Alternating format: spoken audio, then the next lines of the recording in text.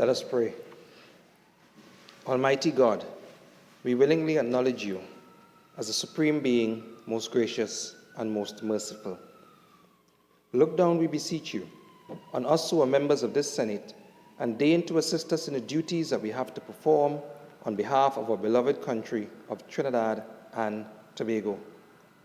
Open our eyes to see the truth, and help us to accept it with all its implications into our lives. Direct us, O Lord, in our deliberations, so that setting aside private interests, unwholesome prejudices, and personal affections, we may treat all matters set before us with honesty, courage, and conviction. Through all we say and do in this Senate, may we give glory and honor to your holy name, inspire confidence in our fellow citizens, and make a positive contribution to the peace and prosperity of our nation. Amen.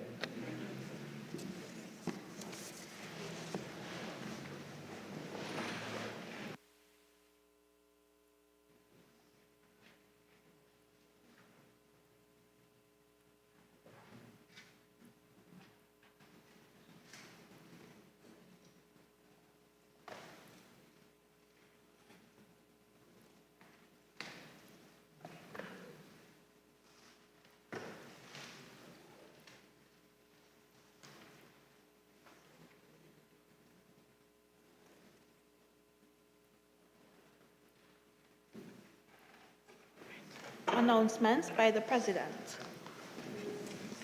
Honorable Senators, I have granted leave of absence to Senator Wade Mark, who is out of the country. Honorable Senators, I have received the following correspondence from Her Excellency the President, Christine Carla Kangaloo, ORTT. The Constitution of the Republic of Trinidad and Tobago, by Her Excellency Christine Carla Kangaloo, ORTT, President of the Republic of Trinidad and Tobago and Commander-in-Chief of the Armed Forces, to Dr. Tim Gopi-Singh.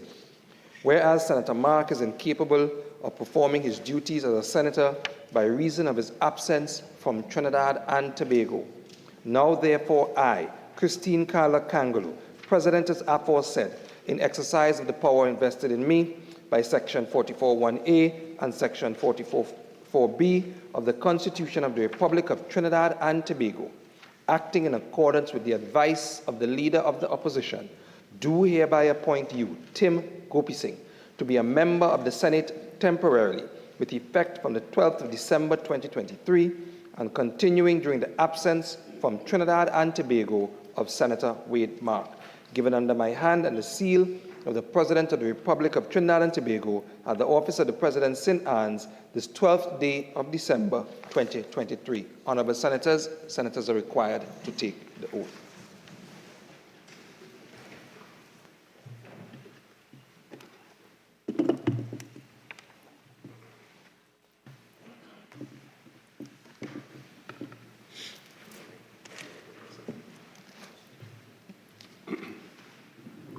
I, Dr. Tim Gopi-Singh, having been appointed a Member of Parliament, do swear by the Bhagavad Gita that I will bear true faith and allegiance to Trinidad and Tobago, will uphold the Constitution and the law, and will conscientiously and impartially discharge the responsibilities to the people of Trinidad and Tobago upon which I am about to enter.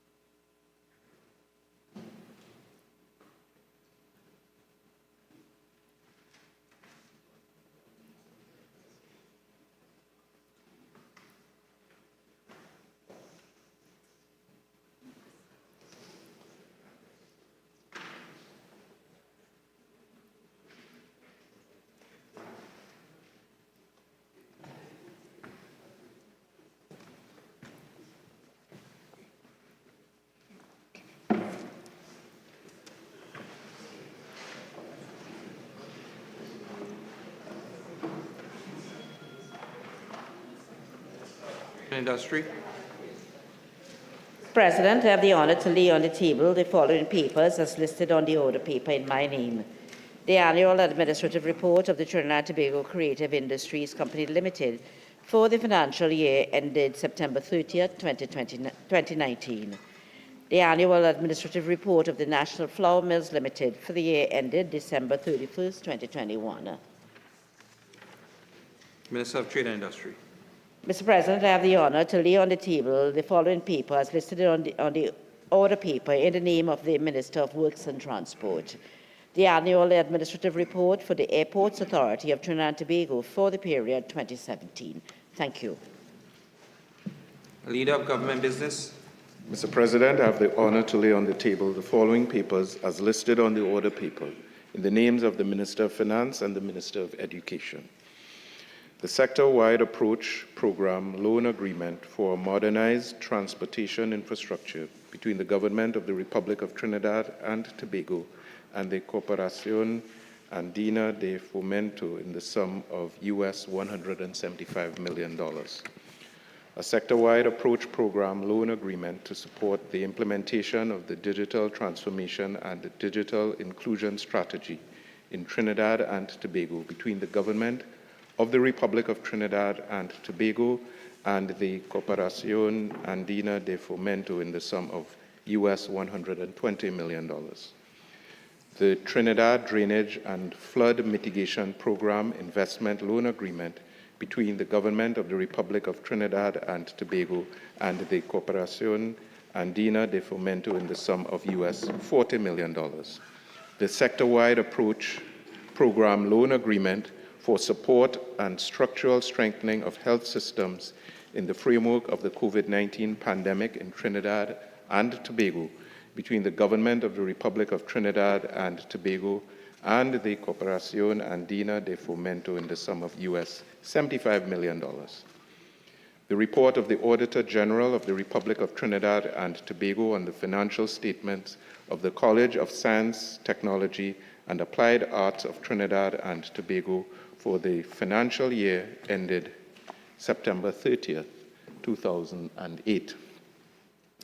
The report of the Auditor General of the Republic of Trinidad and Tobago on the financial statements of the Institute of Marine Affairs for the year ended September 30th, 2011. The annual administrative report of the Export-Import Bank of Trinidad and Tobago Limited for the year ended December 31st, 2019, and the ministerial response of the Ministry of Education to the 6th report of the Joint Select Committee on Social Services and Public Administration on an examination of the state of technical or vocational programs and their contribution to achieving the development goals of Trinidad and Tobago. For notice, questions for oral answer. Honourable Senators, the questions on notice in the name of Senator Wade Mark on the order paper will be postponed to the next sitting. Leader of Government Business. Thank you, Mr. President. That being said and noted, the government is prepared on the order paper today to respond to oral question number 37, 38, 39, 50, and 51. We seek a deferral for 2 weeks of question 52, which is for written response.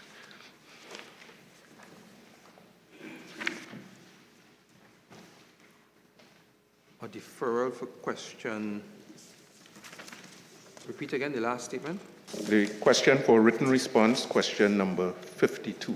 Seek a deferral. Honourable Senators, the deferral that the Leader of Government Business seeks is so granted. Senator Damian Lyder. Thank you, Mr. President. Question number 37 to the Honourable Minister of Trade and Industry. Minister of Trade and Industry. Thank you very much. Mr. President, my reply to part 1. Despite efforts to ensure that the project was completed on time, there were several delays due to the following factors. The COVID-19 virus. BCG was forced to hold site works at the PPIE site twice during the pandemic due to the Public Health 2019 novel coronavirus 2019. number 4, Regulations 2020, which curtailed activities throughout the construction sector. On these occasions, 2020 and 2021, BCG continued other off-site work, including design work and pursuing statutory approvals. B, removal of squatters and tenancy issues. The Ministry of Trade and Industry, together with ETEC, worked closely with the Ministry of Agriculture, Lands and Fisheries, the Office of the Commissioner of State Lands, and the Land Settlement Agency to address the issue of one carony tenant and several residential squatters and unauthorized commercial occupants at the PPIE site. The matters concerning squatters were only fully resolved in August 2022. And this was due, among other things, the nature of tenancy, the sourcing of alternative lands, and matters concerning compensation and relocation. And C, weather conditions. Inclement weather during the period July 2021 to December 2021 severely limited on-site construction activities. So I go to part 2 of the question. The Phoenix Park Industrial Estate is complete and will be fully commissioned shortly. Senator Leiter. Thank you, Mr. President. Can the Minister indicate, when it is actually commissioned, what would be the number or total number of spaces, lots, including factory shells, that will be available for rental on commission? It's complete, so on commission. Minister. Thank you. So on commission, as you know, it's 144 acres with about 76 lots and 5 shells. I have to tell you that at least 18 tenants are committed to the park. And in addition to that, and all of the shells are gone. But of course, these tenants are occupying, and the shells, 2/3 of the park, because several of them have taken several acres of land and several plots. So at this time, and certainly there may be 1 or 2 added by the time the plant is actually commissioned, we already have 18 committed tenants to the park. Senator Leiter. And the Honourable Minister indicate how many of those committed tenants have actually signed leases with this park? Minister. You really can't sign leases unless you've actually gotten your completion certificate from the local government authority. So that being said, at this stage, we have gotten all the necessary approvals, and we are actually waiting on the Kuva Tabakit Talparo Regional Corporation to issue the completion certificate. And we expect that is imminent. We expect to have that within a week or so. It is only then, so they can be committed, they can actually pay a commitment fee, but we have to wait for the lease until, and that can only happen when you actually get the completion certificate. Senator Leiter. Honourable Minister, given that it was announced in the 2023 budget presentation that some 11 firms had made commitments then, and another 9 were being negotiated in 2024, can the Minister indicate if the delay in this project has caused 6 of those from back then to have cancelled or lost interest in the project? Because this was indicated in the budget presentation. Minister. Yeah.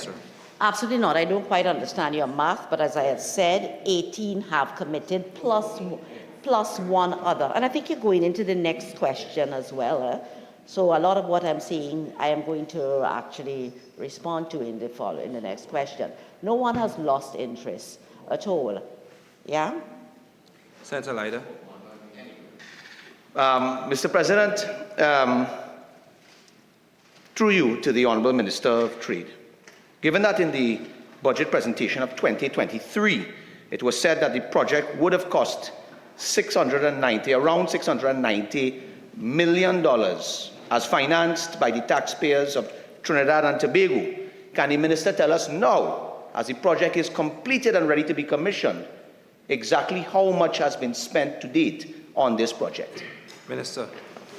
I'm quite willing to answer you, Senator Leiter, but you will agree with me that this is quite outside the ambit of the question posed.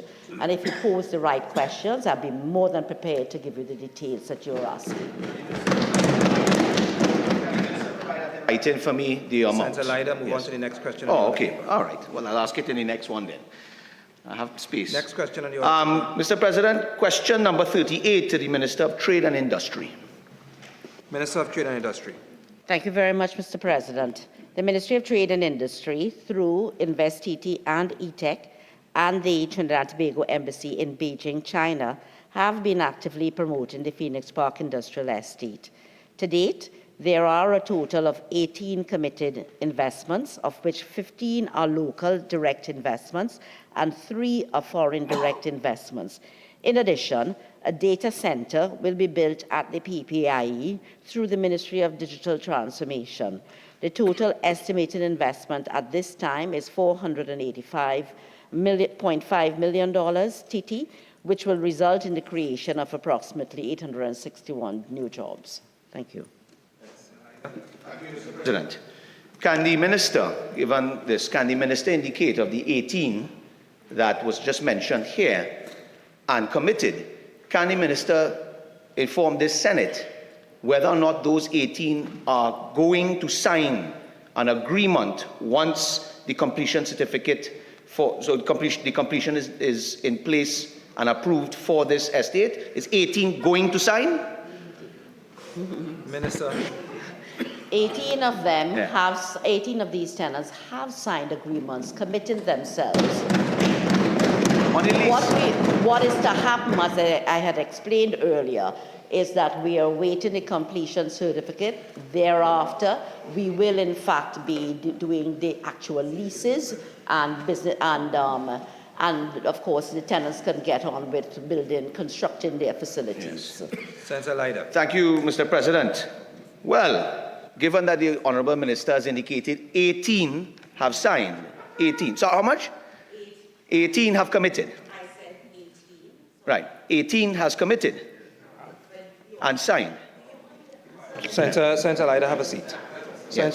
Senator Leiter, have a seat. Yeah. What is the question? I'm hearing it being repeated over and over again. I'm hearing the same number. The minister has answered several times. Get to the question, please. Yes, thank you, Mr. President. Mr. President, given that according to the 2023 budget presentation, that this development would maintain, and I think it was confirmed, some 76 lots and 5 shells, factory shells, does the minister consider only 18 signed commitments as a significant buy-in in Phoenix Park, as stated in the budget presentation? So I won't allow that question, Senator Leiter. Next question. Yes, okay. Thank you, Mr. President. Mr. President, given, we haven't been confirmed as yet, but given that close to $700 million of taxpayers' money has been spent on this project, can the minister indicate what steps are being put in place to ensure that this park is fully rented and utilized so that it does not become a white elephant like the Maruga Agro Processing Plant? Senator Leiter, that question does not arise. Next question. Right. Can the minister indicate in writing to us on completion of this park, what is the total cost of this park? So I'm asking the question now, if she can put that in writing to us. So I think I have one question. Does not arise, Senator Leiter. Yeah. Next question on the order paper. Question number 39 to the Honourable Minister of Finance. Honourable Minister in the Ministry of Finance. Thank you, Mr. President. Mr. President, the outstanding VAT refunds amounted to $5.1 billion as of August 31st, 2023. Senator Leiter. I see that the Honourable Minister of Finance has once Senator more Leiter, ask the question, evaded please. this very important question. Senator Leiter. Right. Yes. Just ask the question. Yes. Leave the extra seasoning out of Yes. it. Thank you. Yes. Thank you, Mr. President. Can the Honourable Minister of State, not the Minister of Finance, but the Honourable Minister of State in the Ministry of Finance, Minister in the Ministry of State, given that the Minister's May 2023 update on VAT refunds indicated that $7.8 billion was still outstanding to manufacturers. Sorry, let me rephrase that. Can the Minister indicate how much of the $7.8 billion that was indicated by the Minister of Finance in March 2023 has been paid out via bonds, and how much has been paid from the consolidated fund to get it down to $5.1 billion? Minister in the Ministry. Senator would pose this question on notice in the prescribed manner, the Ministry of Finance will be more than happy to respond in the appropriate way. Yeah. So you can't answer it, no problem. So you can't answer it. Mr. President, can the Minister, the Honourable Minister, the Minister of State in the Ministry of Finance, can the Minister confirm if VAT refund bonds are the reason why... Senator Leiter, you seem to be having a problem this morning getting through this process. Please refer to the Minister by his correct title. It's Minister in the Ministry of Finance. That's it. Minister in the Ministry of Finance. Okay? Ask the question, please. Mr. President, I don't see him much, so I'm not accustomed to him. But Mr. President... Senator Leiter, have a seat. I am fast approaching that point where I believe you do not want to finish this process. So this is the last time I'm going to ask you. Just ask your question. Thank you, Mr. President. Can the Minister confirm if these VAT refund bonds that were paid to reduce this amount of 5.1 is the reason why we're in a foreign exchange crisis today? Mr. President. I will not allow that question. Have a seat, Minister. The next question, Senator Leiter. Can the Minister indicate what measures are being taken to ensure a consistent and timely repayment of VAT refund payments without having to utilize more taxpayer finance Minister bonds? in the Ministry of Finance. Thank you, Senator Leiter. Have a seat. Your question is asked. Mr. President, once again, if the Senator were to pose the question in the proper prescribed manner, the Ministry of Finance will be more than happy to respond. Thank you. Senator Leiter. Thank you, Mr. President. Can the Minister indicate if the VAT refund figure of $5.1 billion outstanding today, as he just posed here today, includes the 1% penalty per month owed by law to the manufacturers by the government of Trinidad and Tobago for VAT refunds owing for 6 months or more? Minister in the Ministry of Finance. Mr. President, one more time. If the Senator were to ask the question in a properly prescribed manner, the Ministry of Finance will be more than happy to respond. Thank you. Senator Richards. Thank you, Mr. President. Good morning, colleagues. Question number 50 to the Minister of Public Administration. Minister of Public Administration.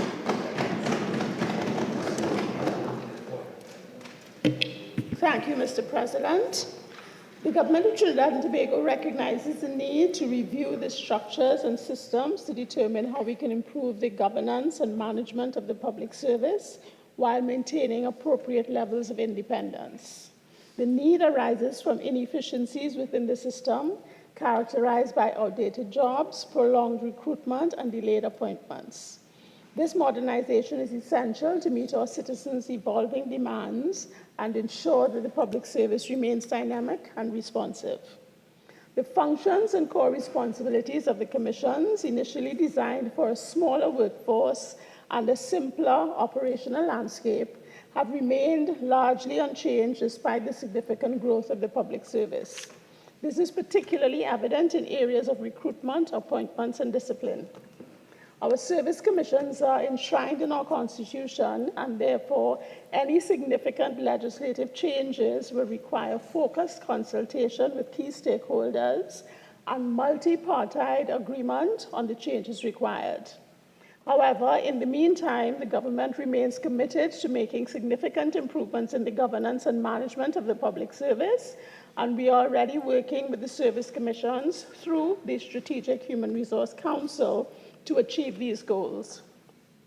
Among the areas that are receiving or have received our attention include review and proposed revision of archaic non-constitutional legislation, review and re-engineering of delegated functions for greater efficiency, the Personnel Department-led job evaluation exercise, which is expected to result in more efficient and effective organizational structures with fewer categories of jobs, better aligned to the needs of a more modern society, along with updated job descriptions.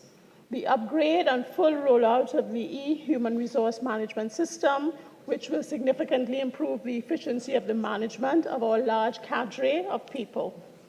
The proposed revamping of our HR units and their functions to replace the largely operational units, as they now are, focused on matters like computing and approving vacation leave, to units that are more strategic in approach, focus more sharply on development of our human resources, career planning, proper performance assessment to allow for a more defined shift to promotion on the basis of merit rather than seniority, and succession planning. Thank you, Mr. President. Senator Richards. Thank you, President. Thank you for the response. Has the government carried out an audit of the present systems and structures to determine productivity levels and gaps that may inform the future policy or revisions? Minister. Mr. President, that is one of the areas of focus of the Shrimp Council. So we are actively involved in doing that to determine what needs to be re-engineered, what needs to be shifted. That is a matter in progress.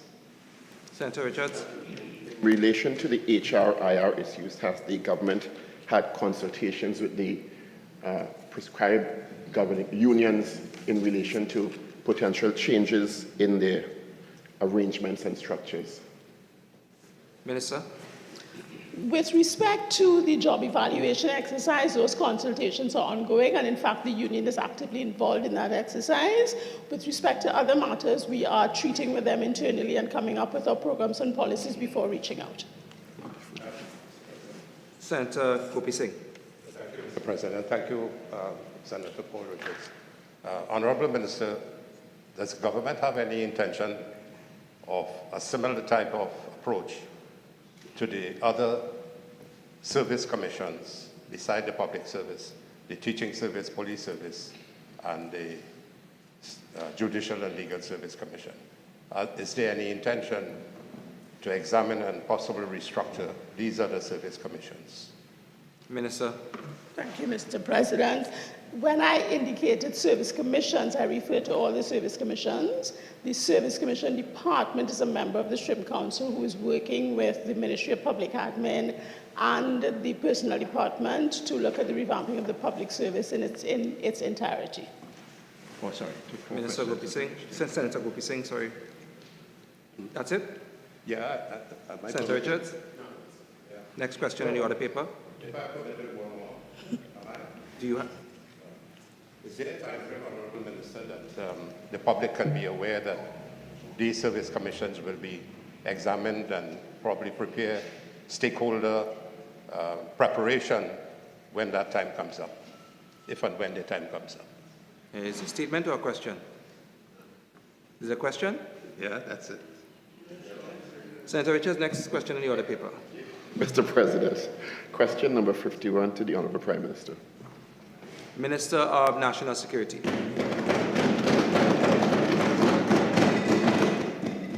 I thank you profusely, Mr. President, for your invitation to respond to the question as posed.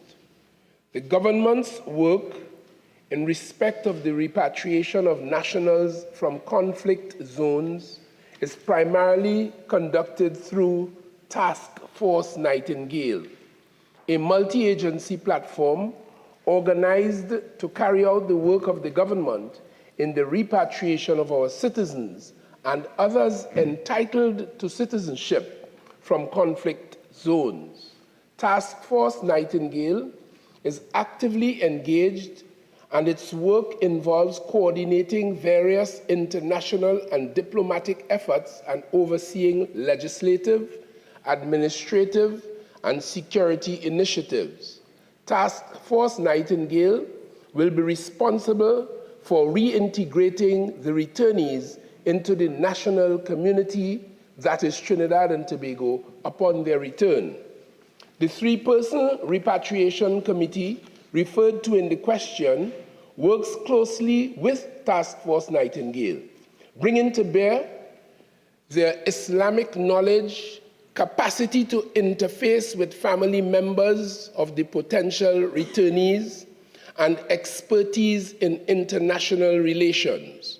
All of these come together with the single aim of fulfilling the government's declared policy, that is, to return these nationals and those entitled to national status to Trinidad and Tobago safely, securely, and with respect for the broader public interest. At present, the said committee is in the process of gathering information and has made progress by establishing relevant contacts and creating a database containing information on over 100 nationals who are likely to be repatriated. However, challenges arise with nationals located in areas with unclear jurisdictions, which are not governed by autonomous authorities or any specific government. But we are confident that these challenges will be surmounted. I thank you, Mr. President. Senator Richards. Thank you, Minister. Can the Minister indicate if, in its interactions with Task Force Nightingale, inclusive of the 3 persons on the Identified Repatriation Committee, if there has been any update on the information regarding the nationals at refugee camps in Syria, given the volatility of those situations and the dangers potentially posed to those persons? Minister. As described in the supplemental, my answer applies to every one of them. Thank you. Senator. Is there, Minister, thank you for the response. Is there a timeline related to the recommendations of Task Force Nightingale and the persons who are potential interest in being repatriated? And is there a number of persons? Minister.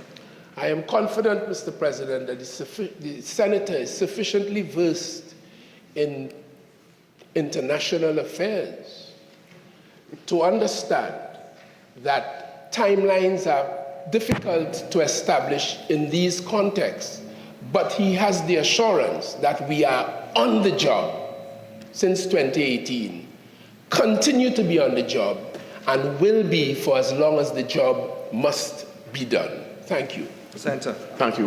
Is the Minister and the government by extension satisfied that these persons are not in imminent danger at this time? I won't allow that question, Senator Richards. Thank you. Next. That's it? Yes, sir. Yes. Government business. Bill, second reading.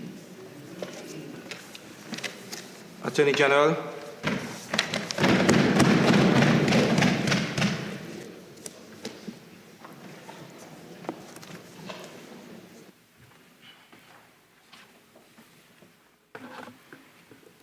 Thank you very much, Mr. President.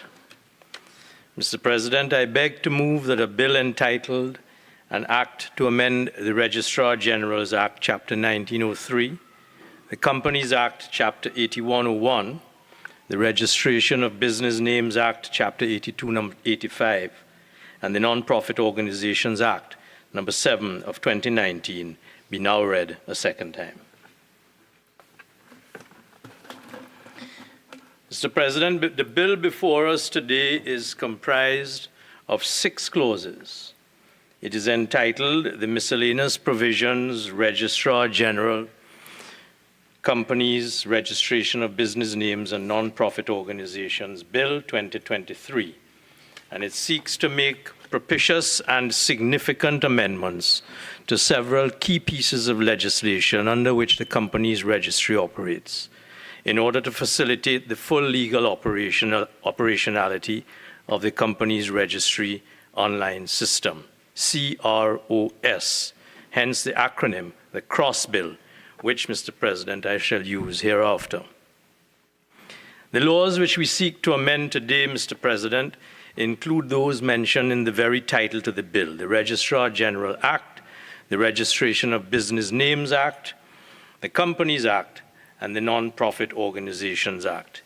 And may I say from the outset, Mr. President, that the intention of the amendments proposed by this bill to this suite of legislation under consideration has as its main object improving a number of facets of the ease of doing business and accountability and transparency. So it provides for a system of electronic access, which will enable greater ease of access, It provides for an enhanced and clearly defined concept of beneficial ownership and direct ownership and legal control in relation to legal entities, whether they be companies, businesses, non-profit organizations. Mr. President, the Registrar General's Department, the RGD, falls under the combined leadership remit of the Office of the Attorney General and Ministry of Legal Affairs to ensure that there is a cohesive, enabling approach in the operation of that department.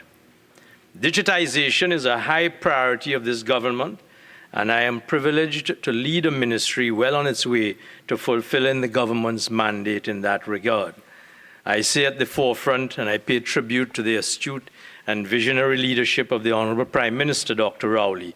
A very significant part of the main thrust of this government's digital transformation through the Ministry of Digital Transformation involves working with and deploying the competencies of the RGD.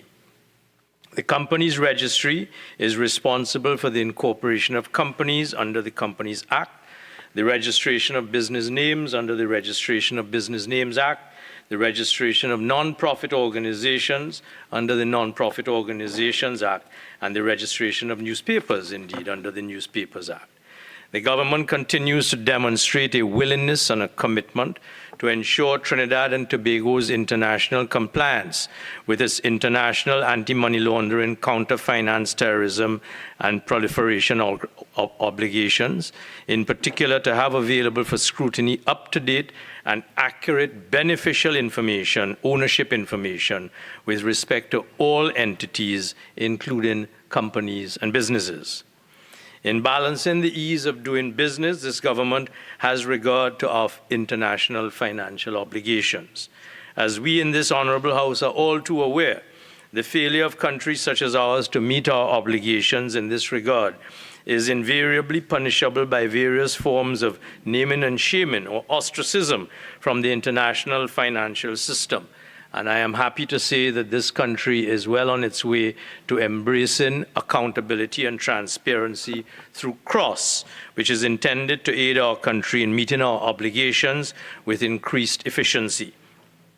Our approach not only enhances the country's standing in the international arena, but also reinforces this government's role as a responsible and accountable global actor. This commitment is evident in the very reason that we are assembled today in this august chamber. The Companies Registry launched CROSS on the 1st of February 2023, Mr. President. It is a single, fully integrated system designed to accommodate remote, instantaneous, transparent, and secure electronic interaction between the company's registry and its clients in a paperless environment on a 24/7 basis. Permit me some background, Mr. President. The Office of the Attorney General and Ministry of Legal Affairs, the Registrar General's Department, had entered into a contract back in 2019 with a well-recognized and very reputable international supplier of the necessary software for the development, configuration, and installation of this new system, CROSS. The Registrar General made presentations of this new system to critical stakeholders over a 3-month period, June to September 2021. Stakeholders including the Law Association, Ministries of Finance, Trade and Industry, National Security, Public Administration, and Digital Transformation, Chambers of Commerce, business owners, company officials, and the general public. In 2022, critical information was also disseminated by the Registrar General's Department with respect to guidance on how to apply for name reservations, how to register a business name, how to incorporate a company, comparison of business names and companies, changing business names into a company, overview of business names, and overview of for-profit companies, incorporation, fundamental changes, and post-corporation filings. Mr. President, the intended careful integration of the predecessor company registry, that registry system with a new system, met with some challenges which our citizenry will recall. The predecessor company's registry system in December 22 failed, and that left clients of the registry unable to access a number of critical services for just under 2 months until the 1st of February 2023. It was fortuitous that we had already engaged, that is to say, the Office of the Attorney General, Ministry of Legal Affairs, through the Registrar General's department. It was fortuitous with that failure of system that we had already engaged the new cross supplier to commence the new systems installation. And that failure left us with no other option but to request the relatively newly engaged cross supplier to urgently configure the recently and newly engaged cross to provide and to conform to legislation as currently existed then. There was no other system available. The forced premature introduction of cross meant it was essentially hobbled in its startup operations as it was not functioning in the manner intended by the Registrar General's department. Mr. President, this is an appropriate juncture at which I wish to go on record to pay tribute to the resourcefulness and very hard work of Registrar General Karen Bridgewater and her team, and Mrs. Ida Eversley, Senior Counsel, Deputy Chief Parliamentary Counsel, and her team for their relentless commitment to national service, which enabled the hobbled cross system back in late 2022 to be introduced partially, and that more effectively even before the stage we've now arrived at to seek the final passage of the necessary legislative amendments to the bill. That hard work enabled us in the interim, Mr. President, from then to now, to bring into effect A, the company's electronic filing regulations 2023 to allow and empower the registrar to collect certain information for the purposes of allowing persons to access the cross system. B, the non-profit organization's electronic filing regulations, similarly to empower the registrar to collect certain information for purposes of allowing persons to access cross in respect of non-profit organizations. And lastly, the Registration of Business Names Electronic Filing Rules 2023 to empower the registrar to collect certain information for purposes of allowing persons to access cross.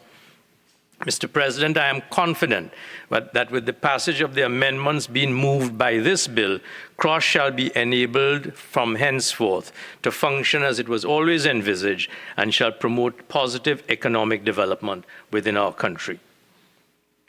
The system is intended, among other things, to certify compliance with registration and incorporation requirements, to maintain files and registers, to make documents on file available for examination, to furnish copies of documents, to collect fees and penalties, to institute proceedings in instances of non-compliance with applicable laws, striking off of companies from the register in the case of non-compliance, and to reduce timeframes for registration and the incorporation of business names and companies.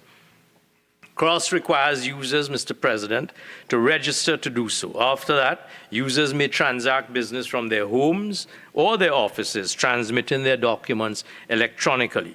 Documents can be submitted with electronic signatures affixed. All transactions are securely recorded. All persons on record in business names, registrations, and company incorporations are electronically alerted as to any change in their status. Cross is intended to both contribute to the improvement and enhancement of the ease of doing business credentials of the country, as well as supporting law enforcement authorities and other relevant entities in the course of their investigations being carried out as they execute their respective mandates. Moreover, the system is versatile and is capable, for instance, of generating the bespoke information often solicited by university students and other specialist clients. Mr. President, on an ongoing incremental basis, the system is intended to reduce the need for clients to visit the physical offices of the Registrar General's department, except in the rarest and most exceptional of circumstances. One shall generally be able to transact most business with the company's registry from the comfort of one's home, as well as allowing registrars and registrants to comply with the document filing deadlines, removing the requirement to go into the registry physically. The government is fully aware of the way the impact of the COVID pandemic has forced persons to work remotely from home and to ensure continuity of business operations, particularly for small and medium-sized businesses. And Mr. President, to date, many registrants are utilizing the online system to transact business electronically. There are other fundamental benefits which shall be obtained from CROSS, some of which are fraud prevention and mitigation. CROSS accounts are password protected. All authorized officers connected with a company are immediately notified of transactions. This will mean, for instance, that the instances of persons being either removed or appointed as directors of companies without their knowledge should become virtually non-existent. To be clear, one must first be associated with CROSS, give the necessary consents to being appointed as director of a particular company. CROSS matches data from the civil and companies registries, which enables the detection of fraudulent cross-account registrations. It will provide for enhanced ICT support. The Registrar General's office remains committed to its proactive approach in delivering excellent ICT support for the CROSS systems and services. Strengthening this support, particularly in cybersecurity matters, is crucial for bolstering the digital infrastructure across government bodies. To achieve this, the Registrar General's office will emphasize a comprehensive implementation of multi-layered cybersecurity measures. These measures encompass network security, endpoint protection, data security, identity management, incident response, and ongoing training. It is important to note, Mr. President, that these measures are not limited to the ICT department alone. All units within the Registrar General's office will actively participate. This collaborative effort forms a robust defense against the ever-evolving cyber threats. Secure designs of systems and services. The CROSS systems and services were constructed with security as a top priority. This involves incorporating security measures at every stage of system development and ensuring that security is seamlessly integrated into the system's architecture. Data encryption and secure data handling. To provide an extra layer of protection, robust encryption measures are implemented for sensitive data at rest and in transit. By adhering to secure data handling practices, the integrity and confidentiality of the data is safeguarded. A secure network infrastructure. By employing secure network design principles, such as segmenting and isolating critical assets, the infrastructure is fortified against potential breaches. This approach also restricts unauthorized lateral movement within the network, enhancing overall security. And there is as well, Mr. President, backup and disaster recovery systems. To ensure business continuity, a robust backup strategy and comprehensive disaster recovery plans were meticulously developed, and these measures guarantee the availability and integrity of critical data in the event of any cyber incidents. Migration of the company's registry to a fully digital space, enabling all clients all around the world to register businesses, incorporate companies, and to conduct corporate searches on a round-the-clock basis.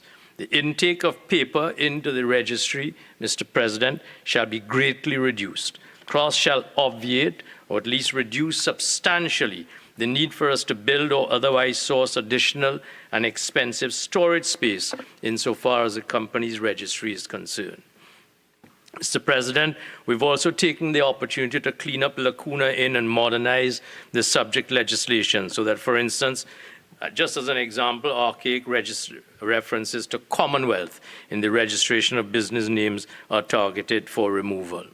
In addition, the stipulation of Section 41 of the Companies Act to make provision for articles of incorporation to be filed in paper form, in duplicate, which is incongruous in an electronic and paperless environment, will be addressed.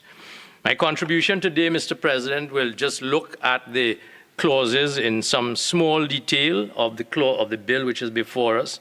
There is, of course, Clause 1, the commencement section.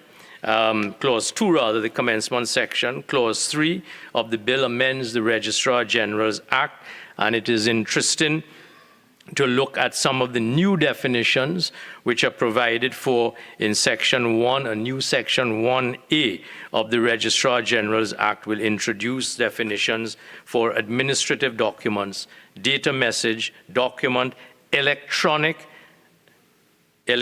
system, information system, public record user, and very importantly, user account unique identifier. Section 2 will add the post of Senior Assistant Registrar General and a new subsection 2.4, which authorizes the use of an official electronic seal by the registrar. Mr. President, there are a number of other significant changes that have been introduced, all geared towards developing an inclusive electronic system. When we look at the new section 5A to L, we see that those new sections will provide for the use of an electronic system to carry out the functions identified under Section 53 of the Electronic Transactions Act, which allows all government offices, public bodies to conduct their affairs electronically for some time now. And I have already emphasized the intended use of the user account, unique user account feature that is provided in the amendments proposed to the Registrar General's Act. Section 6 will introduce, again, new sections to provide for the issuance of certified copies in any form, inclusive of electronic form, and a number of other amendments which provide for a measure of immunity to Registrar General staff who function in good faith and in the discharge of their due performance of their other functions. All designed, Mr. President, to provide, as I've said, for ease of doing business in the Registrar General's department. The Companies Act, Mr. President, is also to be amended by the amendments which this bill brings to this House. And we see in the interpretation, clause 4, that there is a new definition of authorized corporate service provider, which will now read, authorized corporate service provider means an attorney at law or accountant who is registered with the Registrar General to perform functions pursuant to the company's electronic filings regulation 2023 and with the authority to act on behalf of and to bind an incorporator, director, or secretary of the company. And we will see throughout all of the legislation that is being proposed to be amended today, the 4 pieces of legislation, we will see the use of that term, authorized corporate service provider, which will enable qualified persons, attorneys at law, or accountants to assist members of the lay public in accomplishing the desired objectives under the new legislative suite that has been introduced. We see as well, Mr. President, the introduction of the definition of beneficial interest, which means an interest arising out of the beneficial ownership of shares, debentures, or memberships. And again, we go to, if we were to go to immediately section, and this is one of the more important parts of the amendments being introduced by the Companies Act, section 337, 2C, to amend the interpretation of certain words. The definition of beneficial owner will now apply to both companies registered under the Companies Act as well as to external companies. The definition of beneficial owner will include the natural person who ultimately owns or controls 10% or more. And this is one of the developments that this amendment has taken us from 2019 up to 2023. The person, the natural person, who ultimately owns or controls 10% or more of the shares or membership interests of the company through direct ownership, indirect ownership, or control through other means other than in the case of a company listed on a regulated market. That is subject to disclosure requirements which ensure adequate transparency of ownership information. That concept of beneficial ownership, Mr. President, is central to the embrace of this country of its obligations in relation to anti-money laundering, to countering terrorist financing and basically making the ownership of companies transparent so that persons who seek to invest in companies for the purposes of doing legitimate business are available to be interrogated, to be inspected by the relevant agencies on an inquiry through the registry or other facilitative endeavors. And no longer will we have the situation which has existed for far too long of ownership of companies by names in the top drawer of someone's office, which is never registered and never therefore available for transparent inspection. Section 337 is to be repealed and replaced with the new sections, which will provide, this is Section 337 of the Companies Act, Mr. President, which will provide for a statement in respect of beneficial interests, issuance of a notice to submit a statement where the name of the person is entered in the register as the holder of 10% or more of the shares. Where no notice is received, a statement is to be submitted in the prescribed form to that effect. Requirement for persons holding more than 10% beneficial owner and does not have his name registered in providing for submission in the statement, and requirement for where there are changes to the beneficial ownership of the shares or membership to submit a statement within 14 days in the prescribed form, with penalties being applicable for failure to comply with the requirements to file the requisite forms and returns. Section 337D is to be repealed and replaced with two new sections, again providing for a requirement of the Registrar General to keep a register of beneficial owners, and upon receipt of a return to update the register.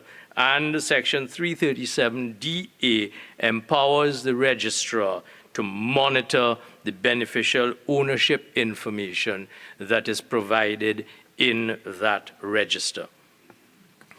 Mr. President, there are any number of other significant amendments, but they all go to the concept, as I said at the outset, of transparency, accountability, and enabling the Registrar General to be able to ascertain accurately the beneficial ownership of any company over and above 10% in any internal domestic company or external company. It doesn't apply to those on the share exchanges, on the share markets, because of course they are regulated. Then we have the Registration of Business Names Act, Mr. President. Again, we see Clause 5 provides for the authorized corporate service provider, which I had spoken about earlier, and we have that very comprehensive electronic system which is going to enable persons who are registering businesses under this new legislative suite of improvements to be able to gain access to the relatively important transactions that are being conducted through electronic means. And again, we have the authorized service provider, that is to say, either the attorney at law or the accountant, who is enabled to assist persons in maintaining their profiles and their business under this particular piece of legislation. And then we look at the Non-Profit Organizations Act, Mr. President.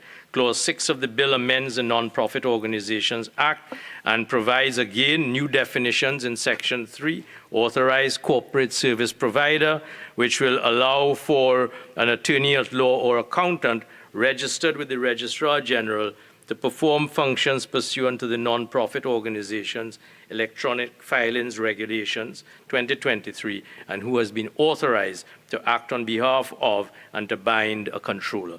A constituent document defined under the Non-Profit Organizations Act includes any statute, letters patent, memorandum of association, articles of association, articles of incorporation, articles of amendment, certificates of incorporation, certificates of continuance, amendment, bylaws, regulations, evidence in any membership or affiliation to which a non-profit organization has subscribed, or any other instrument that governs or regulates the affairs of a non-profit organization.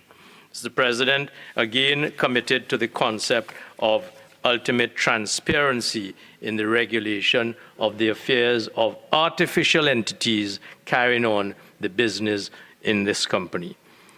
As I come to a close, Mr. President, I emphasize Trinidad and Tobago continues to make progress on its digital transformation journey, including building good foundations on its digital infrastructure, government policy and leadership, enabling regulation and improving the uptake of digital products and services across businesses and wider society.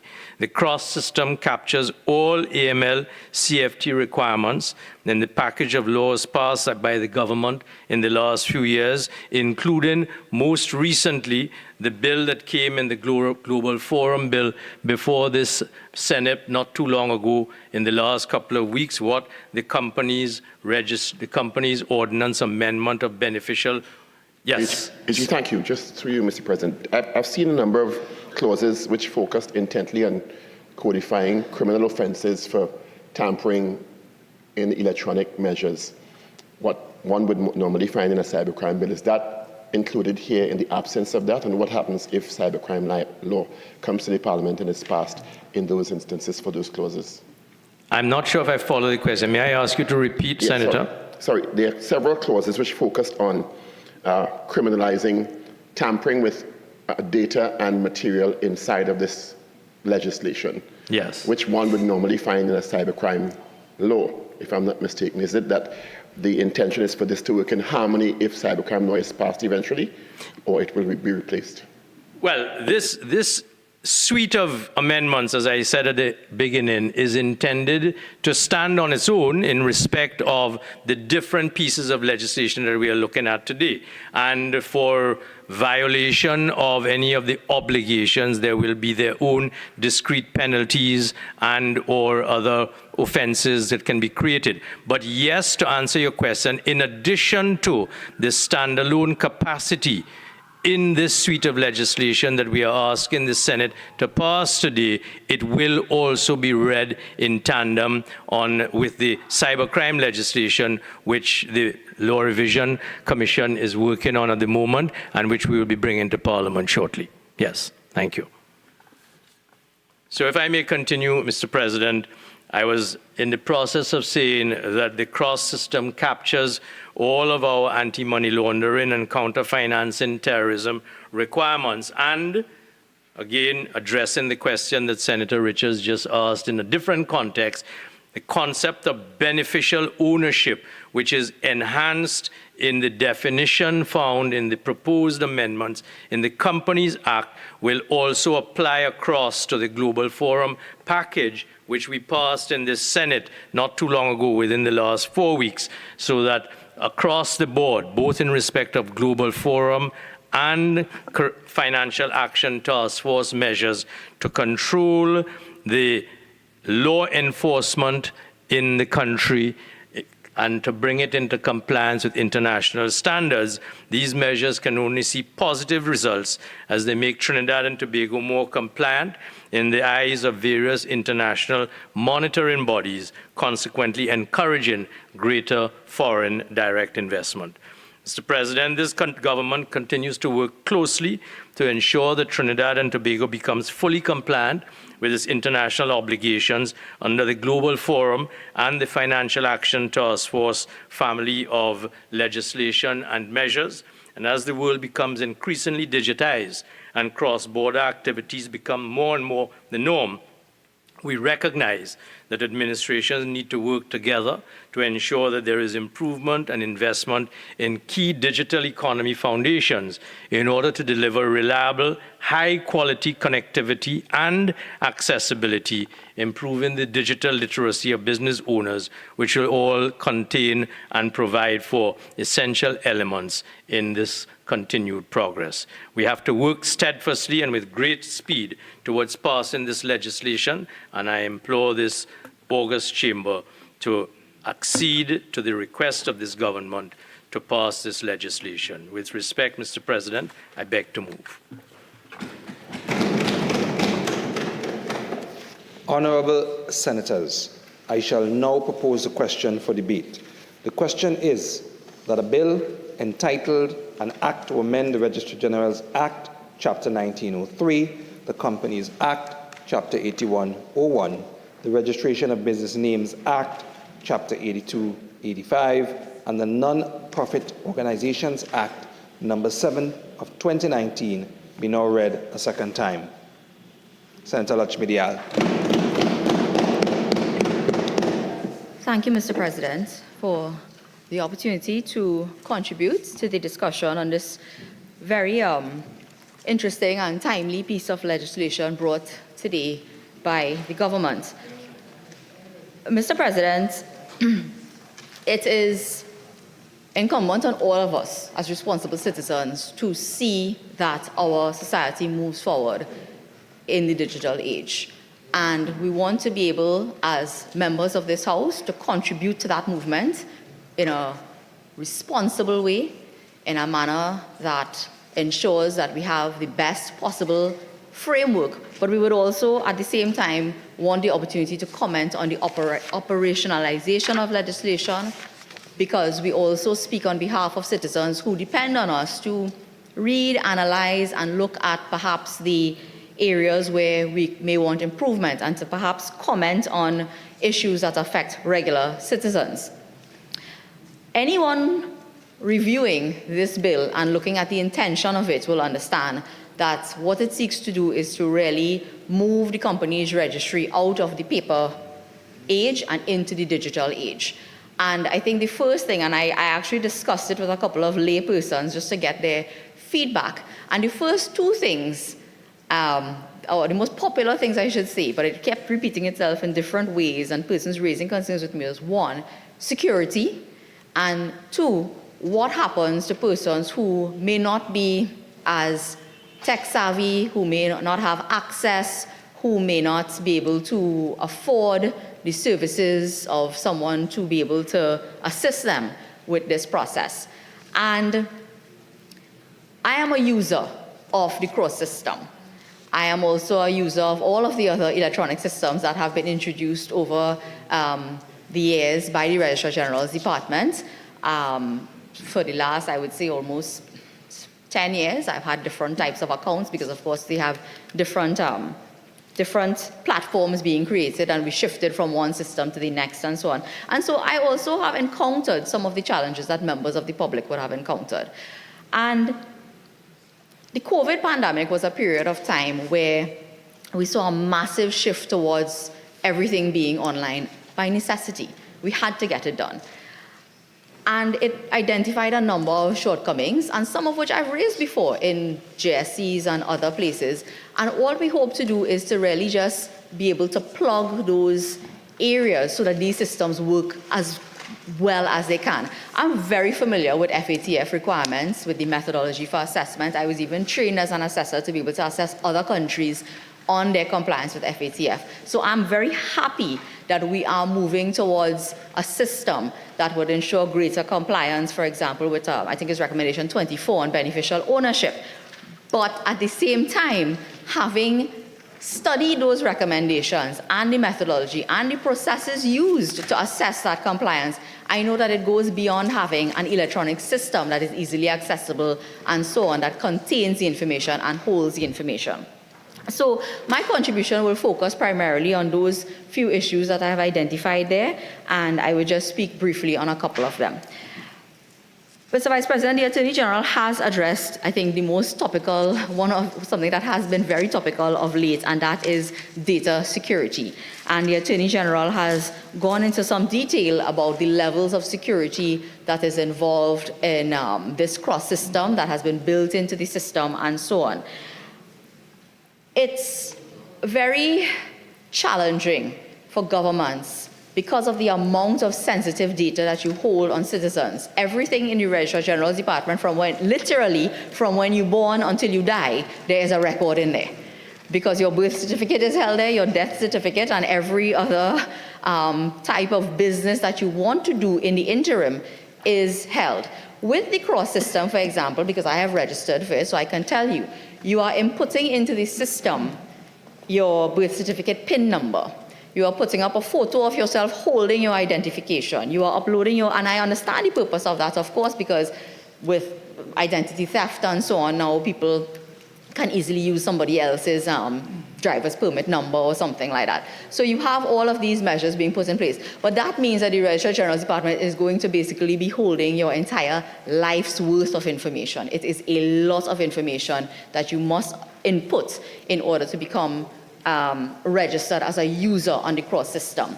Then you can actually, depending on what role you hold, you will have your individual account. You will be linked to different types of accounts. You can be a director, a secretary, an agent. People can approve you as an agent to be able to work. So there's that interconnectivity. Now, this is good in the sense that it's possible for law enforcement to use the system to now track individuals. The ideal situation would be that law enforcement should be able to put in the name Jayanti Lachmidyal into some sort of access that they have with the cross system and see through a web every single company that I am connected with. Because at the end of the day, if we are going to be serious about fighting money laundering and terrorist financing to a lesser extent, but basically money laundering, you need to understand who are the individuals that are acting on behalf of or who are connected to companies. It cannot be that persons can perform functions with companies or can be doing business on behalf of, and that has been happening because we were in a paper-based system and it was just simply too difficult to track. The problem we have, I think, and it remains, is with verification, because it was introduced through legislation that you file a return of beneficial ownership, but who is actually verifying that information? If I say that I am the sole shareholder of a particular company, that company is authorized to issue 10 shares. They have only issued 1 share, and I am the sole shareholder. And it's a company that's doing whatever it is, whatever type of business it may be. Is the Registrar General Department equipped? Because the Attorney General spoke about it, the Registrar General now has the responsibility to monitor beneficial ownership and maintain a register of beneficial ownership. But that Registrar General's Department isn't really equipped to go out and verify that information unless you have connectivity with other agents, other people who are operating, unless they have the ability to source information from different sources and put the picture together. Because I could be the sole shareholder in 10 companies.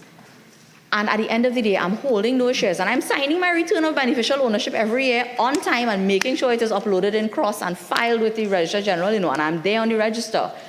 But nobody knows if I'm holding those shares on behalf of Mr. X, Mr. Y, and so on. So if we are to really be FATF compliant, and if you look at what the methodology talks about in relation to FATF requirement, they said countries must require that beneficial ownership information is accurate and as up-to-date as possible, and that they should ensure that companies cooperate with competent authorities to the fullest extent possible in determining beneficial ownership by requiring that one or more of the natural persons resident in the country is authorized by the company and accountable to the competent authorities.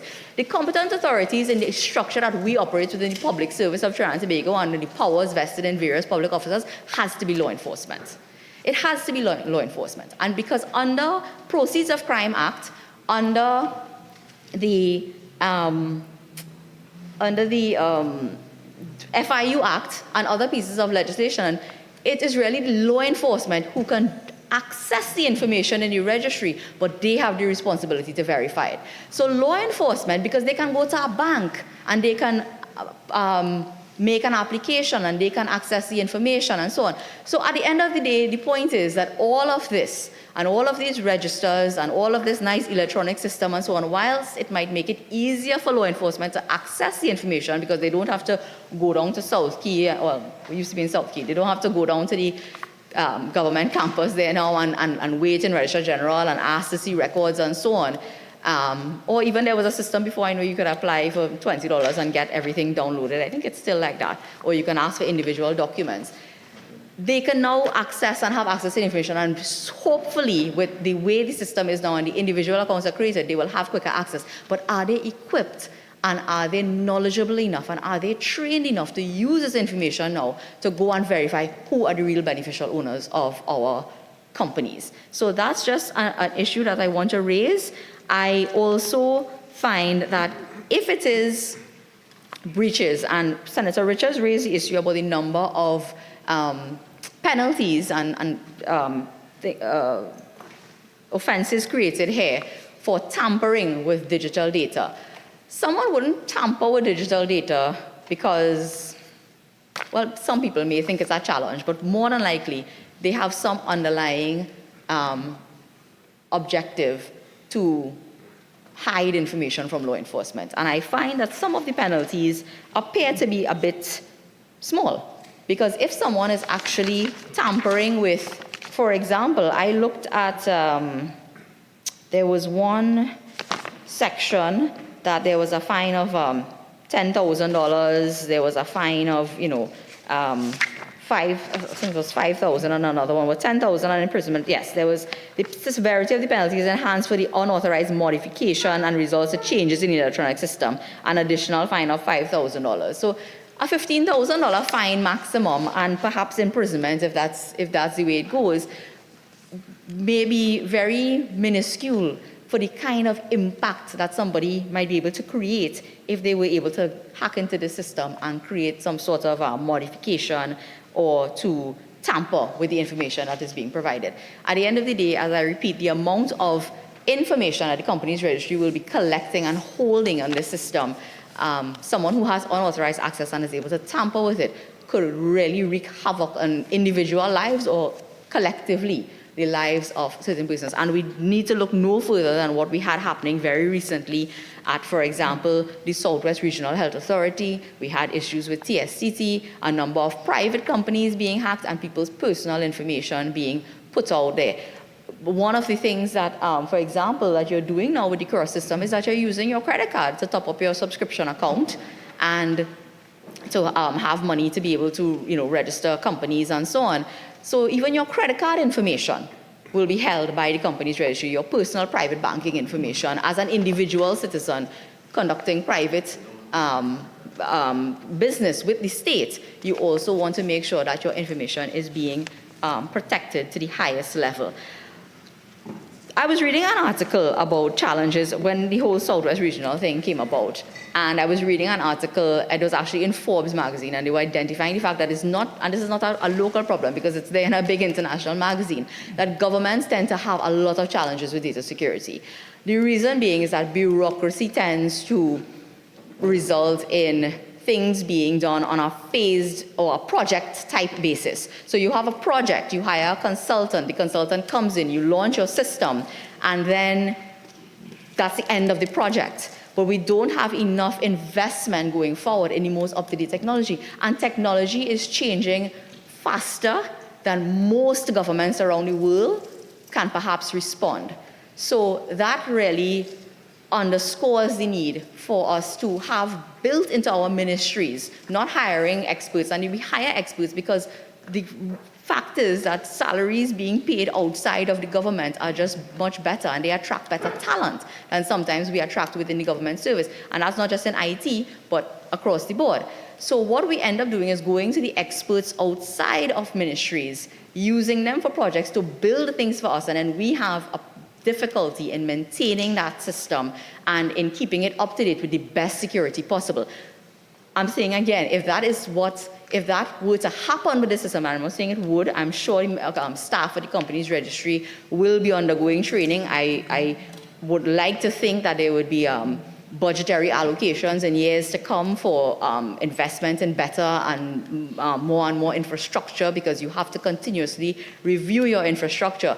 But it's not a practice, and it has to become a practice, and I would hope with the Ministry of Digital Transformation that it becomes a practice that we regularly audit our digital infrastructure within the government service, and that we don't have systems crashing. Because I would tell you, again, as a practitioner, as a person, I'm involved in an NGO, I'm involved in, I have my private business, I have, all of those things. I'm registered with the FIU as a provider, and it was really a tough time for people who, and to respond to clients who had queries and who wanted to get things done when the company's registry went offline between December, I think it was December the 9th and the 1st of February. The other thing is that when the system was launched, and this will take me to my second point, and it's about excluding persons. So security is one thing. We want the best. We want trained people to be reviewing the system, auditing, and all of that. But the second thing is that we don't want to exclude persons who have a little bit of a challenge with getting up to speed. We have an aging population. We know that. And the fact is that just because people are older doesn't mean that they are not participating in this type of activity. I belong to an NGO, and the most active members of that NGO are retirees because they have the time. They simply have the time on their hands to be active members of NGOs, and NGOs provide a great service to this country. But I was actually asked by the by UE, I think it was the Institute of Gender Affairs, to do a presentation on the non-profit organization bill and the AML-CFT requirements for non-profits and so on. And I understand it. I truly understand it. And I'm happy to see us moving towards the direction of full FATF compliance, because FATF is a moving goalpost and we have to keep moving with it. But I also listen to people and I hear their questions, and I understand how much of a turn-off it is now to people to have to comply when they are not given the amount of information. So what I have seen in my own work, and what I have seen by a pair, because I've done a couple of these engagements where I present to people and I try to explain AML, CFT requirements and what is a compliance program and what you have to do and so on. And it's, at the end of it all, I would say about 45% of the room throw their hands up and say, see me? That's it. They only take me off of this. I don't want to serve in any capacity as any officer. I don't want to be president. I don't want to be treasurer. I don't want to be anything in this organization anymore. And I'm talking about organizations helping victims of domestic violence. I'm talking about organizations that have, something like, they're just doing really good work in the small underserved communities. Oh, that's the word I'm looking for. And doing work in underserved communities, because that's where NGOs have the most impact. And people are now becoming hesitant to serve because they don't understand and they have reservations about the amount of requirements. I recently had the situation where, and one of the things that we have in this country, and I'm sure members opposite would know, is that all gated communities form a homeowners association. And over the years, the practice has been that many of them incorporate as non-profit companies because they don't operate a profit. They collect the little fees from all of the residents, and they use it to, landscaping and maybe a security booth or whatever it is, because they live in a community like that. And again, with all of the requirements that they have to comply with now, they are very hesitant. So one of the things that FATF, and I haven't seen enough of this in our legislation, but one of the things that FATF allows you to do is to really take the risk-based approach to the implementation of their recommendations. And we have, again, somebody sitting in Europe came up with these recommendations, and they don't understand sometimes the peculiarities of our local circumstances. So we have to be careful with the peculiarities that exist here, that we don't, in the effort to be compliant. And I've found, because I've participated in FATF on-site exams before and so on, and what I've found is that sometimes we don't explain the way in which our legislation is meant to work in such a way so as to not be a deterrent to citizens to participating in whatever type of activity it is we're trying to regulate. We do not want legislation that is going to deter our citizens from participating in non-profits, because non-profits play an important role in our society. Non-profit organizations were deemed high risk because of terrorist financing, primarily. Money laundering to an extent, but it was really the terrorist financing and the financing of Al-Qaeda that prompted all of these recommendations and all of this heavy-handed regulation of non-profit organizations. And that's a fact, well set out if you look back to the history of FATF and their recommendations. That's what it was rooted in.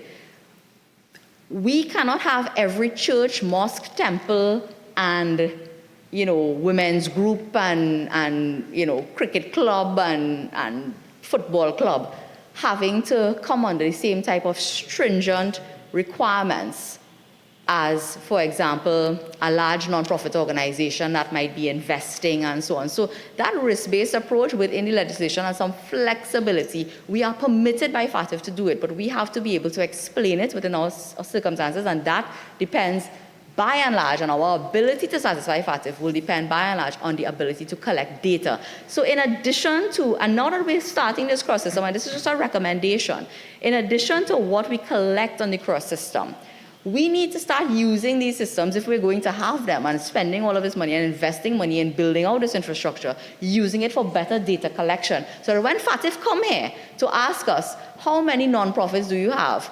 We don't just say, well, we have 50,000 of them registered. And that was a challenge we had in the past. When we looked at the company's registry before, it said, you know something? We have 50,000, I'm just calling a random number, nonprofit organizations. And they find, well, that's really large for whatever number it was for a country this small with this, size of population and so on. And it appears when they do that, when they look at those numbers, raw numbers, that people might be abusing nonprofit organizations for purposes other than which, they appear to be. It's not really a nonprofit, because in their mind, this is 50,000 people who are collecting funds, maybe transmitting funds, might be involved in terrorist financing, might be hiding money from the inland revenue, etc., etc. When in truth and in fact, half of them are homeowners associations, and cricket club, and football club, and swimming club. And that's what it is. So we have to start using these, and data mining is supposed to be a lot easier when you have this type of investment in infrastructure. So we have to go back to the drawing board, and we have to continuously review these systems to make sure that the data we are collecting is in fact being used to the best possible way to help us get FATF compliant. We cannot end up in a situation where we have outdated technology. We cannot end up in a situation where our encryption and our firewalls and so on are compromised. I have information, for example, that one of the recent cyber attacks that occurred within the country at a statutory body, that there were requests to renew the license for a firewall that was left unattended. And I raised the issue publicly. It was reported on the news, and that particular agency responded to the question put to them by that particular reporter. It was reported on CNC3, said they needed time to respond. But apparently they needed time to also renew their firewall license. And that is what caused today, up to today, there is information that has been lost by that particular agency that cannot be recovered. Reason being that paper records were lost in the course of a flood that occurred at that particular agency. And that is a public agency, statutory body, holding very private and personal information belonging to citizens of Trinidad and Tobago. When you have a situation like that occurring mere months ago, and you're coming now to say that we are going to digitalize and we're going to have this system come into play, it raises red flags in the minds of citizens of Trinidad and Tobago. So I want to say that the government has to do a better job with communications when it comes to assuring the public that breaches such as these are being addressed in a timely manner, that proactive steps are being taken. We really ought to have a uniform data protection policy across the board for all of government and statutory authorities and agencies, so that everybody, there may be different levels of risk, but at the end of the day, a uniform policy. And that brings me to the issue of the Data Protection Act, because that, in essence, is what the Data Protection Act was intended to do. And the Data Protection Act has been one of those pieces of legislation that has really been languishing for an extended period of time. I sit on one of the GSCs, and we recently had an inquiry into unproclaimed legislation and why they are unproclaimed. The role and function of an information commissioner under the Data Protection Act, and that office has actually been created, but to date they haven't actually staffed the office, they haven't made the appointment, they haven't done what they need to do to operationalize the Office of the Information Commissioner. And one of the functions of the Information Commissioner was really to be able to conduct audits and so on, because that act binds the states. And the point of that act is to ensure that the general principles of privacy that citizens enjoy would be upheld by by all agencies, but particularly by state agencies. And you had this independent Office of an Information Commissioner that would go around and basically ensure that everything that needed to be done under the act was being done. To date, we don't have that. And I sat in that JSC, and I was really a bit appalled at how the level of, I would say, nonchalance at some point in time by some of the public officers who appeared before us. It was a finger-pointing exercise where one was saying that, look, we had this unit in OPM. In fact, the findings of the committee stated that even though model guidelines for legislative framework for data protection was available, the OPM appeared indecisive on whether they were ready to pursue those recommendations to modify the existing act. They gave evidence before the committee that since 2018, they have been engaged in a review of the act. How can we seriously say that we want to move forward with the digitalization of our services as a government and all of these things? And it's good, yes, on the one hand, but at the same time, 2018 to 2020, 5 years now, you're reviewing one piece of legislation. And one of the things that came out is saying that, look, things are changing all the time with data protection and so on, and you have the European standards, and here and this. We have to look at it. Yeah, things are changing, and things are changing within the country as well, because we are now being asked, forced to some extent, the citizenry, and again, not necessarily a bad thing, but we are leaving some people behind, but citizens are now compelled to have their data being placed online. So if you are bringing legislation like this and you are compelling citizens who want to do business with the state to create an account, to take a picture holding my license, to put in my birth certificate PIN number, all my forms of ID, my address, and all of that information onto your system, bring the Data Protection Act and have it fully proclaimed. There's a member of this government that likes to talk about Just Start. I don't know how come Just Start does only apply in certain circumstances and not in others. I don't know if it is only where it is convenient that they say, look, let's just hit the ground running with something. But at the end of the day, something must be better than nothing. Something in terms of data protection must be better than nothing. And the sooner we have the Office of the Information Commissioner appointed and set up and operationalized, is the sooner the rest of this act can be fully proclaimed, and you will offer that level of comfort to the citizens of Trinidad and Tobago who are now looking at this and saying, me, for my information, I don't even know what the dark web is, but I hear people all over the country, all along city gates, and then you ask people to say, oh, my information got up on the dark web. I don't even know what that is, but apparently citizens are afraid of it. People are conscious that they read things in news, and some of what they read, they may not even fully understand, They may not fully understand what it means if their information is on the dark web. When I raised that issue about the particular agency that I'm speaking about, one of the reporters asked me, well, do you know if any of your information is leaked? I said, I don't even know how to check, and I really don't. But the fact is that there are people out there, whatever their position in life, whatever job they have, whatever business they are conducting, they are very concerned about their data. So bring the data protection legislation hand in hand with these types of developments, because you will get the buy-in of the public. You will get less resistance. You will have people being more willing to provide accurate data to the state, because there are people who may be afraid to now have to register and put their information online, and so they will drive them underground.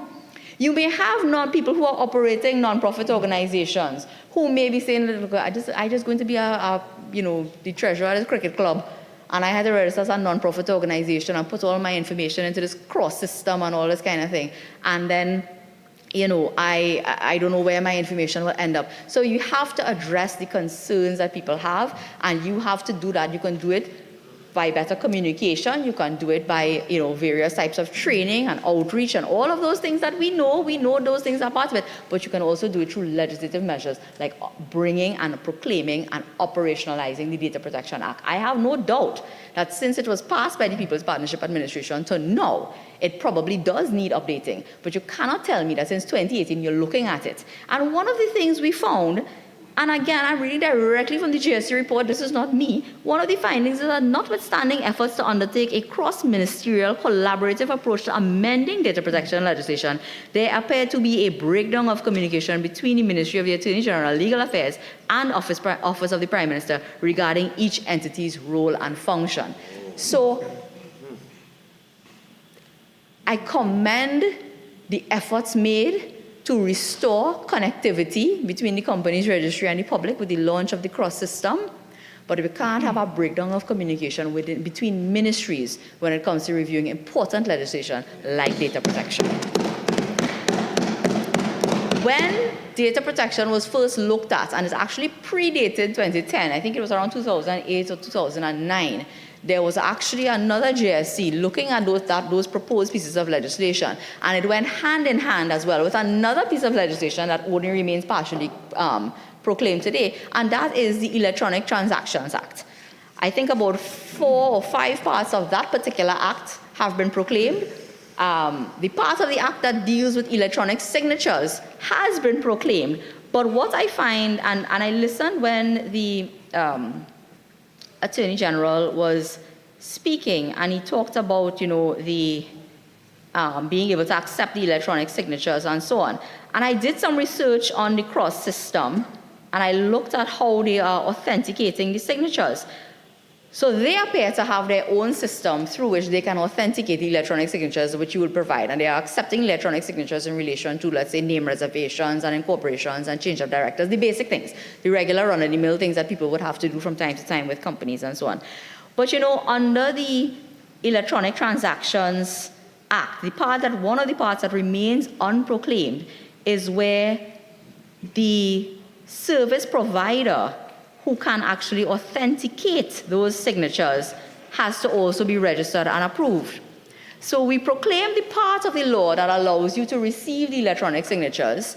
From what I've read on the cross system and from what the Attorney General said, they are verifying, or they have a system now where they are verifying and authenticating the electronic signatures. But electronic authentication service providers are persons who were intended by this piece of law to be registered, but that piece of the law hasn't been proclaimed. And again, you may have, I assume, have a vendor who provides that particular service. I don't know the tech savvy. I'm not a tech savvy person. I don't know the word for it, but it's basically an authentication service that they will use. I know the judiciary is using one called, I can't remember what it is, but it has a PIN number and it e-authenticates or something like that they are using. You're authenticating signatures, the Registrar General can affix signatures, but members of the public are signing and putting forward documents. Now, it's very difficult to do these things, but you want to make sure it's an authentic signature. It's linked back to your PIN number that you're using when you're doing cross and all of that. Whoever it is that is being used, whichever service provider is being used, really, if this Electronic Transactions Act was fully proclaimed, they would have to go through a system of registration as well. So again, legislation is intended to work in a bigger scheme of things. And if we want to have the best possible cross system, we want to have the most efficient Registrar General system, we want to ensure that we don't have a system that has information being leaked or that people can easily hack into and so on. You want to have persons who could be registered as electronic authentication service providers, and they should be able to apply and be registered under the Act, so we know who those people are. This is another piece of legislation that must go hand in hand with digitalization of all of government, not just the company's registry. And I'm calling upon the government to make best efforts together with data protection. If it needs to be reviewed, because this is also an older piece of legislation that has been languishing for some time, get it done. Get it done to give people the confidence that you are putting the best possible measures in place to protect their information if you want to have this done. Mr. President, how much more time do I have? 11:45. Okay, so I have a few more minutes. And I want to just raise a couple of things, and it deals with just really the transition into an electronic system.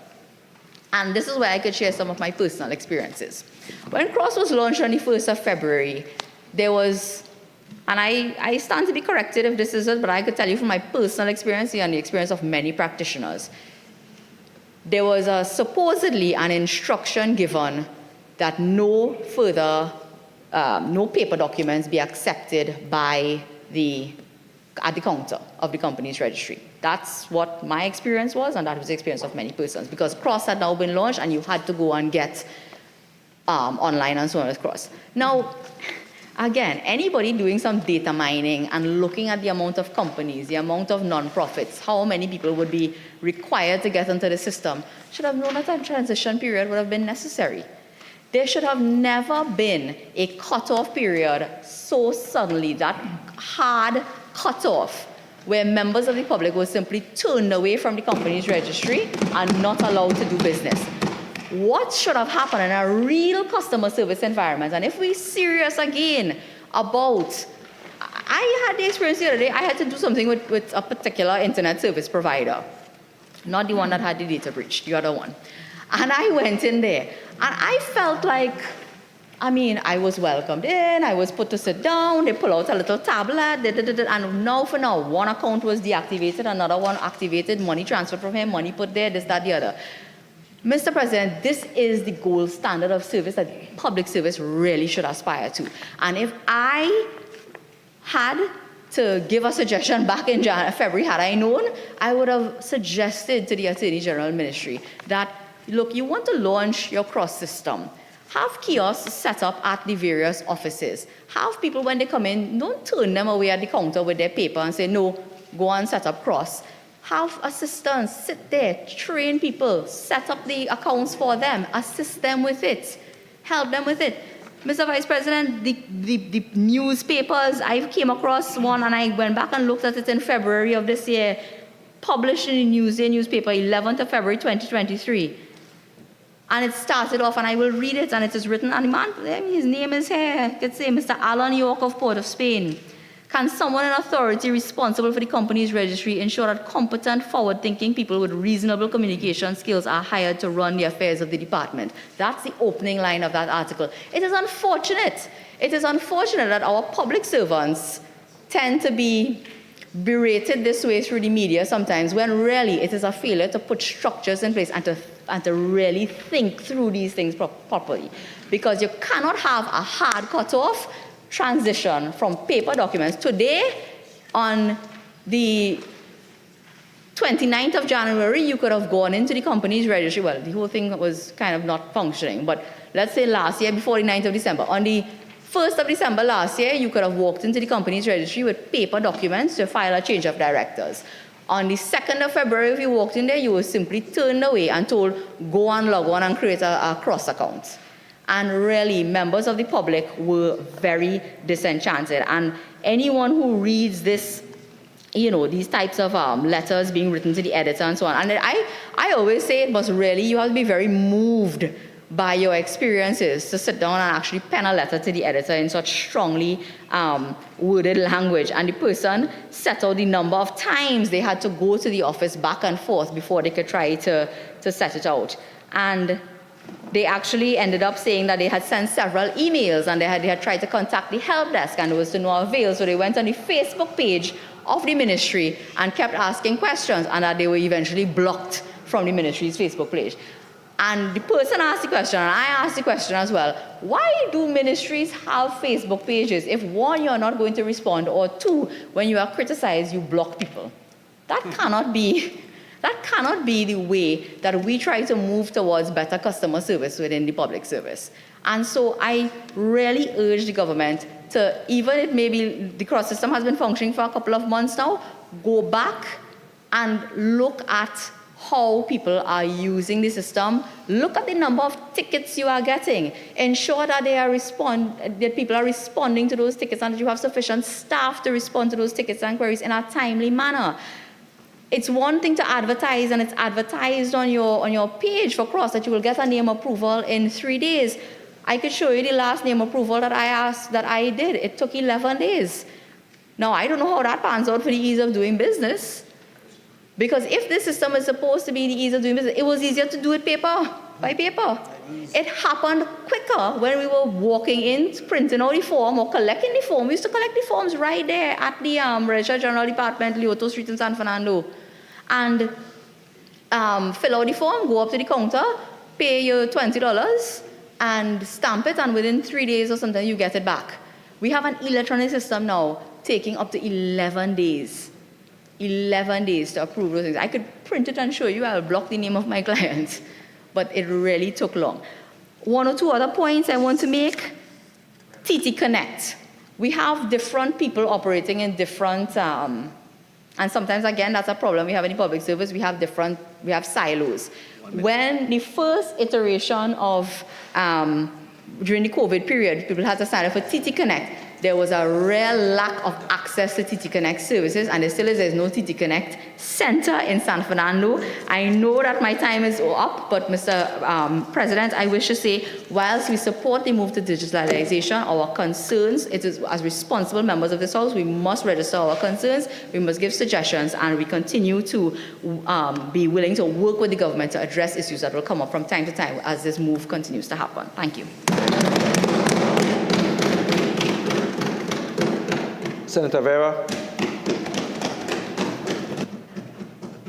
Thank you, Mr. President. Besides being lengthy, some 45 pages, this bill of miscellaneous provisions, even though it has 6 clauses, traverses 4 pieces of legislation which will allow for the use of an electronic system established by the Registrar General. Now, the challenge when commenting on compendium legislation like this is that one runs the risk of losing sight of the forest because one can get very easily absorbed focusing on just a few trees.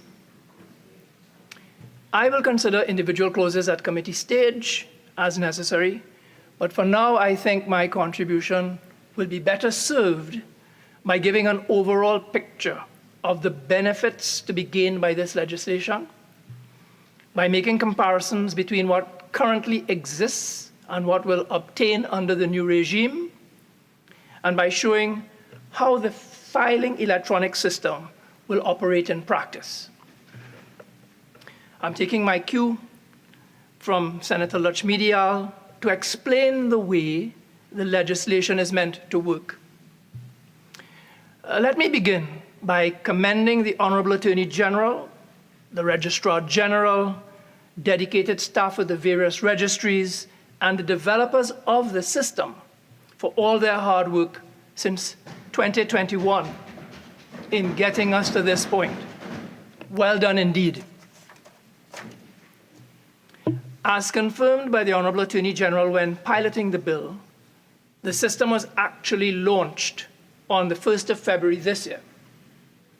And since then, I understand, there has been an ongoing process of monitoring, testing, and fine-tuning. In effect, the electronic filing system is already up and running. But this legislation is a necessary formality for the system to have legitimacy and for the purpose of implementing important safeguards. I think it also bears mentioning that while some countries in the Caribbean may have online filing, no other registry in the region has taken this step. We will be the first jurisdiction dealing with paperless filings, placing us on par with countries like the United Kingdom and Australia, and making us a leader in the region. In fact, this legislation demonstrates that in Trinidad and Tobago, we have the ability, once there is vision and a willingness, to meaningfully reform our institutions, their systems, and their processes. Besides going towards transparency and accountability, spoken about by the Honorable Attorney General, introducing this electronic filing system in our public registries offers benefits such as increased efficiency, faster data retrieval, reduced paperwork, improved accuracy, enhanced security, and better accessibility for stakeholders. It will streamline processes, reduce administrative burdens, and facilitate seamless data management. In my humble opinion, the electronic filing system being established under Clause 3F of the bill goes beyond revamping and replacing bloated and choked up government bureaucracies with more integrated, efficient structures. We are, in fact, putting in place a platform that will dramatically increase and improve the ease of doing business. This electronic filing system will curtail the wastage of time, energy, and resources, which has bedeviled our record-keeping system for years. Where official records are concerned, the needs of citizens will now be met in a timely, competent, and efficient fashion. Now, one could ask, if the system is already up and running, why do we need the legislation? Well, one reason, obviously, is the need for bringing old laws up to date, and for the law to now reflect what we're putting in place. But the legislation is also enabling legislation. For example, Clause 4 of the bill enables authorized corporate service providers, like attorneys at law and accountants, to sign for and on behalf of their clients when filing documents electronically at the various registries. That's just one of the benefits, a benefit which may not be readily obvious, but which will prove important and genuinely useful in practice. Other benefits include, whereas, as the Honorable Attorney General said, whereas in the past registries had to find limited and expensive space for files and to store paper, and registry personnel had to spend considerable time poring over and cross-checking the avalanche of paper forms before they could be accepted, space should no longer be an issue, and entries will now be made electronically. Now, when users submit data, that data will go directly into their records. Now there will no longer be a need for physical forms to be delivered to registries, because under proposed Section 5A, everything will be done online. And under proposed Section 5C, electronic signatures will be allowed. And while it may not be readily obvious, given the density of the language in the bill, the effect of this legislation is going to be transformative. As the country gently inches towards becoming paperless, I anticipate that the electronic filing system we are considering today may serve as a catapult in our aspirations towards moving forward from developing to developed status. And if one can get beyond the legal jargon of the bill, one will discern that this electronic filing system will generate its own forms. It will use QR codes for verification purposes. And because verifications and validations will be built into the system, most approvals will be instantaneous. As I understand it, the only approvals which will require over-the-counter applications will be those pertaining to nonprofits, external companies, and when addressing issues relating to beneficial ownership. Those approvals, of course, will require careful examination and human determinations on a case-by-case basis. Everything else, however, will be dealt with through electronic portals. In order to access the electronic filing system, a user must be registered. Every company will have its own registration account. Built-in guardrails in the approvals section under Section 5D will ensure that real, not fictitious persons will be using and accessing the system. So, for example, 2 forms of ID and a head-shot photo will be required. And each user under Section 5DA will have his own unique PIN number or identifier. Now that is going to eliminate a perennial problem in the analog paper-based system where people with the same name could have had their identities confused, whether by accident or design. As I may have mentioned previously, there are 3 Anthony Veras, all of us around the same age, and while that may have posed problems in the past, now, because each of us will have our own unique identifier or PIN number, the system will readily and easily be able to differentiate our respective identities. Another advantage in implementing this electronic filing system is that it will enable all the registries to connect and to cross-reference information. So for example, when a person provides birth date information for one registry, that information will stay in the system and can be accessed by the other registries.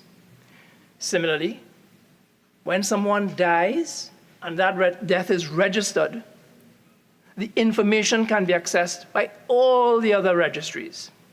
So here, in one fell swoop, the system is mitigating against corruption and fraud, where unscrupulous persons could have exploited blind spots inherent in the paper-based system, such as being able to use the identity of deceased persons for nefarious or unlawful purposes.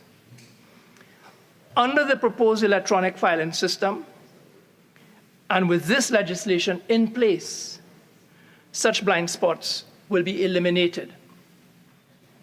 And that is just one of the benefits in having an integrated ecosystem. An ecosystem which will allow information to be cross-referenced seamlessly and in real time. This legislation will impact all the registries, land, civil, and companies. So in the main, these are the positive aspects as I see them, but I do have some concerns, some of which Senator Lutchmedial has raised, which I hope the government can address in the course of the debate. Some of the key concerns I have include potential cybersecurity risks, data privacy issues, the need for a robust infrastructure, implementation and maintenance costs, the need for backup and disaster recovery, resistance to change, and ensuring inclusivity for individuals with limited digital access. Now, I understand that steps have been taken and are being taken to address the need for inclusivity, especially for analog relics like myself, who have difficulty in getting beyond the paper comfort zone. So for example, from as early as 2021, there has been outreach to the Law Association, the business chambers, and other stakeholders. I understand that there are videos on the Registrar General's website offering guidance on how to use the system. And I'm told that at the various registries, there are hubs with staff who are on standby to assist people physically. That is to say, to help them submit electronically. In time, I guess, all of us will need to upskill and upgrade, because eventually the registries will only accept information through electronic portals. At the moment, I gather things are being rolled out on a phased basis, but I recognize that such a time will come. Another difficulty, which I understand was being encountered, concerns the need for documentation to be filed chronologically. So for example, if one tries to file annual returns out of sequence at the company's registry, you're going to hit a wall because the system requires that things be done sequentially. So in the event, all of us are going to have to make some cultural changes, and in time I expect that users will become more disciplined, more focused, with their record keeping and their filings. Nonetheless, I understand that in exceptional cases where persons are not in a position to meet the electronic requirements, they will be allowed to file over the counter, but they will need to submit a statutory declaration. So the steps being taken to address all these concerns, I believe, will be crucial to ensure the successful and secure transition to an electronic system. Moreover, given that blockchain, artificial intelligence, and emerging technologies can play a significant role in modernizing public registries, there must be room for continuous improvement, for continuous upgrading within the electronic filing system. We must be cognizant of the fact that technologies are accelerating at an exponential rate, and where useful, we should always be willing and able to integrate those technologies without too much difficulty. So for example, blockchain. Blockchain provides a secure and tamper-resistant ledger, enhancing data integrity and reducing fraud. Artificial intelligence. That can be utilized for data analysis, pattern recognition, automation, and improving efficiency. And emerging technologies may offer innovative solutions for user authentication, information sharing, and real-time updates. Integrating these technologies can contribute to a more robust, transparent, and efficient electronic system for our public registries. In the 21st century, as I've said before, the mantra must be adapt or perish. So let me conclude by stating the obvious, by pointing out what will happen if this legislation is not passed, and if we drop the ball by not allowing the Registrar General to use the proposed electronic filing system.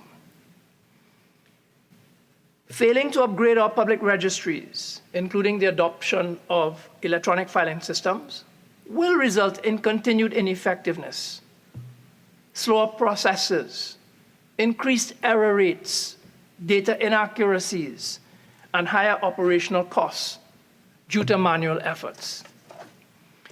It will hinder timely access to information, leading to delays in services and decision-making. Additionally, outdated systems are more susceptible to security vulnerabilities, putting sensitive data at risk. Failing to keep up with technological advancements may also impede collaboration and hinder the ability to meet evolving public expectations for accessibility and transparency.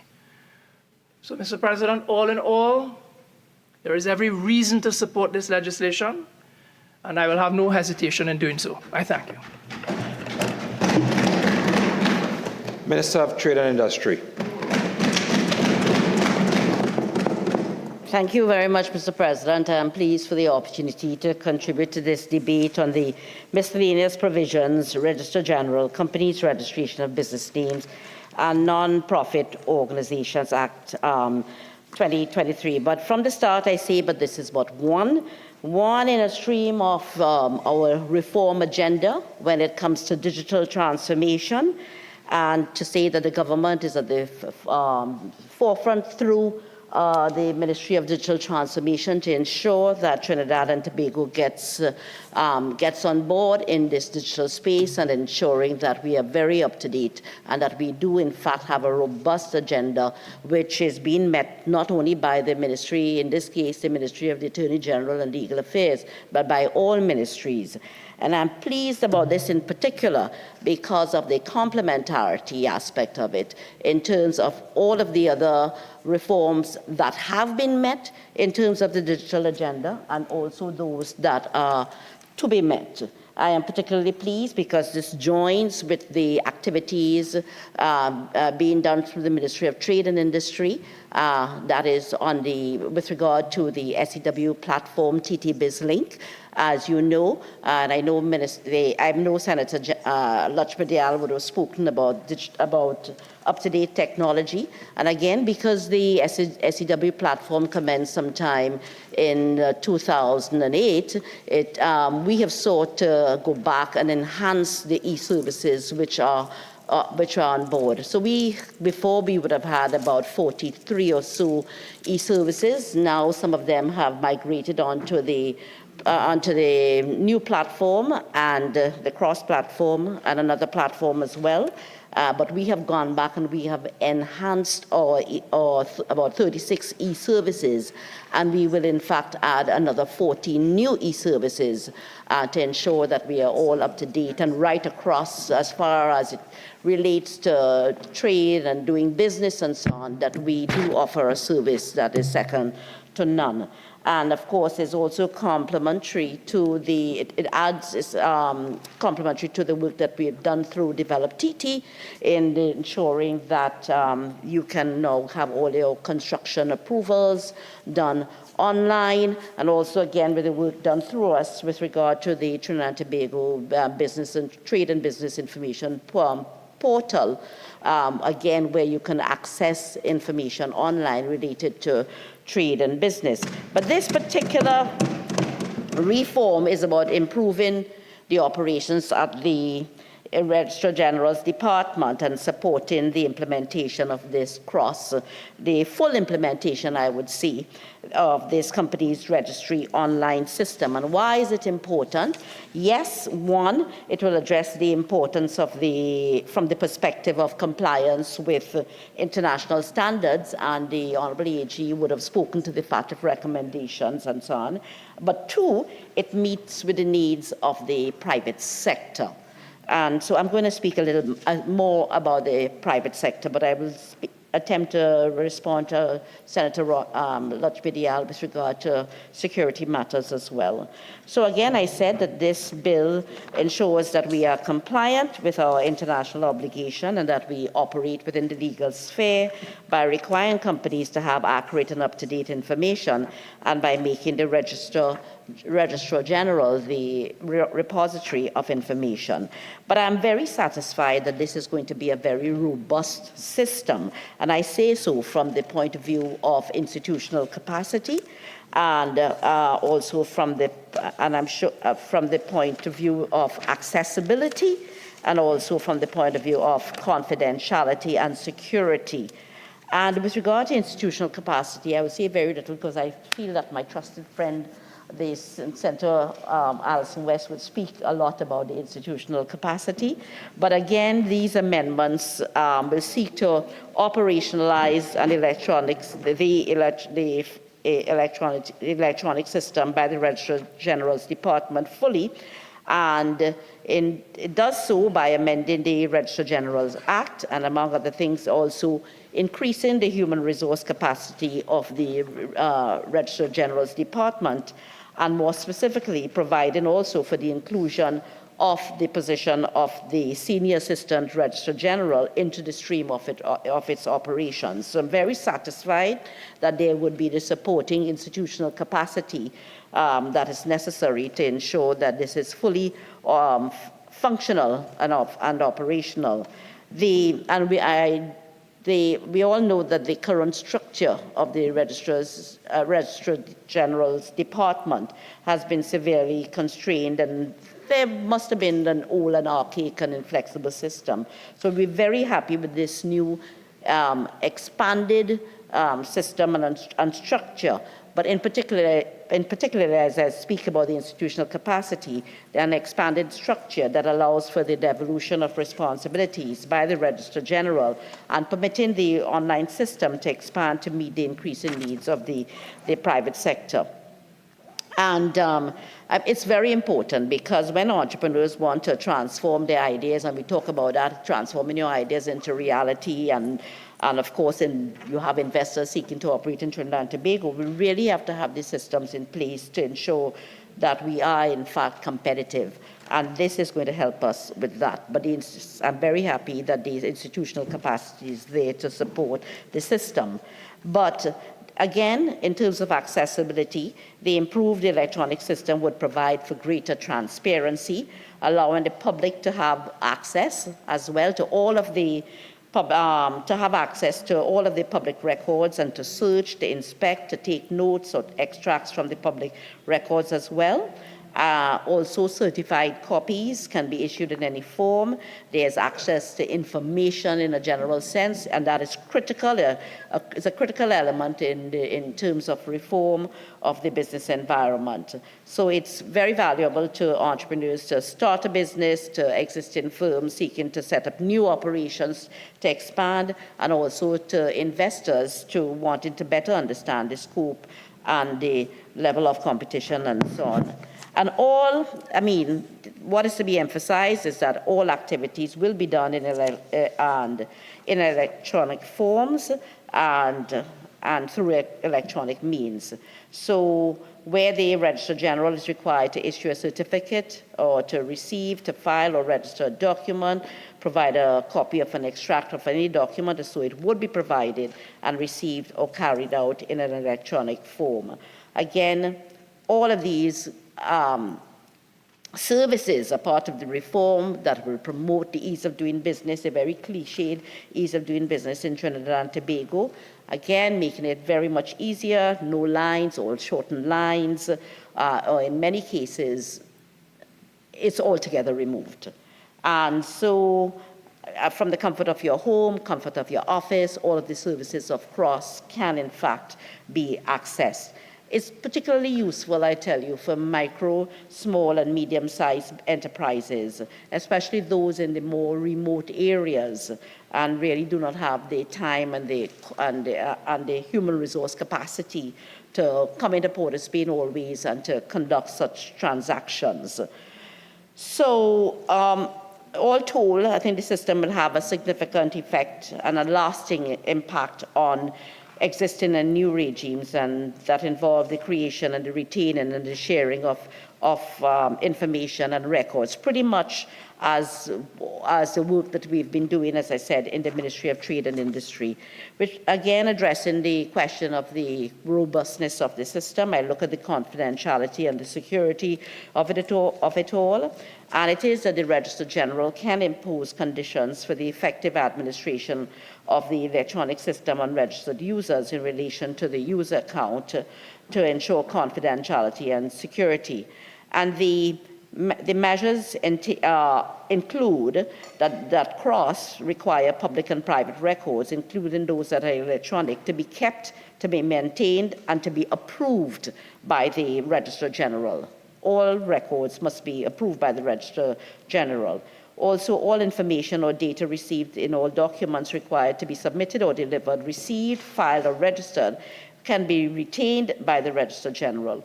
Also, documents to be submitted, delivered, or received, established, or maintained by the Registrar General for that purpose, and the word registered to be endorsed on any form may be provided in electronic form, and that the electronically generated form of any certificate or document will be conclusive proof and can be used as evidence.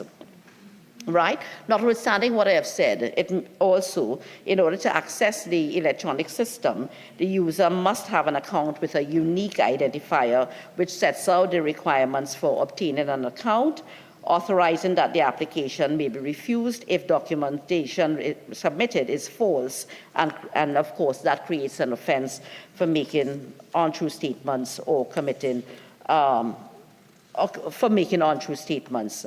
And so therefore the process allows for transparency, but also for verification of the users of the system, and that in itself will give the users the reassurance that their private data is protected and safeguarded. The legislation will also allow for any changes of information to be made within 14 days directly into the electronic system as well. In terms of the confidential nature of administering with the Act, the bill provides that persons employed in the administration of the Act must deal with the entries and the data messages as secret and confidential, and anyone who discloses information commits an offense. And so that we see here, Mr. President, that there is a duty of confidentiality to keep information secret and confidential.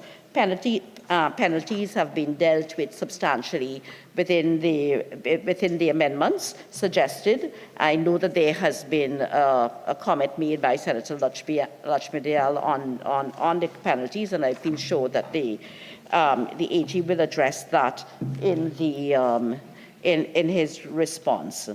I want to go to the point that I feel more comfortable about, which is the improving of the ease of doing business. And really, if we want to stimulate our appeal as a country for investment, if we want to promote ourselves as the ideal investment destination for both local and foreign investors, it is imperative that we improve the ease of doing business, the time, the cost as well, and therefore in this case, a business registration must be minimized. And so key would be having an efficient and effective Registrar General's department. And therefore, I believe that all of these proposed legislative amendments would in fact enhance the operational efficiency of this department and will create a very seamless and efficient process through which not only our foreigners but also our nationals who seek to register business in Trinidad and Tobago can do so through the very efficient means of the new electronic system. Again, improving the ease of doing business. I looked at where do we stand with the rest of the world, and I would admit that we're a little bit behind, but here we are to fully implement. And I say so, and I looked in, when I was doing my research at the World Bank's subnational studies on measuring business regulations 2023. 2/3 of global economies have implemented electronic business registration in some capacity or the other. And so we join with them now, but in a very much more advanced stage. So among those economies, 26 have implemented or enhanced government services for electronic business registration in the last 5 years. And I looked at, and therefore I had a look at closer to home what was the situation. And for instance, in the Latin American region, Guatemala would have gone through their modifications to their online business registration platform in 2018. And in 2020, Honduras would have implemented various initiatives aimed at promoting digitization as well.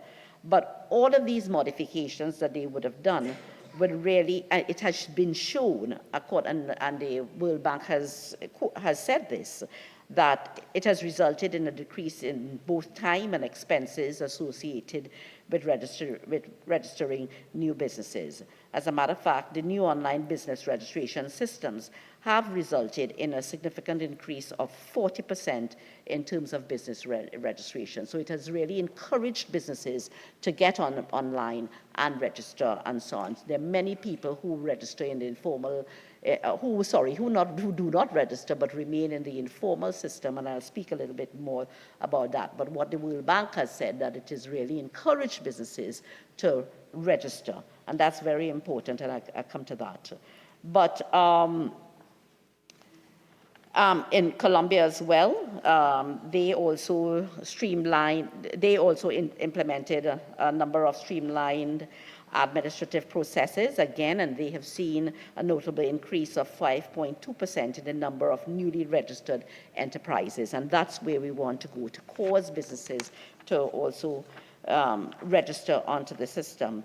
I looked also at closer to us, the CARICOM countries. The only 2 countries that have successfully digitalized their company registration systems would be Jamaica in 2019 and also Barbados. And yes, Jamaica entrepreneurs and investors have since improved by coming onto the system. And in 2020, they would have registered something like 12,000 business names and about 4,000 companies, reflecting an increase of about 12% and 3% respectively. But I want to say that what we are doing here today would put us in a more advanced position than both Jamaica and Barbados as we fully implement our online registry system. And so I'm very pleased to support the Registrar General's Department and the Ministry of the Attorney General and Legal Affairs today as we complete, I would say, all that is necessary to have a fully efficient companies registry online system.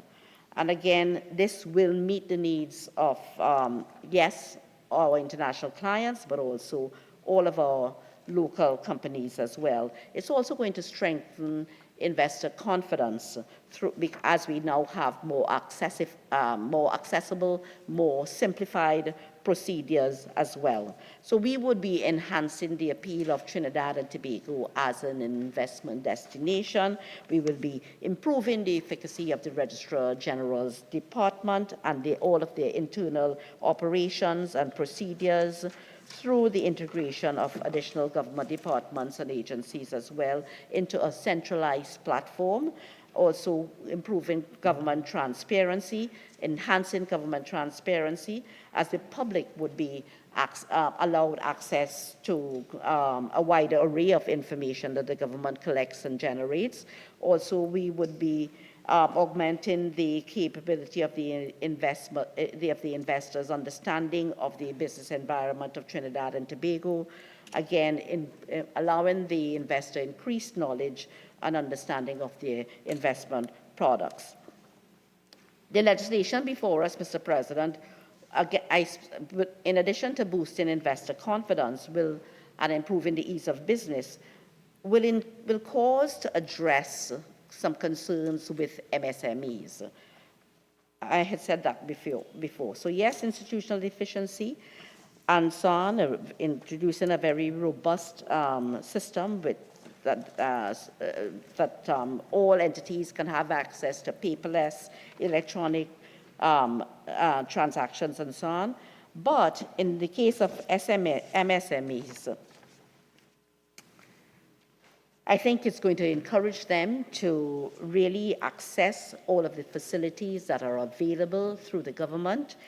It means that they too would now be focused on transparency and accountability, accessibility. It will allow for the growth of the MSME sector.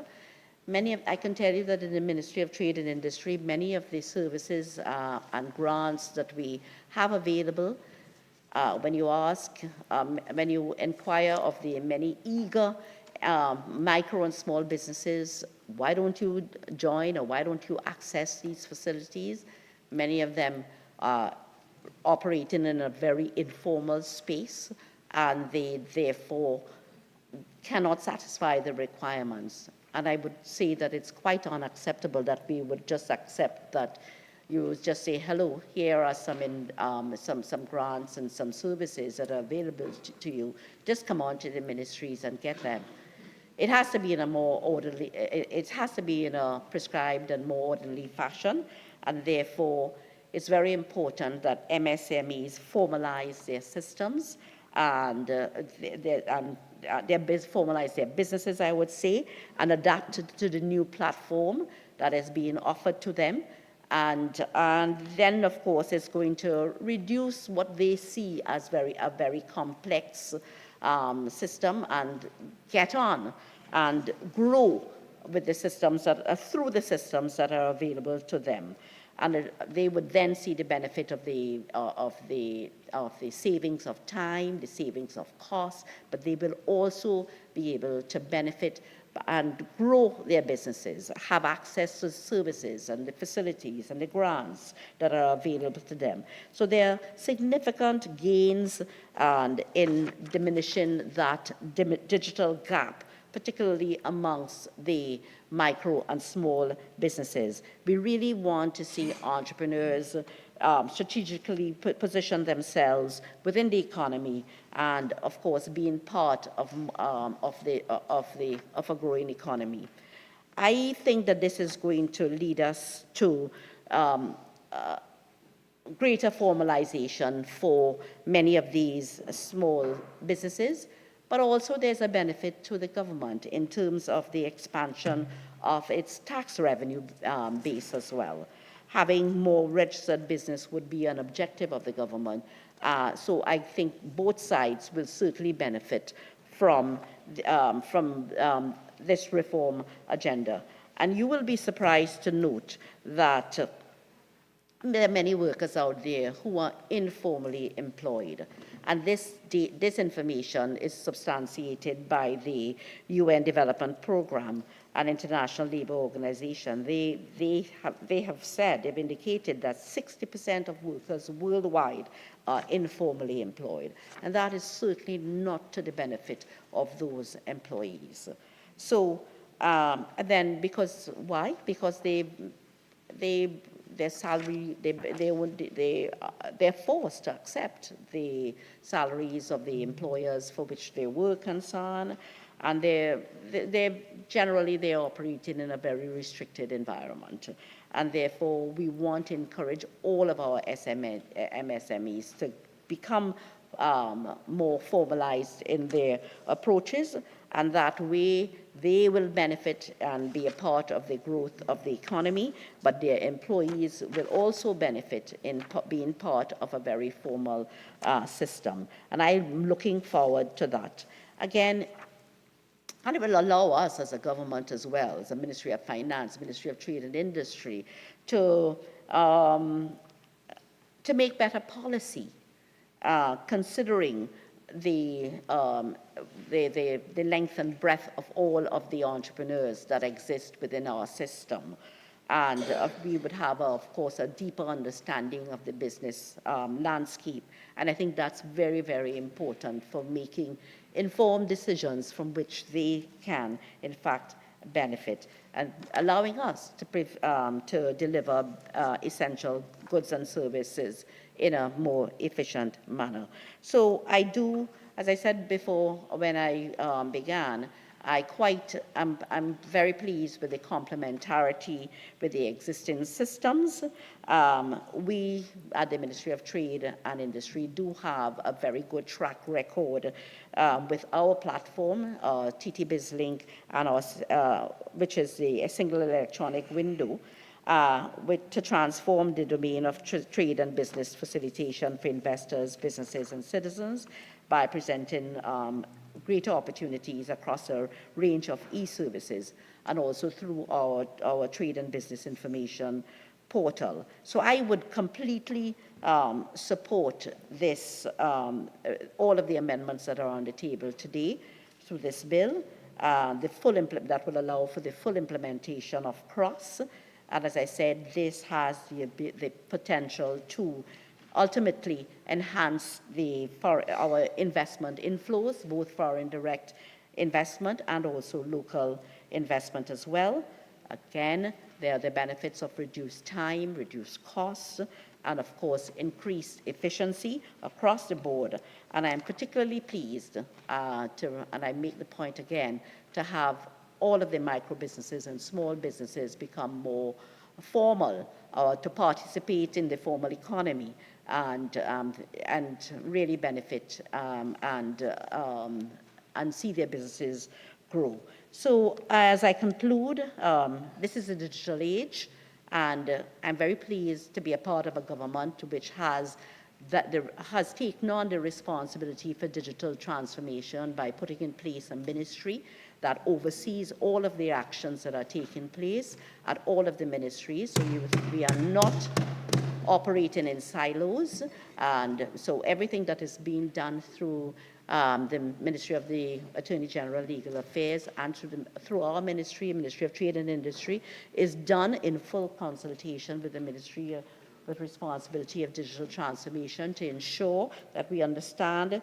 where we're going and that we are part of this global call to digitize and to have a fully digital economy, and so on. And the Ministry of Finance, in the budget statement 2024, the Minister emphasized Trinidad and Tobago's pursuit of development opportunities through the promotion of a digital economy, Again, he spoke then about leveraging cloud computing and the internet, big data, and 5G networks and so on. We are well on our way. I can tell you I'm so very pleased that the Phoenix Park Industrial Estate will have a full 5G network, and so that the government as a whole is really working to ensure that we do transform our digital space to be fully part of the global agenda.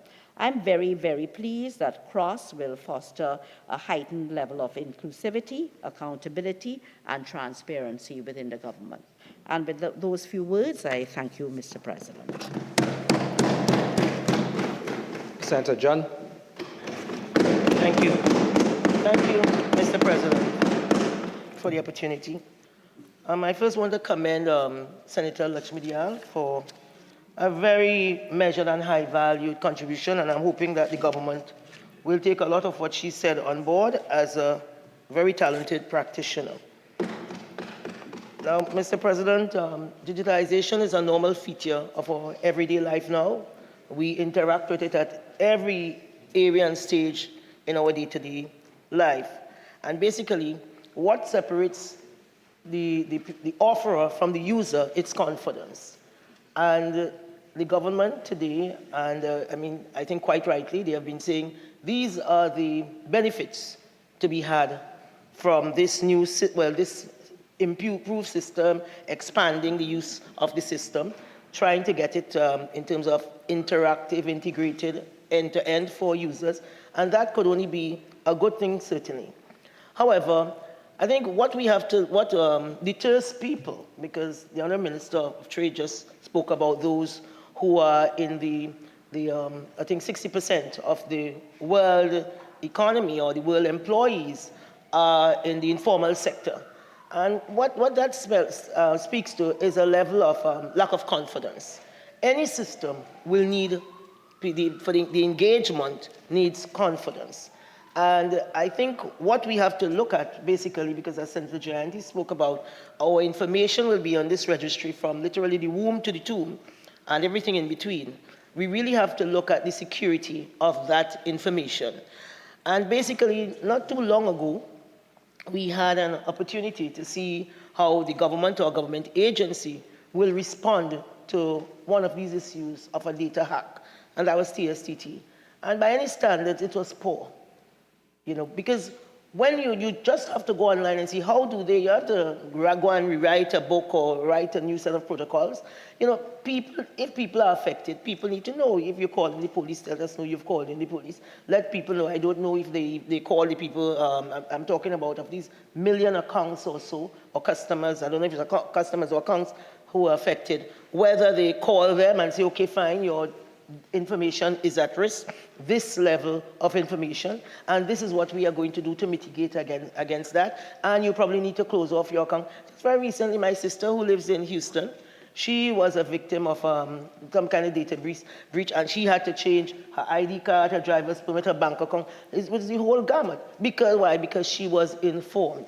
And I think the government is really missing a wonderful opportunity by not taking people into their confidence. You can't say, come and use this, this tool that will bring all of this relief, all of this benefit.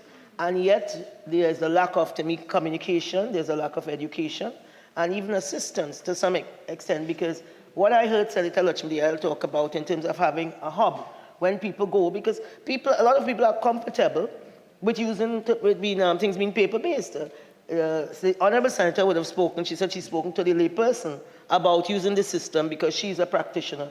I spoke to practitioners to say, what do you think about this system? You haven't used it. What do you think are the drawbacks? And you'll be surprised that some of these attorneys are saying, yes, I am happy that I can use this facility in the comfort of my office, but is it that the Registrar General, what does she has the discretion of placing what she wants, for our retrieval, right? And how do we treat with that? Because in the case, they said, what I was told, some of these attorneys are constrained to rely on the Registrar General to make available to the public certain information.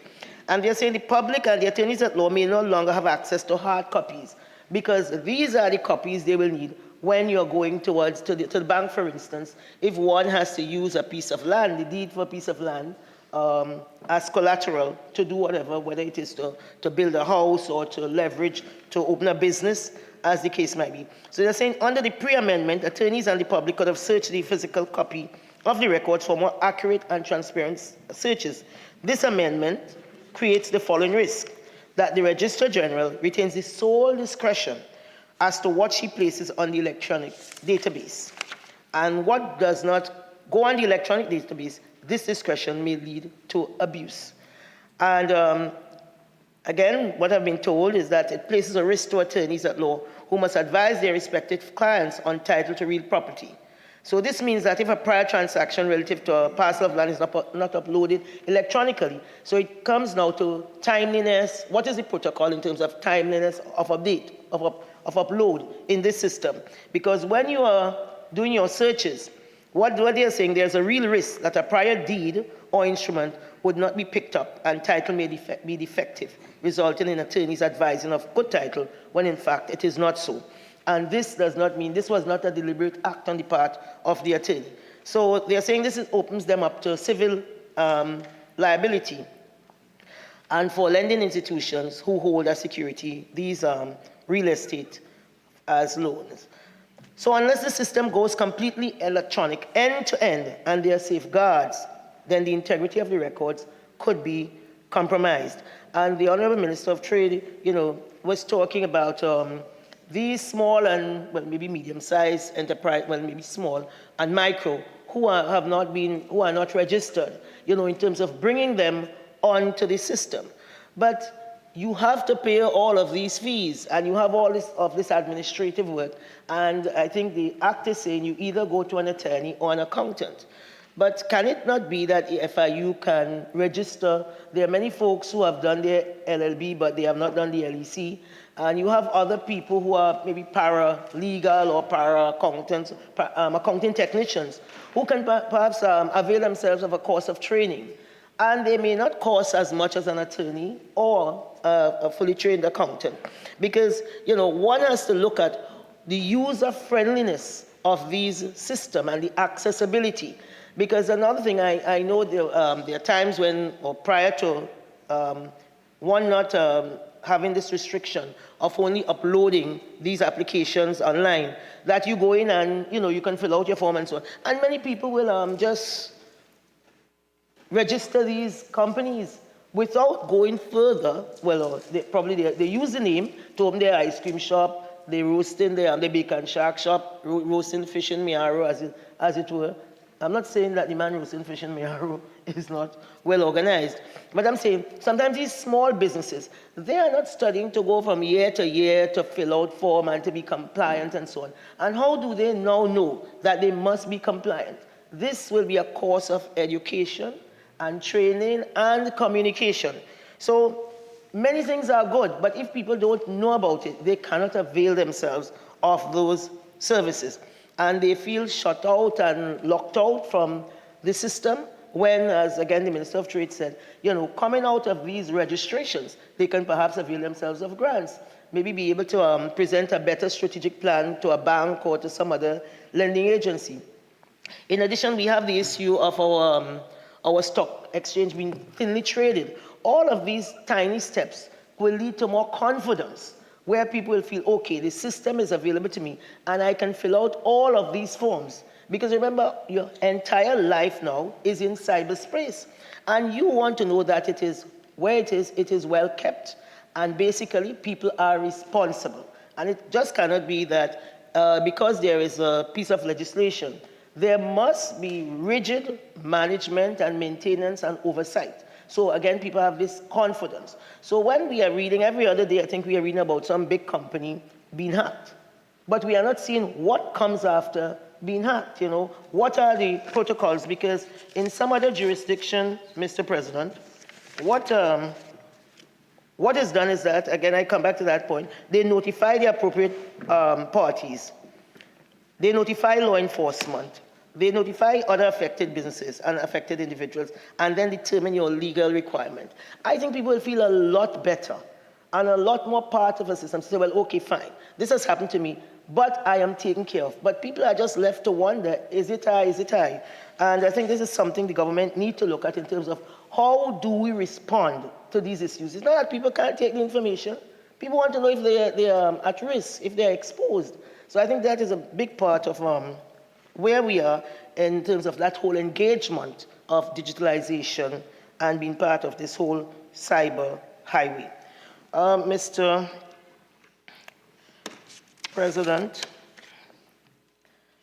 I am told, and sorry, there is nothing in the legislation which puts a legal duty on the Registrar General to put in place systems, well, to reasonably secure public records.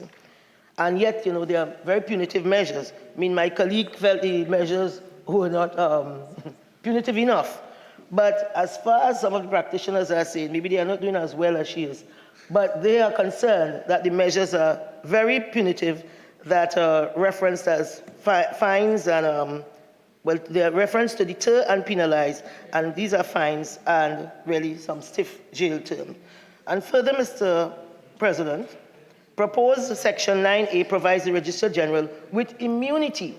So I don't think, you know, the burden is on the user and not on the custodian of all of this record. And I find that is asymmetrical, that is skewed. Why it is, you know, you have all millions of records, but this person has a built-in immunity. How will they then be responsible? You know, I see maybe daily in the American Congress, they haul anybody before the Congress and drill them and grill them and then maybe put them before the court. You know, so if it is, there is no incentive for this. I'm not impugning anybody's character or their professionalism, but certainly we just can't give a blanket immunity and say, well, you are okay. You know, you can lose people records. Anyone can come and dig into it. Yes, it is fine. I don't think we have, we really, in terms of securing people's records and keeping it safe, I think we are still emerging as a country, quite frankly. All right? And people are very suspicious of these things, and basically, it is something that needs to be addressed. So never mind all of the wonderful advantages being spoken about with respect to this CROC system. People are not going to argue into it particularly, right? Those, the ones who are already in the informal sector, who are escaping the taxman and so on, they're going to stay right there, because I think if they read the law and their attorneys or whomever interpret it and say, well, look, you're giving this person all this information, you're exposed to all kinds of things, and yet they themselves, there's no duty upon them because they have this built-in immunity. Excuse me. Again, Mr. President, attorneys are saying there need to be a proposed amendment to also guarantee that what is posted electronically is taken as the extent of the record.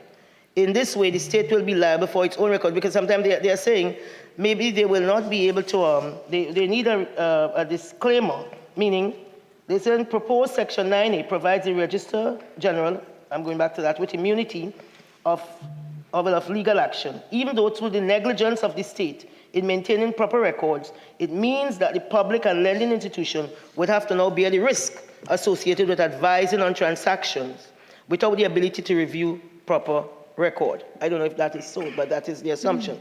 Attorneys will be constrained to introduce a disclaimer to their clients. In this regard, the public is the one who suffers.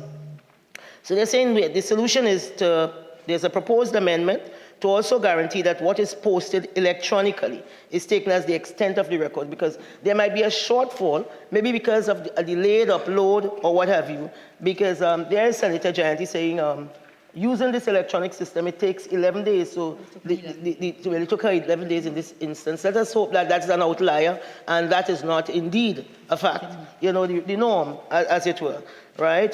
Because a lot rests on this system, based on what the government is saying, with respect to the ease of doing business. And 11 days to register a business just won't do. So, It's just the name approval. or the name approval. So, Mr. President, in this way, the state would be liable for its own record, as I said, and and in a mess rather than passing on the responsibility and risk to the public. Mr. President, the introduction of Section 5D, 13 and 14 of this Act, this proposed section imposes criminal liability on the public for submission for registration any record that contains a person's name without their consent. Now, again, within that section of the Act, 12D is a catch-all phrase and needs to be specified, because without clear definition, D also means that deeds of conveyance and memoranda under the Real Property Act also falls under this category.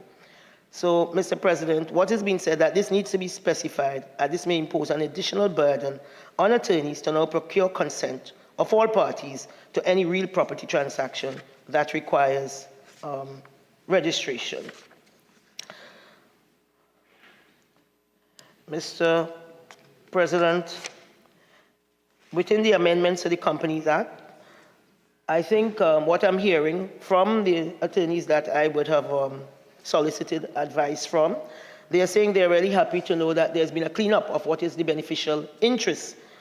And basically, that under Clause 4 of the bill, inserted in 1B and D, it says where there's a transfer of membership shares, even if you obtain shares by purchase, you now have to file a beneficial ownership form within 45 days.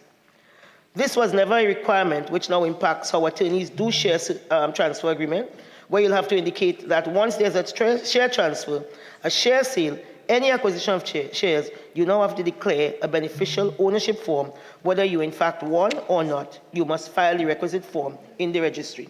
And another thing that was made clear is that even after you have left the company or the company has been wound up, you have to keep this information for 5 years. So that's quite a long time to really have information under management. Now, another issue is that a lot of people are currently filing the beneficial ownership forms and not updating the company for whom they are filing. And they are not, the companies are not aware that they are filed it. And they are sending out notices to, this was a real practitioner telling me this, sending out notices for person shareholders to file. So now the onus is on the companies themselves to hold an actual register with the list of beneficial owners. And that beneficial ownership register is to be kept at all times. So this is probably a good thing that they are responsible for keeping that. However, and because of course there is the fine of $10,000 and 3 years imprisonment. But Mr. President, I want to know who goes into these companies and now look to ensure that these registers are kept and that they are up to date as required by law, because they have to be updated annually. And basically there's now a definition in a strict definition with respect to who is a beneficial owner. There's also a change where if the person is a beneficial owner of more than 10% of the share, this person does not have to file, the onus is on the company to file that declaration of beneficial ownership. And I think people are feeling, well, the practitioners are feeling quite satisfied that this definition is quite specific and specified within this act. There was some other issue that I was told about where there was a sort of misnomer between some 14 days to file and what it means. Just give me a second, let me see if I can find it in my notes, because this to me was a big point in terms of the introduction of Section 33(1)(e) imposes an unrealistic timeline of 14 days, and 1D imposes serious criminal sanction for non-compliance with inter alia 33(1)(e). The timeline is set out, the timeline of 14 days to issue shares to members or issue membership interests is unrealistic. It doesn't take into consideration that adequate notice must be given of a company meeting amongst directors to consider and decide on the issuance of shareholding. In the event of a company incorporated and there are 2 directors and one becomes unavailable for some good reason and the issuance is not made within the 14-day period, which is now an offense that would have been committed. So this proposed section is unrealistic and should be deleted. So I think we put some amendments. Instead, Clause 1B should read, in such that within the 3 months the shares shall be issued and the interest shall be registered within that time, which is more realistic. The unrealistic deadline set up in these sections has the net effect of turning the man in the street away from legitimately setting up a company to do legitimate business. And I think this is the opposite that the Act is designed to do. It's really to bring more people into the full transparency. Mr. President, the amendment of the Non-Profit Organization Act within this suite of amendments, there, again, you have this, the duty based on the Act of all of this administrative work. One doesn't say that these organizations should not be well organized, but I think the government need to really appreciate what they do, and Senator Lachmidi alluded to it, that there are many families who need today, if it were not an NGO that was there to help them. You know, I mean, there are people who will raise money to buy school shoes. There are former footballers who will ask for footballs and things. Not Senator Nakedi, he's not so inclined. You know, and, you know, to train and to assist and to give children a safe space. There are school teachers who would have thrown susu to build a little room onto their house to give free home lessons. And all these sometimes are registered NGOs, so they can raise money to buy copybooks or buy school books and so on. So in terms of, you know, sometimes when we are just looking at international considerations, we have to sometimes fit things into our own specific experience, our lived experience, to ensure it works, because these are the people that keep us going. You know, many times it's not the people declaring supernormal profit that keeps a lot of these underserved communities going. It is the person next door who really probably sometimes I need themselves. And we really need to look at this when we are setting legislation and putting a burden on these people. How can we help them not to do less, not to go underground, but how can we help them to do more? So, Mr. President, more than anything, my concern will be the security of the data, because so far, you know, we have not shown that maturity in terms of taking the public into our confidence when something happens. And things will happen. It's not only happening in Trinidad, it's happening all across the world. So we have to sensitize our population that you know, this is now a phenomenon. It's not good, it's not nice, but these ransomware folks are out there and they're looking for money and they're gonna get us, right? But when they come to us, we must be transparent, because that is the only way people are going to trust us with their information and come and sign up on these kind of system. We don't want any judge to say the Registrar General was arbitrary and self-initiated, you know, because we are going outside of our remit.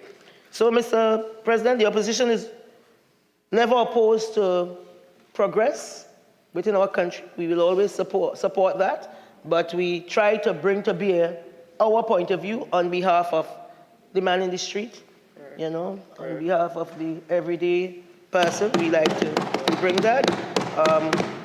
We always have good intentions, because, you know, sometimes this government is up to no good. So, you know, so in the interest of good order and in the interest of our citizens, Mr. President, I want to really thank you for this opportunity.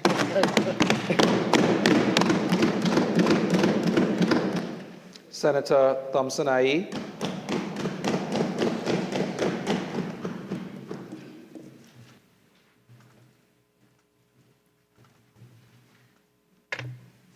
Thank you, Mr. President, for the opportunity you have afforded me to speak on this bill. The stated purpose of the bill is misleading. It states, this bill seeks to make amendments to several pieces of legislation to allow for an electronic system established by the Registrar General to be used. This bill does much more than that. It purports to be short. It has a long title: the Miscellaneous Provisions, Registrar General, Companies, Registration of Business Names and Non-Profit Organizations Act 2023. The Honorable Attorney General calls it cross. When someone describes you as a cross, it's not positive. So I would not advise that you call the bill a cross. The title is so long that I am tempted to say that the petticoat longer than the dress. But I won't say that. I don't like to confuse people, and many people today do not know what a petticoat is. It's no longer everyday wear. And people don't want to be reminded that it was an essential component of proper female attire. But I date myself. I said the bill purports to be short. Why do I say that?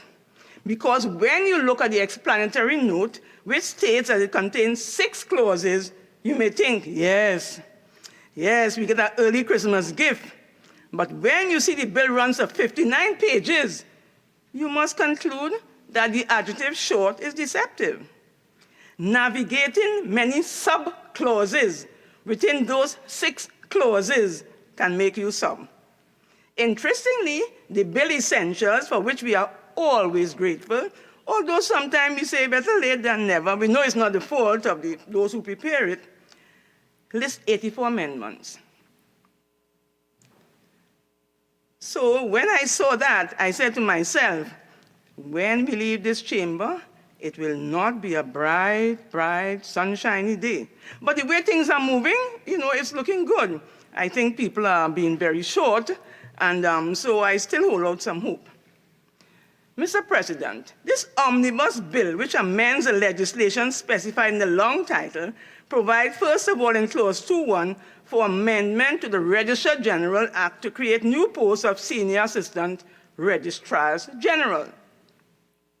Clause 3.1 authorizes the Deputy Registrars General and Senior Assistant Registrars General to carry out such functions of the Registrar General may authorize in writing. Under Clause 3.2, the Registrar General, Deputy Registrar General, Assistant Registrars General, and Senior Assistant Registrars General are ex officio Commissioner of Affidavits. I welcome the assistance being given to the Registrar General with the creation of the new post with added duties.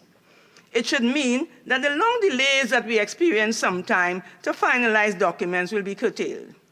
I am aware that such amendments to provide for additional staff positions with added duties do not always have the desired result. But it is Advent, a season of hope, so I am hopeful. I am concerned, though, that when there are promotions, experienced members of staff with valuable experience are lost from the department from whence the promoted staff members have come, and chaos, such as obtains in the probate registry, may result. I urge caution in the rolling out of these promotions. I urge management to take time to train staff who will assume their new duties to perform their new roles. Mr. President, we are in the digital age. The government recognizes this, and for the first time in our legislative history, we have, with responsibility for digital transformation, a whole minister.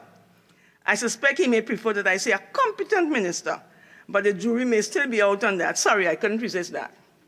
With a growing incidence of digital-related crime, cyber crimes, I expect that that minister will be a nervous man, but I expect also that he will be liaising with the Minister of National Security. The COVID-19 virus has brought us into the digital age. We see it as something new, but sometimes we don't realize that what is new to us is old to other places. I remember that I'm being told many times that why you have all these old documents. And many times they come in very useful, because I have in my library a publication of the International Bar Association. It's the edition of the International Legal Practitioner, volume 27, number 1. And there are articles in that publication titled Use of Electronic Documents in the U.S. Courts, New York State Court Experience in Electronic Filing of Court Papers, Mexican Judicial System and the Internet, the Cyber Court New Procedural Rules in State Courts and Arbitration, Online Services of the International Center for Dispute Resolution of the American Arbitration Association. And that is in 2002. And we are now in 2023. And we are talking about all of now doing these things that were being done in other countries 21 years ago.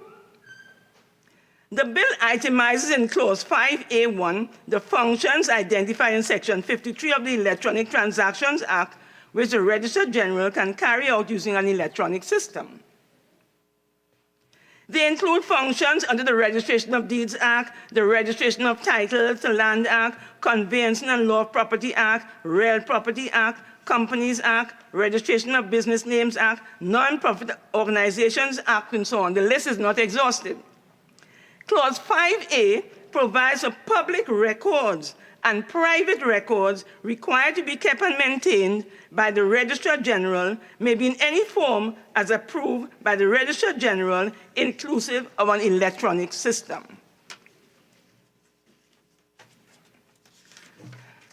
Mr. President, I have said in this chamber before that the level of corruption in the Registrar General's office was a source of great worry to at least 2 previous Registrars General who shared their concerns with me. And I suspect that that contributed to the early demise of at least one of them. Are there sufficient safeguards in place to eliminate these incidents of corruption? Not too long ago, I encountered a strange situation with respect to a deed. I made my own investigation as to how this curious situation could have occurred. I was astonished that the response I got was, well, the person responsible is no longer employed here. That's how you deal with it? I say no more, so as not to prejudice any further action. You will understand why I'm concerned, because within this beautiful country, there dwell many tricky daddians who are too clever by half.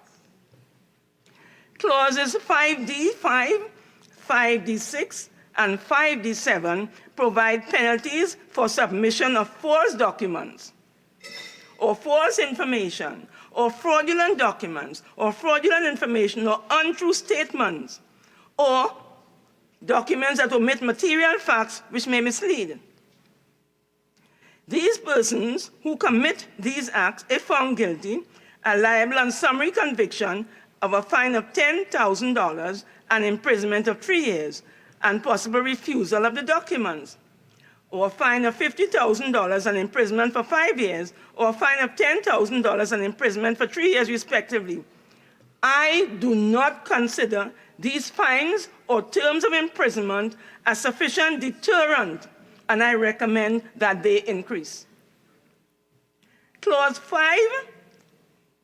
5F4A clothes the Registrar General with a duty of notifying a person of the suspension of his account for failure to comply with a condition imposed.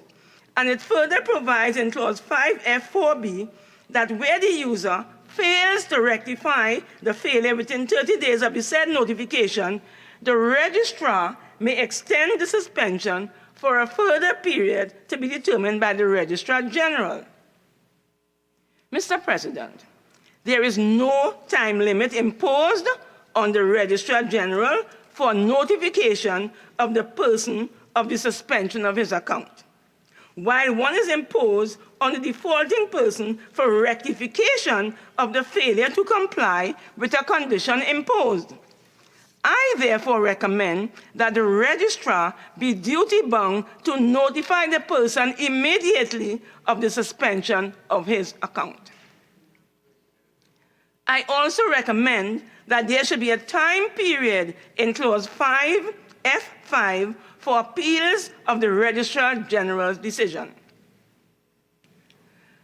With regard to the penalties for offenses in Clause 5H, I, and J, which are serious offenses relating to modifying the electronic system, interfering with it, interrupting it, or obstructing its lawful use, or impeding, preventing access to, or impairing it by deleting, damaging, impairing the usefulness of any program or data on the electronic system, or knowingly, without authority, engaging in conduct which causes the electronic system to cease to function permanently or temporarily, I consider that these penalties are not severe enough and again, I recommend an increase.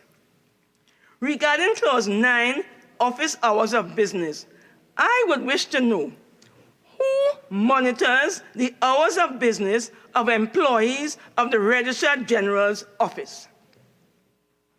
Time and again, I have seen members of staff streaming out of the Registrar General's office at 3 p.m. To be out the door by 3 p.m. must mean surely you would have had to shut down your whatever you engaged with prior to 3 p.m. When I was bold enough to question the exodus of employees, the explanation given was that these employees live far from Port of Spain, and they get into office early in the morning. My response has been, they are not unique in that respect. But perhaps they should attend to members of the public earlier. I was told they have to eat their breakfast. Sweet, sweet Trinidad. Mr. President, sometimes when I read a provision in a bill or an act of parliament, as for example the Unit Trust Act, which I complained of on a motion for the amendment not too long ago, I want to approach the Attorney General or whichever minister is piloting the bill, and with hand outstretched, say to him, welcome to the real world. Why do I say that? Because when I look at Clause 17(7) of the Non-Profit Organizations Act, I say to myself, not what a wonderful world, but where are these people living? Mr. President, Clause 17(7) reads, where a non-profit organization ceases operations on the death of the controller, the legal personal representatives of the controller shall, within 3 months of the death, give notice to the Registrar General of the death and ceasing of operations. Now, herein lies the rub. Who is a legal personal representative?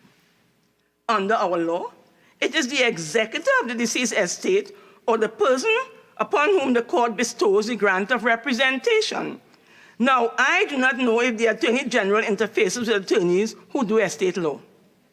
If he does, he will know that the probate registry is in a state of crisis. Many lawyers are complaining that they are not getting grants of representation for estates that have been filed 3 and more years ago. Clients are accusing them of not doing their work. Lawyers in the large law firms are angry, so too single practitioners.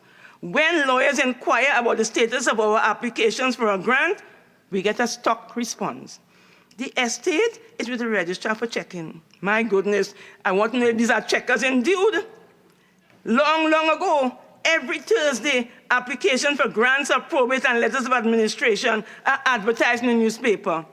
Just last week, Thursday, there were 68 such applications listed. 40 of them were applications for grants of letters of administration, and the rest were for probate because more people die intestate than die with a will. Beneficiaries are being greatly disadvantaged. Widows and widowers and many children are suffering as they cannot access their deceased relatives' money in unit trusts, banks, credit unions above a certain amount, and from deceased relative place of employment. Some of these applicants might have been killed because of a beneficiary thinking that the applicant got the grant and is refusing to share the estate. Meanwhile, we send letters to the registry and answering queries that could not possibly have emanated from a logical, thinking human brain. Perhaps another part of the anatomy. You're probably wondering if I meant the heart. Some bills, like the Domestic Violence Act and the Children Act, do come from the heart. Honorable Attorney General, I urge you to read the speech of the Honorable Chief Justice at the opening of the law term, when he made a plea for qualified staff. In the meantime, as a matter of practicality, I strongly suggest you rephrase Clause 17(17). It's not a lucky 7. Mr. President, with the increase in fees for companies under the Business Name Act, the Companies Act, Non-Profit Organization Act, as indicated within the bill, I could not help wondering if the Attorney, the Honorable Minister of Finance, was not holding talks with the Honorable Attorney General regarding revenue generation. I would recommend that it would be more useful if a business desk be inaugurated at Inland Revenue or some agency, maybe, in Registrar General office to guide small businesses and NGOs to assist them in compliance with their various duties under the respective bills. Some people are not comfortable or have no access to websites, even in 2023, so they need help. All in all, the bill brings us in line with legislation in the UK and other Caribbean countries. And with the reservations I have expressed, I am minded to support the effort of the Honorable Attorney General. But as I said before, no call it cross, although sometimes we feel that we have so many crosses to bear. And I do hope, as it was said in Jamaica legislation, that it gets, support across the divide, so that we can really work and do what we want to do, what we need to do to bring us into this century. Thank you, Mr. President. Vice President. Minister of Public Administration. Thank you, Mr. Vice President, for giving me the opportunity to participate in this important debate. When last we met, it was to treat with another miscellaneous bill, the main focus of which was on putting measures in place to identify the beneficial ownership of assets in the various forms in which people own assets in Trinidad and Tobago. And I spent a lot of time explaining why that was necessary and the benefits that could bring and so on. So today, I will not return to that focus. I will instead spend the limited time that I have talking about the quantum leap that this legislation will bring to the digitalization of the Registrar General's department in particular, and the operation of the public service in general. So let's look and see what the key aspects of the bill in respect of that matter is proposing to do. So Clause 3 of the bill is proposing to amend the Registrar General's Act to do several things, including to provide that the records that the RG is required, RG being Registrar General, is required to maintain may be kept in any form, including electronic form. It is providing that the use of an electronic system for various things, including receiving, filing, registering of documents, creating, collecting, and providing certificates. It is seeking to empower the Registrar General to allow submission, delivery, receipt, or registration of documents.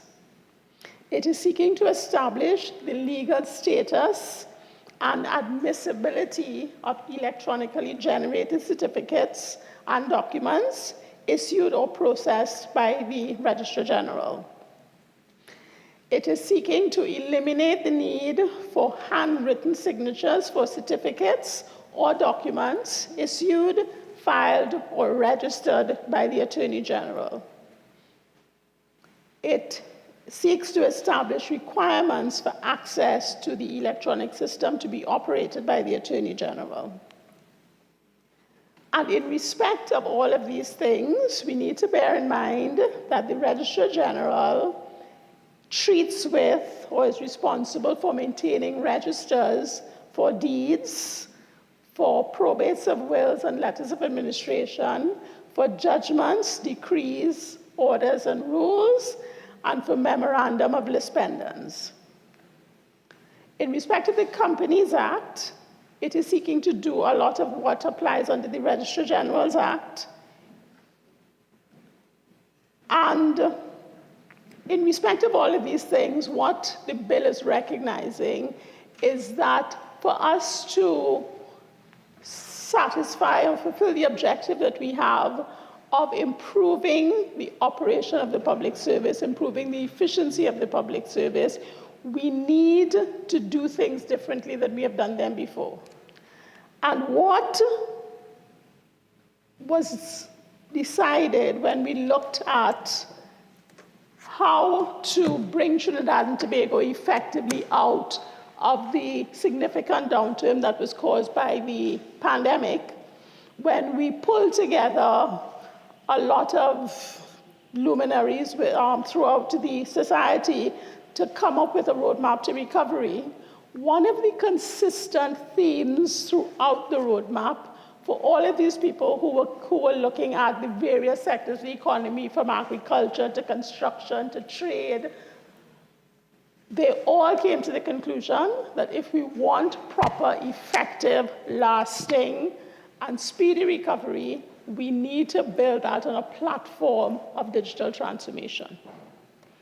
The Cabinet received that report, accepted the recommendations, and it was on the basis of those recommendations, on the full acceptance of same, that the Prime Minister, in his wisdom, chose to establish a ministry first of Public Administration and Digital Transformation, and then a Ministry of Digital Transformation, because we recognize that while we have been trying for decades to reform and improve the public service and having limited and vacillating impacts, that if we wanted a quantum leap into the future, if we wanted to maintain and improve the status of Trinidad and Tobago in the world and how we operate, we needed to do something differently. And what we are doing differently is basing our transformation of the public service, or modernization of the public service, on a platform, on a digital platform. So the Registrar General, being consistent with that theme and that approach, is now seeking, through the passage of this legislation, to get on that digital platform. I remember when the Ministry of Digital Transformation and Public Administration was created, and I was put to lead it, and I was trying to conceptualize how we move forward. I had a vision of how I thought Trinidad and Tobago should work. And one of the first things that came to me was that we need an integrated whole of government approach to the provision of services, an interconnection that relieved the citizens of the need to go to several government agencies to get things done. So, for example, I had a vision of somebody being born in one of our health facilities, and on the birth of the person, the parents, with the assistance of whatever official was required to be there, could input the relevant information on the birth, upload it to the Registrar General's office, and allow for the generation of a birth certificate, without having to wait for weeks, without having to go into the office, without having to make a cash payment. All of that could be done online.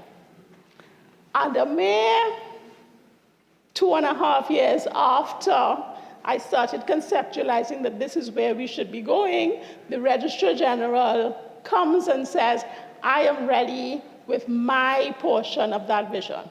I am ready to move forward. I can accept documents electronically. I can sign electronically. I can issue documents electronically. So the Registrar General is ready.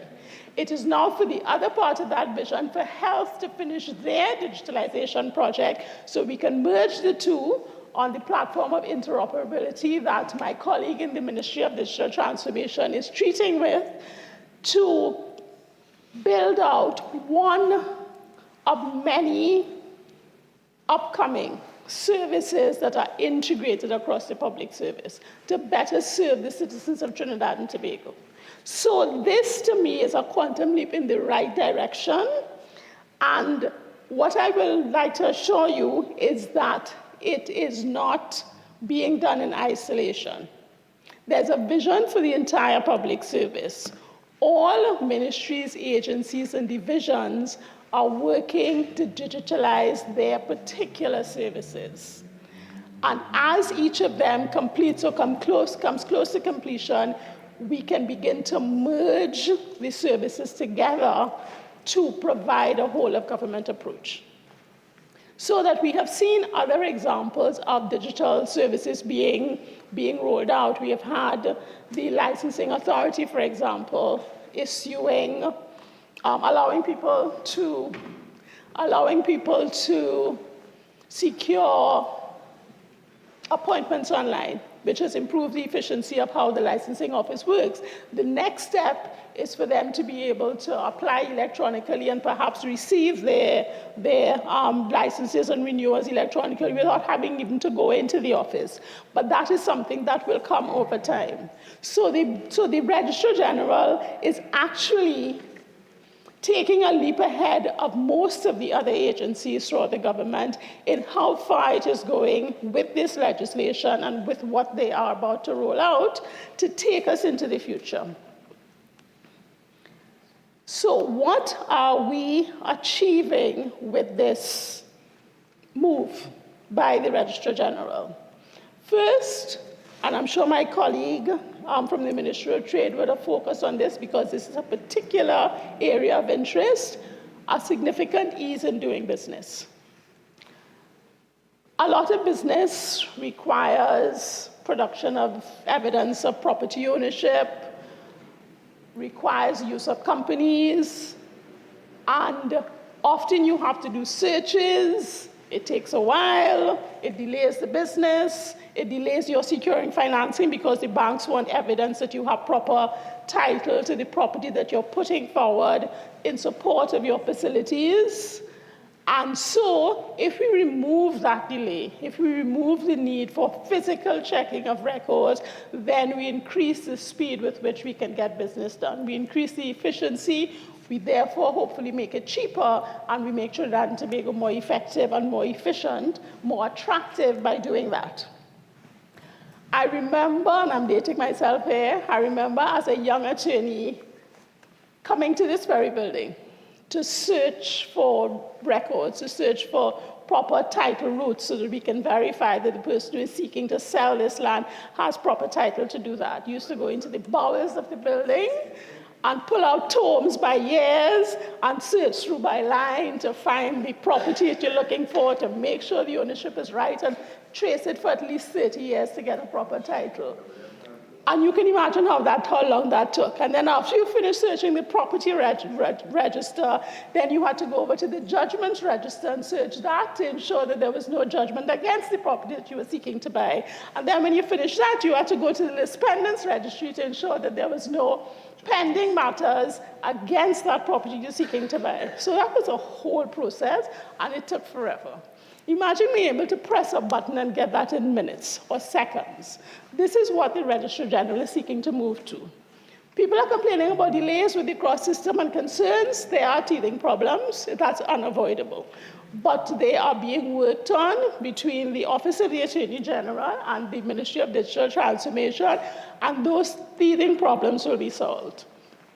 And as and when they're solved, what we will have is a system that lends for much greater efficiency and that lends for security in your acceptance of the information coming out of a system, because it's no longer dependent on what an individual sees or does not see. The electronic system will allow you to do that. What we can do to enhance the system going forward is to add artificial intelligence, to do the searches, to make it even more efficient. I was talking to a colleague of ours was talking to us recently about some transaction that he or she was negotiating. I will leave it at that. And it involved tomes a significant amount of paper. And there was back and forth with the paper, and people were changing, but they weren't tracking the changes. So how were we able to determine what changes were made? Artificial intelligence was able to review all the documents within minutes and say, okay, these are the changes that have been made but not declared by the other side. And so that protected us from signing a document that we weren't completely comfortable with. So artificial intelligence is an option to be considered in further enhancing what we are seeking to do here today. So, as I said, a benefit, ease of doing business. Senator Lakshmi Dayal expressed concern about our potentially marginalizing people who don't have devices, who don't have internet access, who don't have the knowledge to do what will be required to interact with the system to treat with the Registrar General's activity. And to that I will say that we have been and continue to put measures in place to treat with that. Every student, every needy student in Trinidad and Tobago, every year, as they join the school system, is provided with a device. So, and those who are not provided with devices are not provided with devices because they're able to afford their own. So that we know that every household in which there's a student in Trinidad and Tobago has a device. That's one. Secondly, the Telecommunications Authority of Trinidad and Tobago charges the responsibility of ensuring that we have universal access to telecommunications, has been providing devices to other needy persons, and has been building out internet access in remote areas that do not attract the attention of our telecommunication companies. So we are working to ensure that there's access across Trinidad and Tobago, both in terms of devices availability and in terms of internet access.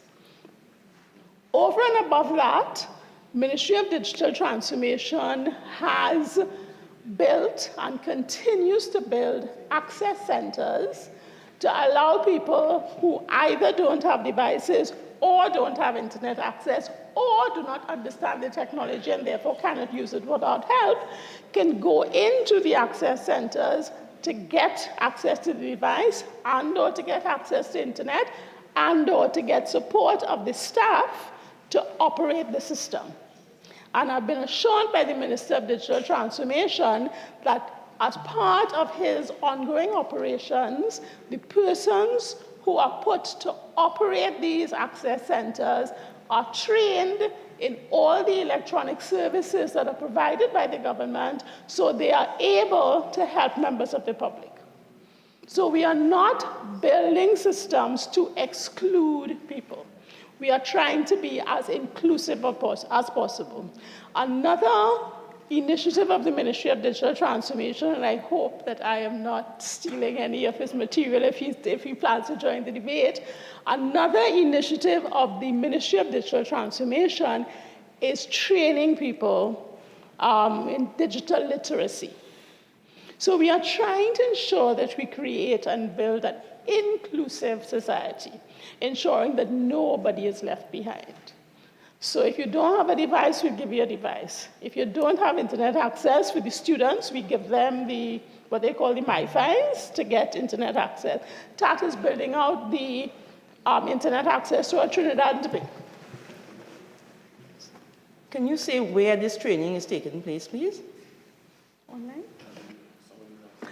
At the Ministry of Digital Transformation. What I will do is ask my colleague to make that more publicly known. Yes. Yes, thank you, Mr. President.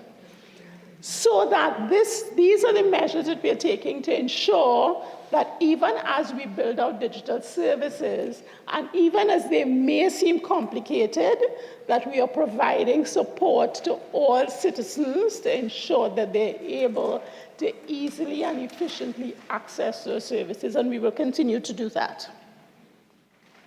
So I talked about the access centers. The aim is to build out 100 of them throughout Trinidad and Tobago to ensure that people have easy access and don't have to go far.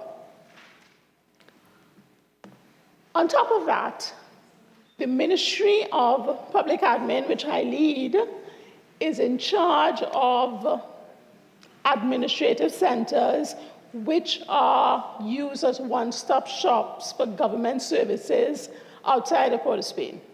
So we currently have one in Tinnapuna and one in Siparia. We are about to refurbish and build out one in Point Fortin, and we are about to start the construction of one in Arima. As we pull those government services into a single location to make physical access to services easier, we plan to include in those centers hubs for individuals who want to go in and get assistance with electronic filing or uploading of documents, to do that in those locations as well. So that would be another option for giving individuals access. Because even as you're physically in a building where you can go get the service, it may be that it's just easier to apply online. So there is a kiosk there where you have access to a computer. You will have people circulating who will be able to assist you as and when you need it. So with all those options, I don't think exclusivity is going to be a problem. Exclusion of people is going to be a problem. Another benefit of the move towards digitalization, and it is clearly covered in the legislation as drafted, is giving people access to information. Because the legislation talks specifically about members of the public being able to access information from the registry for whatever reason. There's a fee attached and there's a process to get access, but it opens up the information that is within the government's possession more readily to members of the public. We at the Ministry of Public Administration, for example, launched our property and real estate system about a year ago, and we were continuing to build it out to give access to all of the stakeholders with whom we operate to locate and organize the rental and purchase of real property. So that's been our focus. But going forward, what we plan to do is to structure the system to allow individuals who wish to get access to the information that people in the public want. Where is the government renting? How much rent are they paying? Perhaps what do they need? So we will keep from you the confidential information of individuals to the extent that we have it, but we propose to give the public access to such information as the public should be reasonably able to access. So it will make the necessity of issuing or submitting freedom of information requests less critical, because all you will need to do is go up online and get the information. So it's digitalization is making open government more of a reality. Another issue that will be addressed, and is one of my pet peeves, Senator Vero mentioned it, moving to a paperless society. One, we will stop killing as many trees as we currently do, which will be a relief. But when one considers the sheer volume of paper that exists in government offices, it takes up, I am told, at least 10% of the space in each office. And I suspect that's an underestimation, because you create formal filing areas, you are filing rooms and you are filing cabinets, and they're all full, and then you see boxes of paper on the ground and on desk and whatever. So I am positive that we actually take up more than 10% of the space. We are paying an average of $10 a square foot for space in property in Port of Spain now, because we have been negotiating to bring it down. It used to be higher, it was higher, right? But we are paying $10 a square foot to accommodate paper, which makes no sense to me. So what the Ministry of Public Administration is seeking to do, as these various entities digitalize, is take the paper out of Port of Spain and put it in a remote area for storage, well, one, we have to come up with a policy for retention, because we retain everything and we don't need to retain everything. But for what we have to retain, you have access to the information on the system, so you don't need the paper in front of you. We recently did a site visit and identified the perfect site for this location, so I'm going to Cabinet soon for approval to build out. I already have approval in principle to build out this storage unit for both paper and furniture and fixtures that ministries get rid of and never look back at. We're paying storage all over the place to store these things that we never use because we don't know what we have. There's no registry of equipment or furniture and that kind of thing. So the Ministry of Public Admin is planning to fix that. So as we do that, we can reduce the size of the renters that we have in Port of Spain and bring down the costs that we pay on commercial rentals, which is approximately $23 million a month, which is unacceptable. So that is one of the benefits that will be achieved from this and other digitalization projects. So what we have, Mr. Vice President, is may not be apparent to all of society because they're not aware of all that we are doing. But what we have is a whole of government approach to increased efficiency and reduction of cost, including rental cost. Each ministry is going about doing their digitalization, following in the footsteps of the Registrar General and others, with the aim of increasing the service, the efficiency of the service to the public, with the aim of making life less stressful, with the aim of being more citizen-centric in our approach. I keep telling public servants, if they remember, at least the ones I interact with, if they remember that our objective is not about following rules, but our objective is about serving the public, then we will have a different approach to how we treat with things. And this is what we're trying to engineer. We're trying to engineer a public service that is focused on how do we make life as easy as possible for the citizen. This, to me, is a quantum leap in that direction. We all have to pick up speed in following that, that example that's been set by the Registrar General. And then, as I said, the Ministry of Digital Transformation will come in, and the Ministry of Public Administration to some extent, us with respect to re-engineering and ensuring the correct organizational structures to support the new approaches, and the Ministry of Digital Transformation to overlay the interoperability. So, Mr. Vice President, as I indicated, we acknowledge that there are teething concerns. We acknowledge that there are things that need to be improved. But there is, in my humble view, absolutely no reason to not support this piece of legislation. It will take us in the right direction. It will take us significantly forward. And as Senator Vera said, it will put us ahead of the rest. I have a vision for Trinidad and Tobago leading the digital space in the Caribbean and supporting our colleagues in doing that.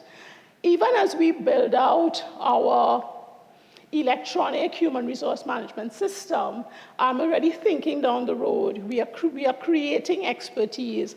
We are going to have a local cloud storing the human resource information. That is not something we should retain for Trinidad and Tobago alone. We can extend the benefit across the Caribbean.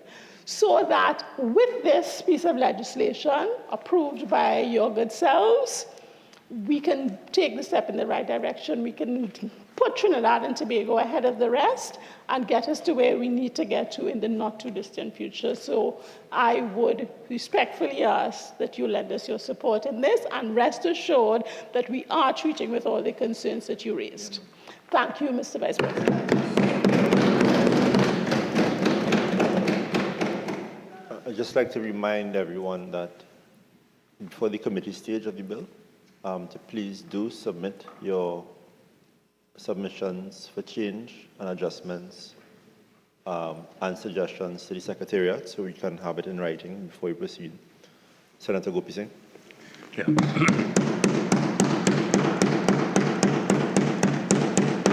Thank you, Mr. Vice President, for the opportunity to contribute in no expansive manner on this bill before us. In fact, the bill is 46 pages long with amendments to several clauses on 3 acts of Parliament, namely the Registrar General, the Companies Act, Registration of Business Names, and Non-Profit Organizations Act 2020. So this bill today, in 2023, seeks amendments to these 3 acts, and they are wide and encompassing, all in the pursuit of this administration seeking 9 years later to satisfy the Global Forum and CFATF and the Financial Action Task Force requirements, which they had been telling this country now from 2014, when we were in government. They had visited Trinidad and Tobago and made some recommendations then under the Anti-Money Laundering and Counter-Terrorist Financing Measures Trinidad and Tobago Mutual Evaluation Report. And in 2015, they made some recommendations, but we demitted office now, then, and 9 years later, this government has been lackadaisical, inept, incompetent, and did not have the ability to do what they're trying to do now, 9 years later. This bill is really meant to put Trinidad and Tobago in line with the requirements of the Global Forum and CFATF by enacting legislation to strengthen the Registrar General's department, strengthen areas under the company's registration of business names and non-profit organizations. This issue of non-profit organizations arose 9 years ago. And, Mr. Vice President, it takes a PNM government to take 9 years to awaken from their slumber while the economic situation in Trinidad and Tobago was going into ruins because of difficulties in banking operations and this country being able to do banking business with international countries because we are on blacklisted, remaining one of 16 countries blacklisted from the Global Forum and the FATF. How is it the other Caribbean countries are not blacklisted? And Trinidad and Tobago blacklisted and continuing to do so. It's a fight with rearguard action 9 years later. Of course, these pieces of legislation are important now, but they were important 9 years ago. Why has Attorney Generals been sloppy? Why has the government been sloppy in determining that these are the things to get us out of the quagmire in terms of the international financial obligations and ability to do business internationally, and still we are suffering 9 years later? It is poor, it is inexcusable, it is lamentable. It is PNM. And it is PNM style. Incompetence to the greatest, incapacity, incapability, non-performance for 9 years. And this follows, Mr. Vice President, it follows what they came with in November last month with a miscellaneous provisions bill as well, and that had about amendments to about 11 or 12 pieces of legislation, and it was passed about 2 weeks ago. And that act dealt with trustees and Exchequer and Audit Act, the Minister of Finance and Corporation Act, proceeds of crime, income tax, companies, partnerships, securities, tax information exchange agreements, and non-profit organizations. 2 weeks ago, we dealt with non-profit organizations, and this bill now is coming again on the issue of non-profit organizations. Is it a confused government that you go from one bill on non-profit organizations and come back with another bill on issues dealing with non-profit organizations again? Is there a law reform commission that is working with the Attorney General? Is he there to do the work with the Law Reform Commission? I remember the Law Reform Commission, when we were in government, worked effectively and assiduously to bring about legislation in a proper and timely manner. We had only 5 years. This government has 9 years now when they come in with piecemeal type of legislation from time to time. So it's inexcusable, Mr. Vice President, that we find ourselves 2 weeks ago trying to go through 11 acts and with pieces of legislation that we needed to explore and give decisive actions on, and which we did. The opposition made some statements related to these amendments, and here it is today.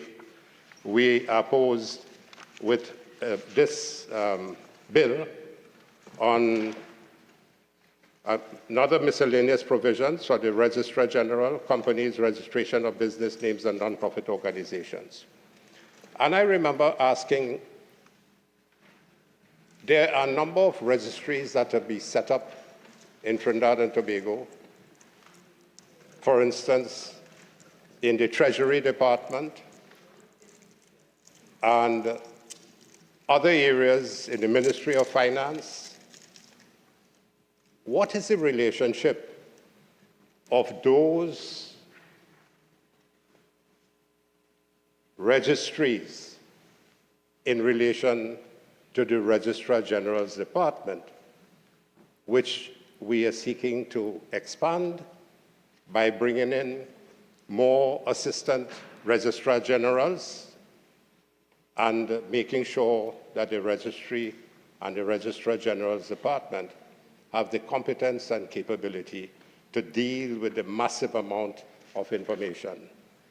And may I sincerely congratulate my senatorial colleagues, Senator Jayanti Lakshmi-Dayal and Senator Jolene John for their contributions earlier on.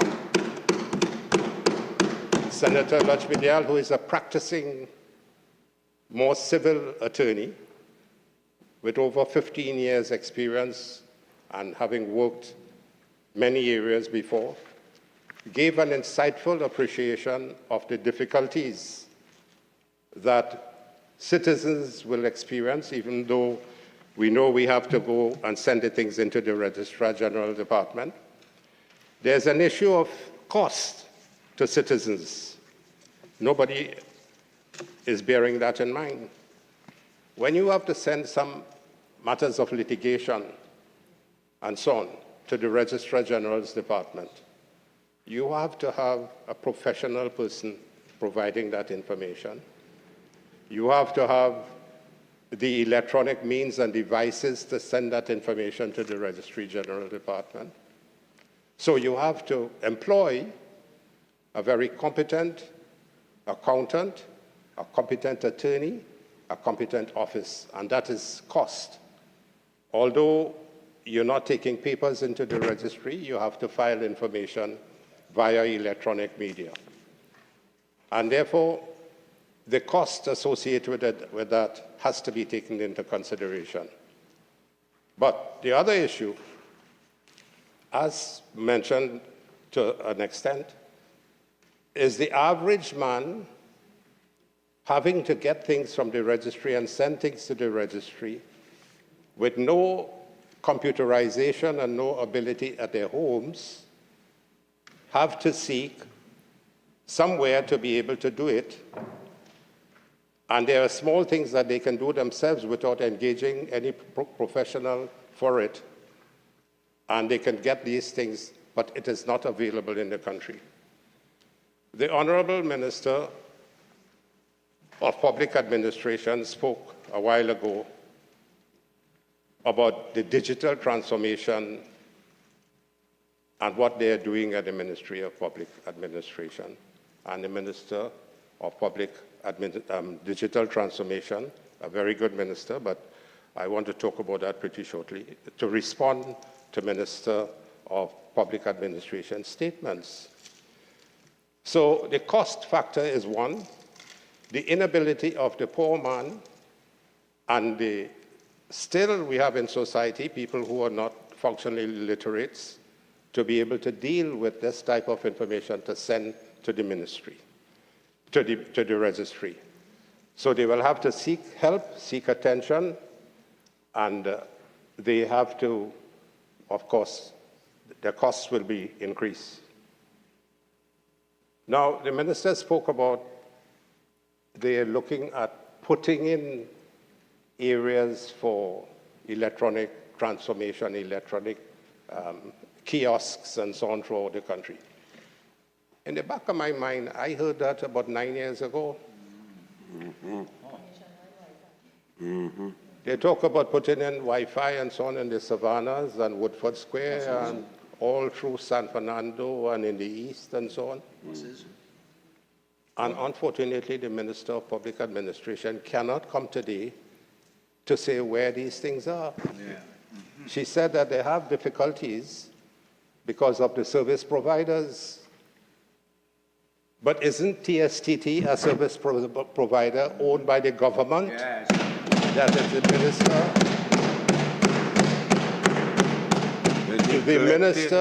of the Minister of Digital Transformation. They have to report to him. He is the boss of it. And if you are unable to put in the kiosks across the country and increase the internet connectivity and the broadband connectivity, it's the government's fault.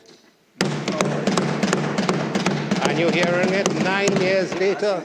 They're blaming Digicel. They're blaming Digicel. But them is TSTT. Yeah. And then when you, Honorable Minister, I know your hands are full, and you're waiting on the report from TSTT, but a whole thing happened there where TSTT was warned before about something happening and it was not taken up, and they found themselves with frightening consequences across the country.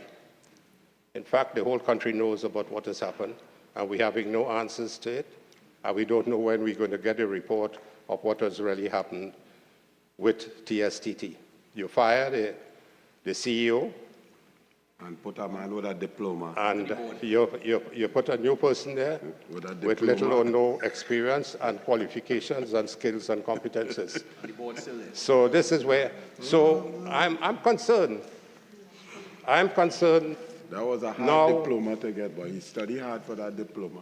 When the Attorney General spoke at the beginning and introduced the bill and spoke about the need for the bill, and speaking about digitization as a high priority for government, I wonder if they had followed what the Kamla Persad-Bissessa administration was doing between 2010 and 2015, and where we left this country with 95,000 students having laptops, over 350,000 citizens of Trinidad and Tobago were computer and functional literate with computer work, because 95,000 multiplied by 3 in a home, you have over 350,000 with citizens with computer literacy. You have schools with Wi-Fi connectivity ranging up to about 35 megabits per second. You have them across all the country, but they close down everything. They close down everything. So how could you come 9 years later and now talking about, Minister, it's on your hands. I'm sorry for you. to come in 9 years later to clean up the mess that your predecessors perpetrated. And the Prime Minister now, remember when we were giving out laptops to students, he said, we're giving out laptops to Duncy Head students. Yes, remember that? Shame. So that we found ourselves during the COVID 2 years ago with over 100,000 students without any connectivity devices. And therefore, the whole education system went to naught, and we have destroyed generations of students' lives, Mr. Vice President, as a result. So they have no moral authority to come today to talk about digital transformation and digitization is a high priority by the government. It's the lowest priority. Lowest, man, yes. Lowest.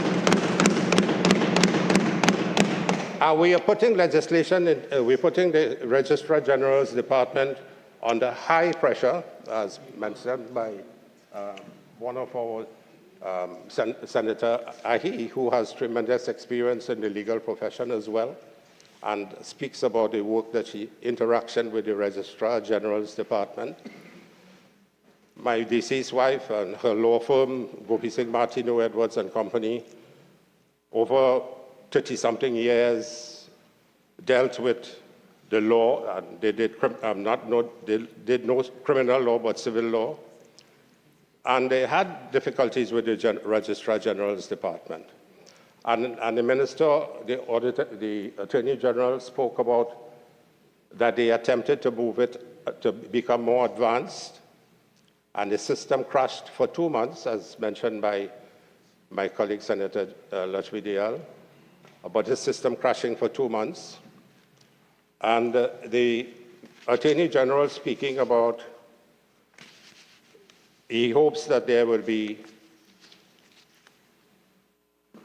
a swift and move towards efficiency by the Registrar General's department. Now, if TSTT, we had a cyber attack on TSTT, God forbids, what is the backup plan?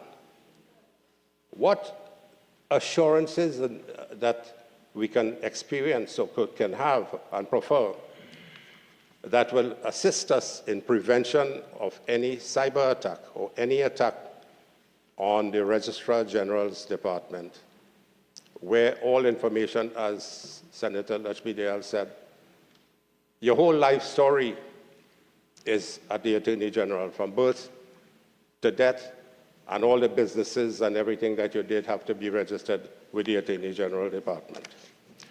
So,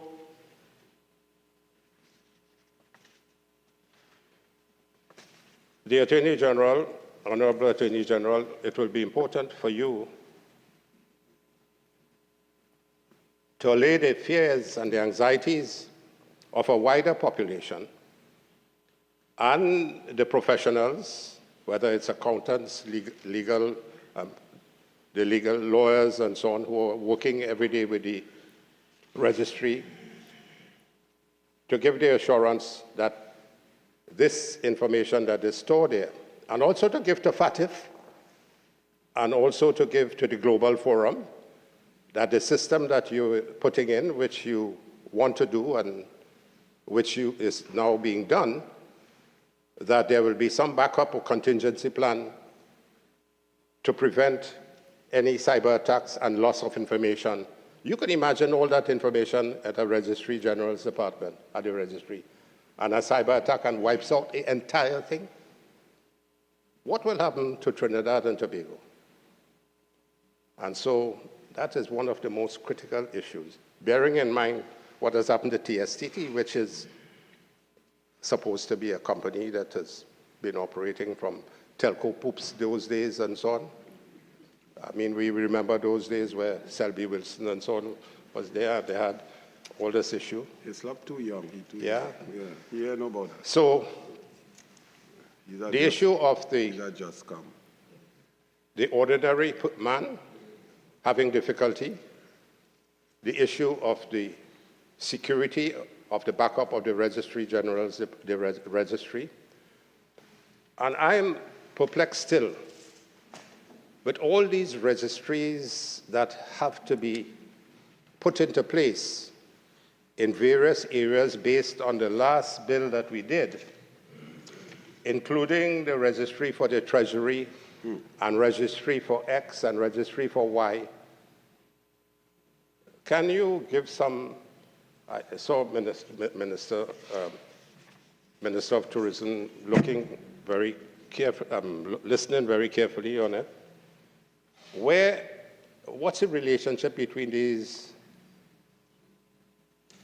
treasuries, the Treasury Department, and the registries of these areas in relation to the Registrar General's Department and the Central Registry? Are they going to be incorporated into them? Is the information going to be transferred across to them? Or are they going to be silos of registries, different parts of the country? And is that what we really want to do? Now, is that going to satisfy the Global Forum and FATF? Or are there other areas that we have to come back to on legislation? If the aim, honorable members of the government, is to bring Trinidad and Tobago out of the blacklist of 16 countries from the Global Forum and CFATF, we came with this bill, with this miscellaneous provisions 2 weeks ago with almost 12 acts of parliament being investigated and changed with changes into these 12 acts of parliament. And here it is, we're coming back with same Non-Profit Organization and Companies Act, more changes again. Why were they not incorporated then? It's sloppy work. Sloppy. And then are we going to come back pretty shortly and have more miscellaneous provisions and another bill bringing things out that we forgot in these two pieces of legislation? The PNM is miscellaneous. Yeah. My colleague said PNM is miscellaneous, and the provisions are none. That's what they are. Correct. So non-provision of anything by the PNM government? That's what the PNM is.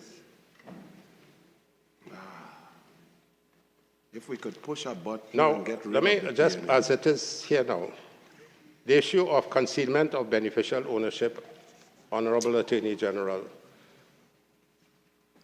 I think we all agree that people have been masquerading and hiding who are the real beneficial owners. They have them under directors and so on. But let me just read something, if I may be permitted, Mr. Vice President, which emanated from the document on the Anti-Money Laundering and Counter-Terrorist Financing Measures Mutual Evaluation Report, Trinidad and Tobago, June 2016. Honorable Attorney General, I think you can have this made available to you if you haven't seen it. But they asked questions in 2015, which I don't think are being answered because they're very pertinent issues which need to be answered. And having this registry does not prevent that problem from occurring. So, on 18 July 2018, the writers of this document stated, while corporate vehicles such as companies, foundations, partnerships, and other types of legal persons and arrangements are important for supporting commercial and entrepreneurial activity, they can also be misused to conceal the ownership and control of illicitly gained assets, a new concealment of beneficial ownership. Are you seeking to reduce that amount of concealment?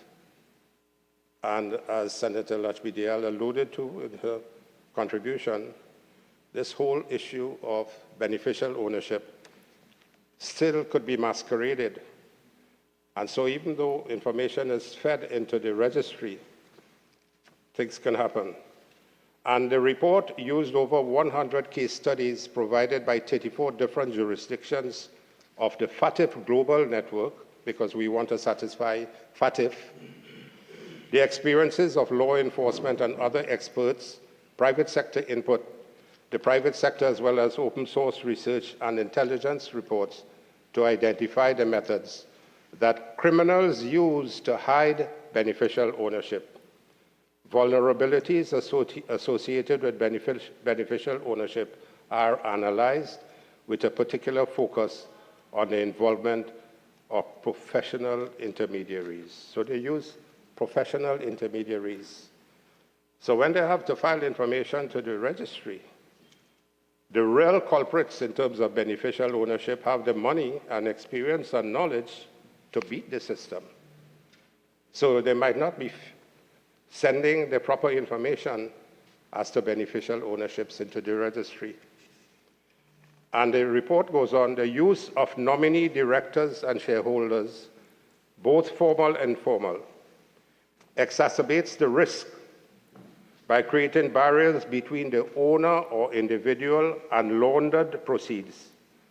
And often professional intermediaries play a role in helping create or operate the structures used to conceal beneficial ownership, either complicitly or unwittingly.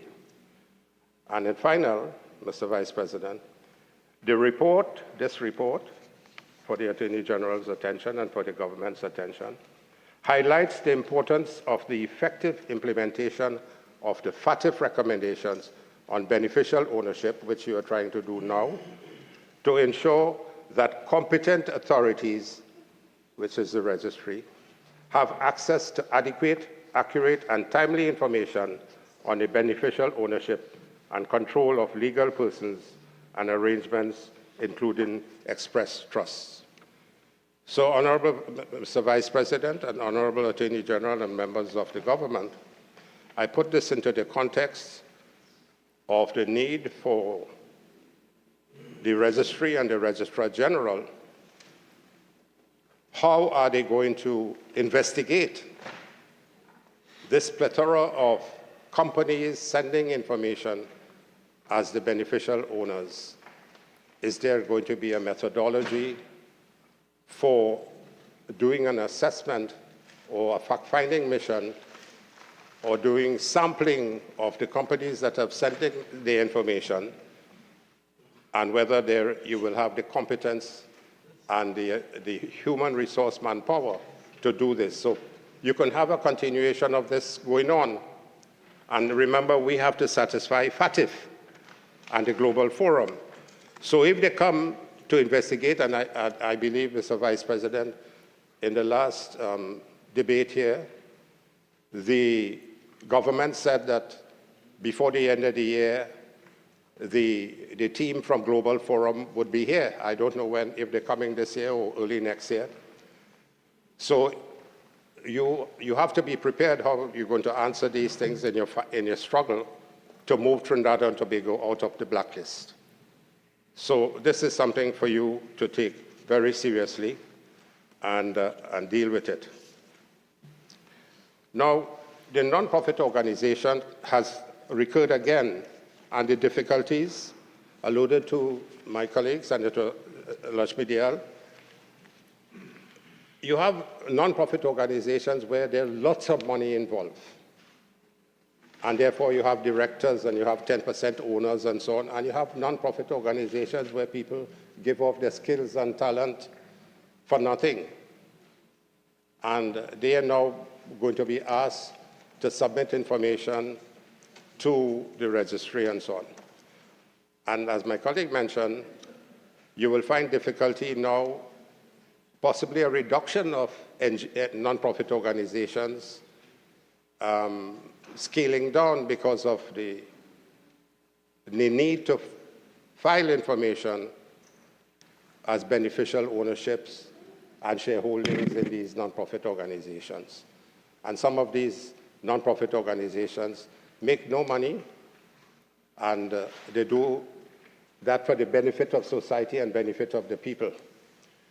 So this is another area that you, in the last bill it said non-profit organizations are required to register with the Registrar General's department. And this report also speaks about the non-profit organizations. However, there is no proper anti-money laundering or counter-traffic financing policy in relation to the management, supervision, and monitoring of these entities. So where is the experience and the personnel and the wherewithal to investigate these NPOs? I don't know how many, and I don't know whether the country knows how many non-profit organizations are there in Trinidad. But if you're putting everything in the hands of the registry and the Registrar General with the Assistant Registrar Generals that you want to bring about, this needs a lot of work. And so you can be asked, and this team of people coming from the Global Forum, they speak about a targeted risk assessment for these entities has not been done as yet, that is in 2015. Neither are there adequate laws to address this area, which means that for most intents and purposes, the sector is not being sufficiently regulated. So that's a second area that I think needs to be looked at carefully, whether we have the capacity and the capability and the human resource manpower to be able to deal with that non-profit organization as well as the one I mentioned before. And you mentioned that the non-profit organization, Honorable Attorney General, has difficulties. You have difficulties in terms of the willingness and commitment to have the information available for scrutiny as far as these non-profit organizations are concerned. So it's good to pass the legislation, but it's important for us to be able to determine whether we have the ability and the resources to monitor and evaluate and to determine what is really happening again. I spoke about the software for CROSS. What is the backup safety measures to prevent hacking and destroying of information? Difficulty for citizens with digital access, and the steps that must be taken to address the various issues where difficulties arise. Yeah, I was making the point, Honorable Attorney General, through you, Mr. Vice President, when you spoke about predecessor companies, the registry failed in 2022, down until 1st February 23. And there has been a forced premature installation, which was not intended at the registry by the Registrar General. Now, having had this forced installation in February of this year, are there any other issues that are emanating now that you said it was forced then, and how do you feel now in December 2023? Have you been able to deal with the issues that you saw that had difficulties in February 2023? And now in December 2023, you have ensured that these difficulties have been excluded, and the Registry General's Department is working very well. And I would not be long again except to mention just one or two areas on the issue of the digital transformation. And the Minister of Public Administration mentioned the issue of the Road to Recovery, the Road to Recovery program. And I'm amazed that they're still talking about the Road to Recovery when they have done nothing to alleviate the plight of the citizens of Trinidad and Tobago. Senator, is it a road? Senator, you have 5 minutes remaining. Thank you. Is it a road to destruction Is it a road to impoverishment of the population? Correct. Is it a road to suffering of the people? Correct. Is there a road to have the difficulty in solving the criminal situation in Trinidad and Tobago? Correct. And it paved with Balizé juice. Senator, as you take your last few minutes to submit, I ask that you stick to the script, please. Thank you. Thank you, Honorable Mr. Vice President. I'm responding to the Minister of Public Administration, Road to Recovery Program. Senator Leiter. Senator Leiter. Kindly refrain from the outbursts of saying continue and overriding the chair. Senator Gopi Singh, continue, please. Thank you, Mr. Vice President. So, you know, in COVID, you heard about an action task force to come up with recommendations to move the country forward. Nothing has been done. Going backward. You have the road to recovery, and you're going nowhere. Recovering from potholes and sinkholes, and people really, their lives have been destroyed. Their country is on the precipitous edge of being a failed state. Falling into a bucket. And all of us as parliamentarians have an onerous responsibility to urge the government and you, the members of government, to do what is required. Don't sit back and allow the country to go into ruins and decay, which you have been doing for the last 9 years. If you can't run the government, tell your Prime Minister you don't have the competence and the capability and the capacity on your side to be able to do it, and let us call an election and the competent people on this side to be able to come into government. Because we were the best performing government ever in the history of Trinidad and Tobago under Kamala. And for those who are talking about moving Kamala out and moving Kamala out, Kamala Persad-Bissessar is going to be the next Prime Minister of Trinidad and Tobago. All them interested in the spicy crispy. And I feel sorry for all of you. You know. I feel sorry for Mr. Vice President, for members of the government, because they don't have a cohesive team to implement things. Everyone is their own silo. It reminds me of when Prime Minister Patrick Manning wanted the 2020 vision, and then there were 28 different groups that came together, very skilled personnel, brought out number of determinants for the future and the road to success. So that was brought out, but there was no overarching policy of a national strategic development plan. And so this government has nothing like that. We have a national strategic development plan, Mr. Vice President. And Mrs. Kamala Persad-Bissessar will elucidate on that as time goes by. We don't want them to start copying it now. So the last point before I close, on this digital transformation aspect, which is speaking about going down the road, they now seem to wake up, Mr. Vice President. And today's order paper has, they're borrowing 840 million TT from the Andean Bank to help them in the digital transformation and digital inclusion strategy in Trinidad and Tobago. In fact, today's order paper, Mr. Vice President, shows they're borrowing 175 million for a modernized transportation infrastructure between the government of Trinidad and Tobago and the Andean Bank, 175 million US. What? For digital transformation and digital inclusion strategy, 840 million TT, 120 million US. For the Trinidad Drainage and Flood Mitigation Program, US 40 million. And for the strengthening of health system in the framework of COVID-19, 75 million. I asked for the relevance of your statements within your summation. You have a few moments again. President, the point here is they're now borrowing 840 million TT 9 years later for the digital transformation process. So 9 years behind.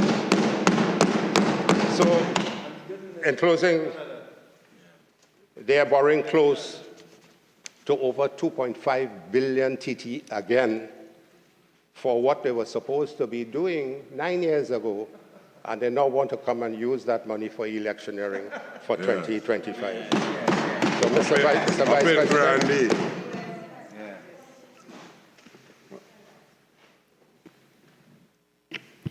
Senator Gopi Singh, your time has lapsed.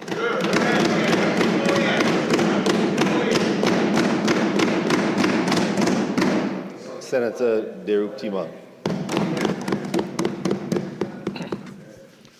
Mr. Vice President, I do thank you for the opportunity to contribute to the bill that is before us. Mr. Vice President, before some general comments, I'd like to get straight into the bill itself.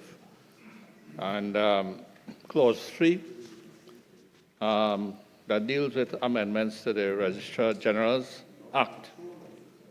In the interpretation under Section 1A, that is of Clause 3, I'll just like to reflect a bit on the definition of public record.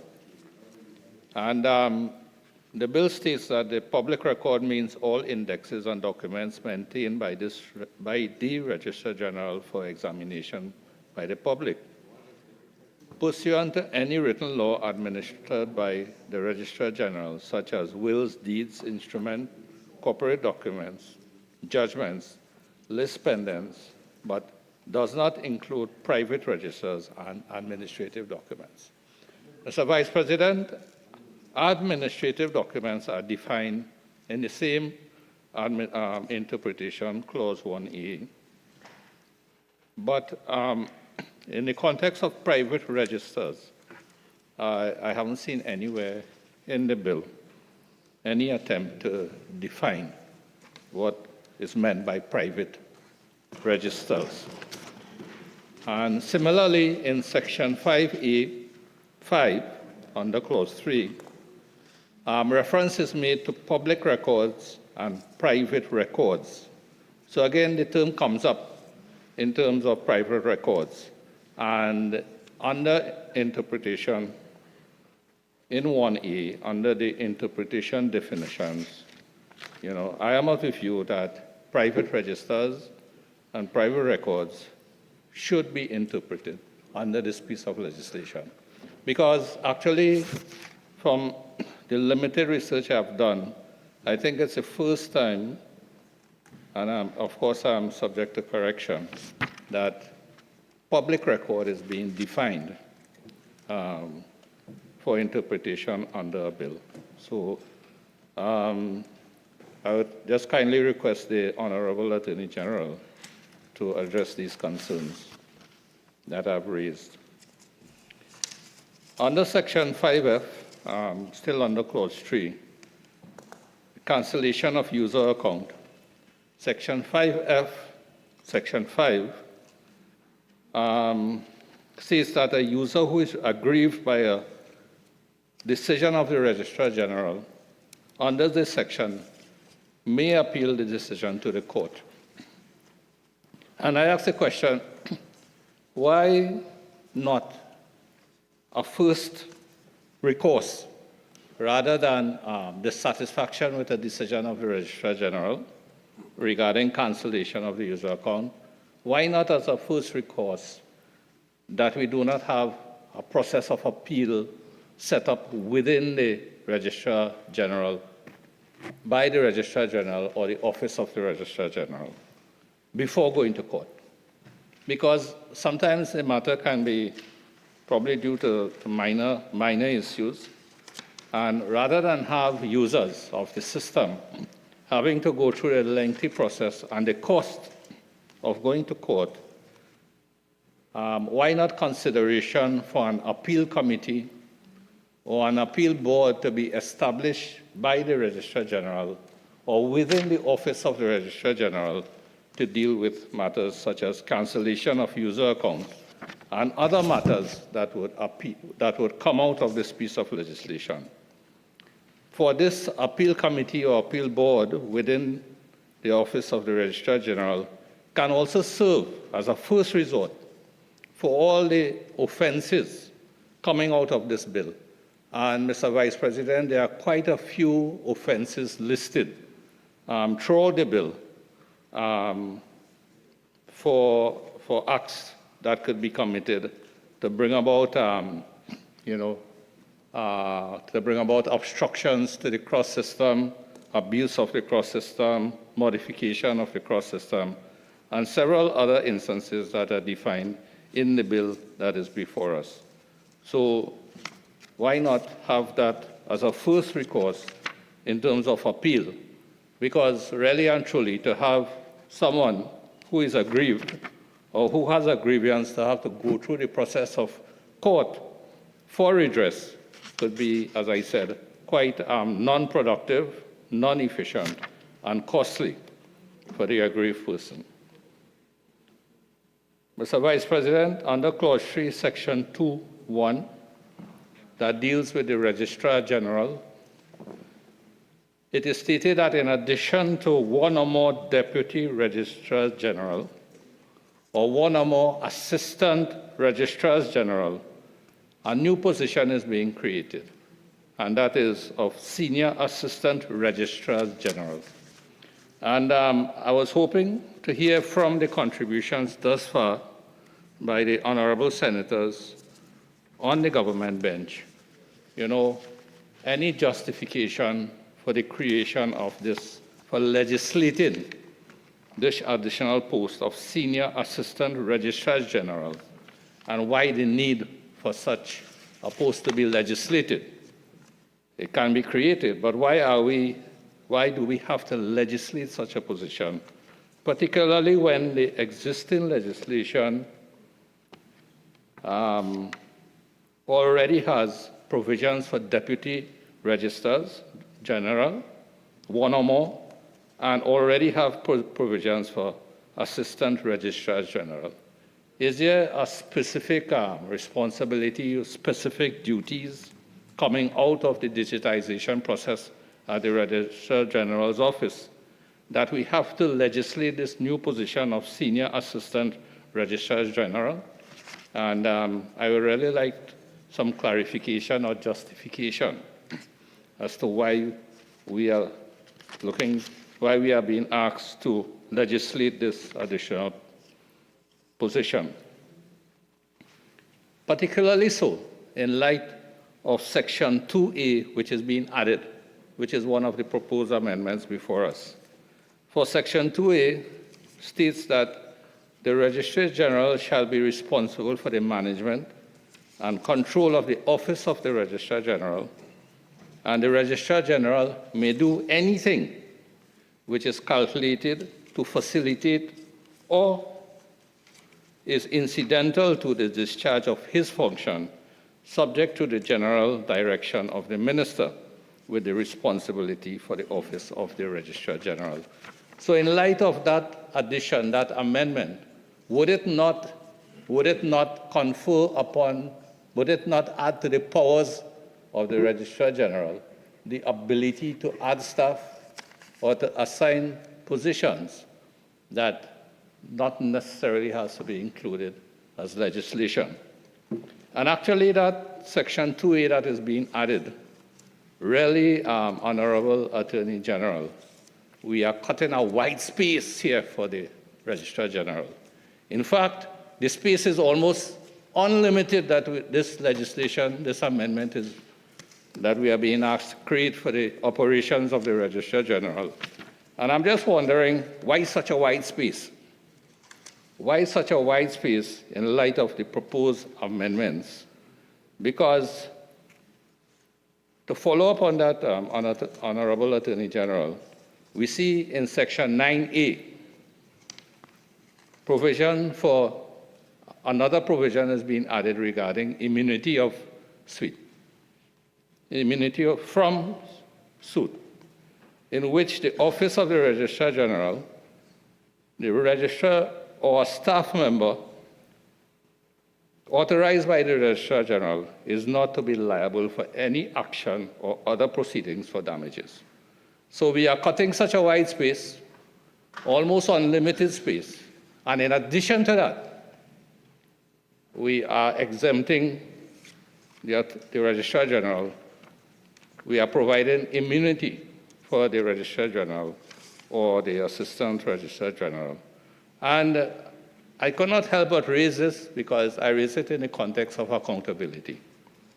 And it seems with such generous provisions for the Registrar General, it seems that it appears that nobody will be accountable.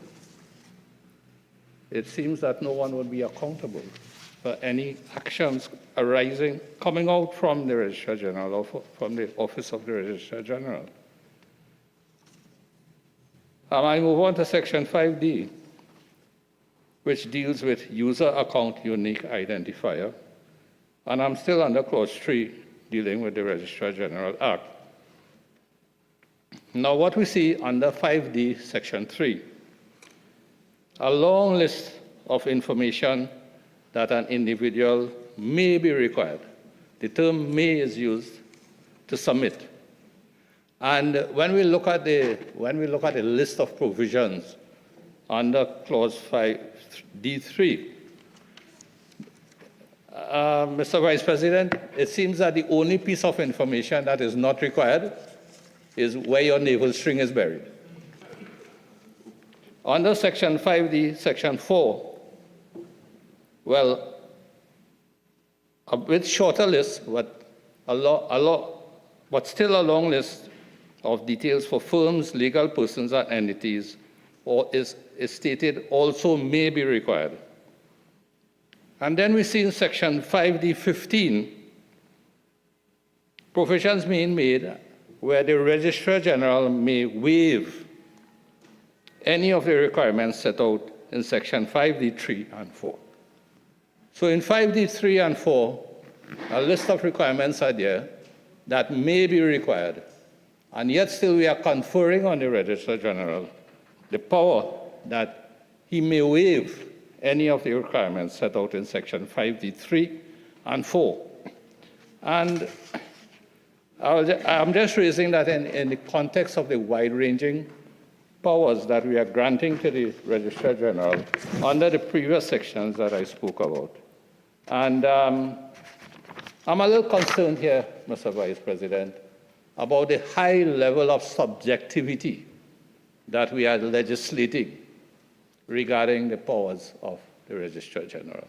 And I thought that, do we need to be a bit tighter with such legislation, or is it necessary because of the nature of the operations of the Registrar General that we really cannot precisely pin down the responsibilities that we do have to legislate such a large scale, in my opinion, a fairly large degree of subjectivity on the behalf of the Registrar General regarding requirements from individuals and corporate entities and non-corporate entities. So, Vice President, Sections 5G, H, I, and J, it was raised by several senators already in terms of fines, in terms of the penalties for certain offenses to be instituted for certain violations arising out of this bill. And just for clarity, Section 5G, unauthorized use of the electronic system is an offense. Unauthorized use, fine is $125,000 on summary conviction. Section 5H, unauthorized modification. Fine is $10,000 and 3 years. And if you cause damage to the system, an additional $5,000. Section I, unauthorized obstruction of the system. The fine is $10,000, 10 years imprisonment, and $5,000 additional if you damage the system. And Section 5J, causing the electronic system to cease functioning, $10,000 and 10 years. No mention is made of if any damage is done permanently to the system. What is the penalty for damage where you cause the system to cease functioning? Mr. Vice President, I think other senators did mention it, and I would want to support the view that these fines, these penalties, in the context of what is being presented here, are rather minuscule. We are talking about hacking of the system. Senator Lachmidial did raise, maybe she did proffer one or two reasons why somebody would want to damage the system. For instance, maybe they want to remove their personal information from the system. But in addition to just that, someone wanting maybe to modify or remove their personal data from the system. Mr. Vice President, we live in a world of professional hackers, and we all know the situation with several incidents we have had in the recent past, where we have guys hacking for ransom, and it have fellows who just want bragging rights, that they have brought down this system and they have brought down that system. And if that is what we're dealing with, not just minor, not just, well, actually it's not minor. All these things here are major things. Modifying our system, causing our system to cease functioning. I'm of the view that these penalties are not commensurate with the severity of the offense, and respectfully request our Attorney General, Honorable Attorney General, to relook at the penalties that we have in this piece of legislation before us. Mr. Vice President, under Clause 4, amendments to the Company Act, in Section 4A, we see a new definition being introduced for authorized corporate service provider. It's a new entity being introduced, new person on board, authorized corporate service provider, who, according to the legislation before us, would either be an attorney at law or an accountant, who has to be registered with the Registrar General to perform functions pursuant to the company's Electronic Filing Regulations 2023. And this authorized corporate service provider would also be, that service provider is also being introduced under for non-profits as well. And the definition goes on to state that such a person has to be authorized to act on behalf of and to bind an incorporator, a director or secretary of the company, and in the case of the nonprofit, the controller. And the simple question I'm asking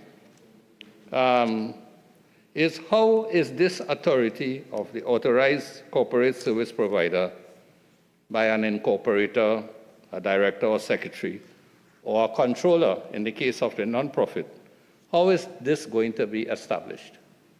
Because from my reading of the legislation, what is being provided here, that authority, how that authority is going to be established, other than it's being registered, other than it's being registered with the Registrar General, is what is the trigger for that authority? Is it going to be a letter from the organization or the company? Just simply a letter that goes to the Registrar General?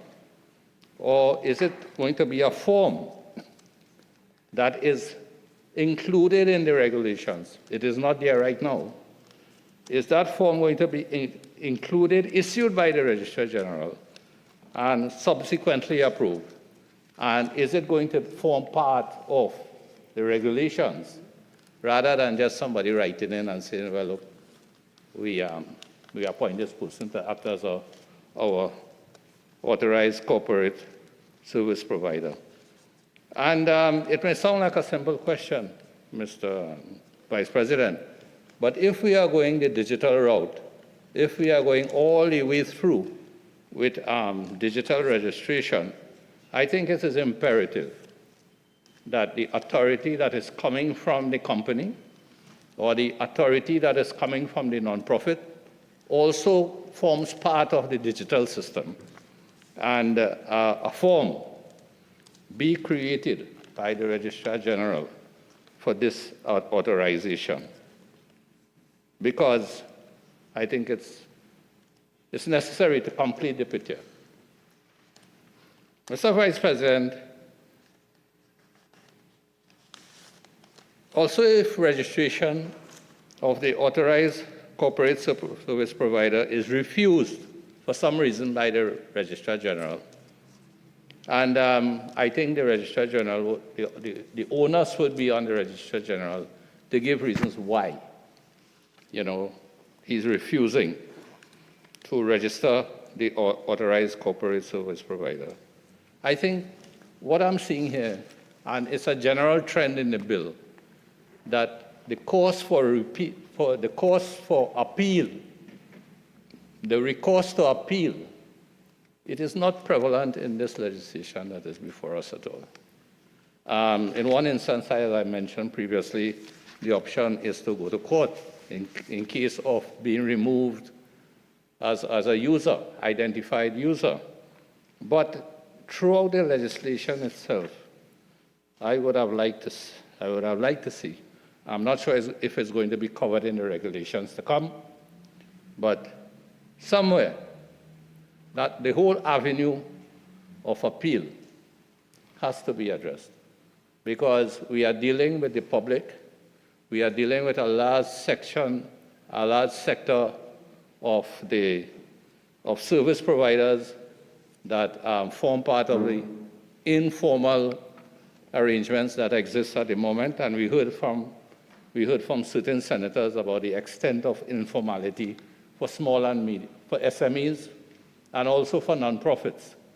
And if we do not have a simple, accessible means of appeal, I think it would create unnecessary complications moving forward. And I kindly request that this be addressed.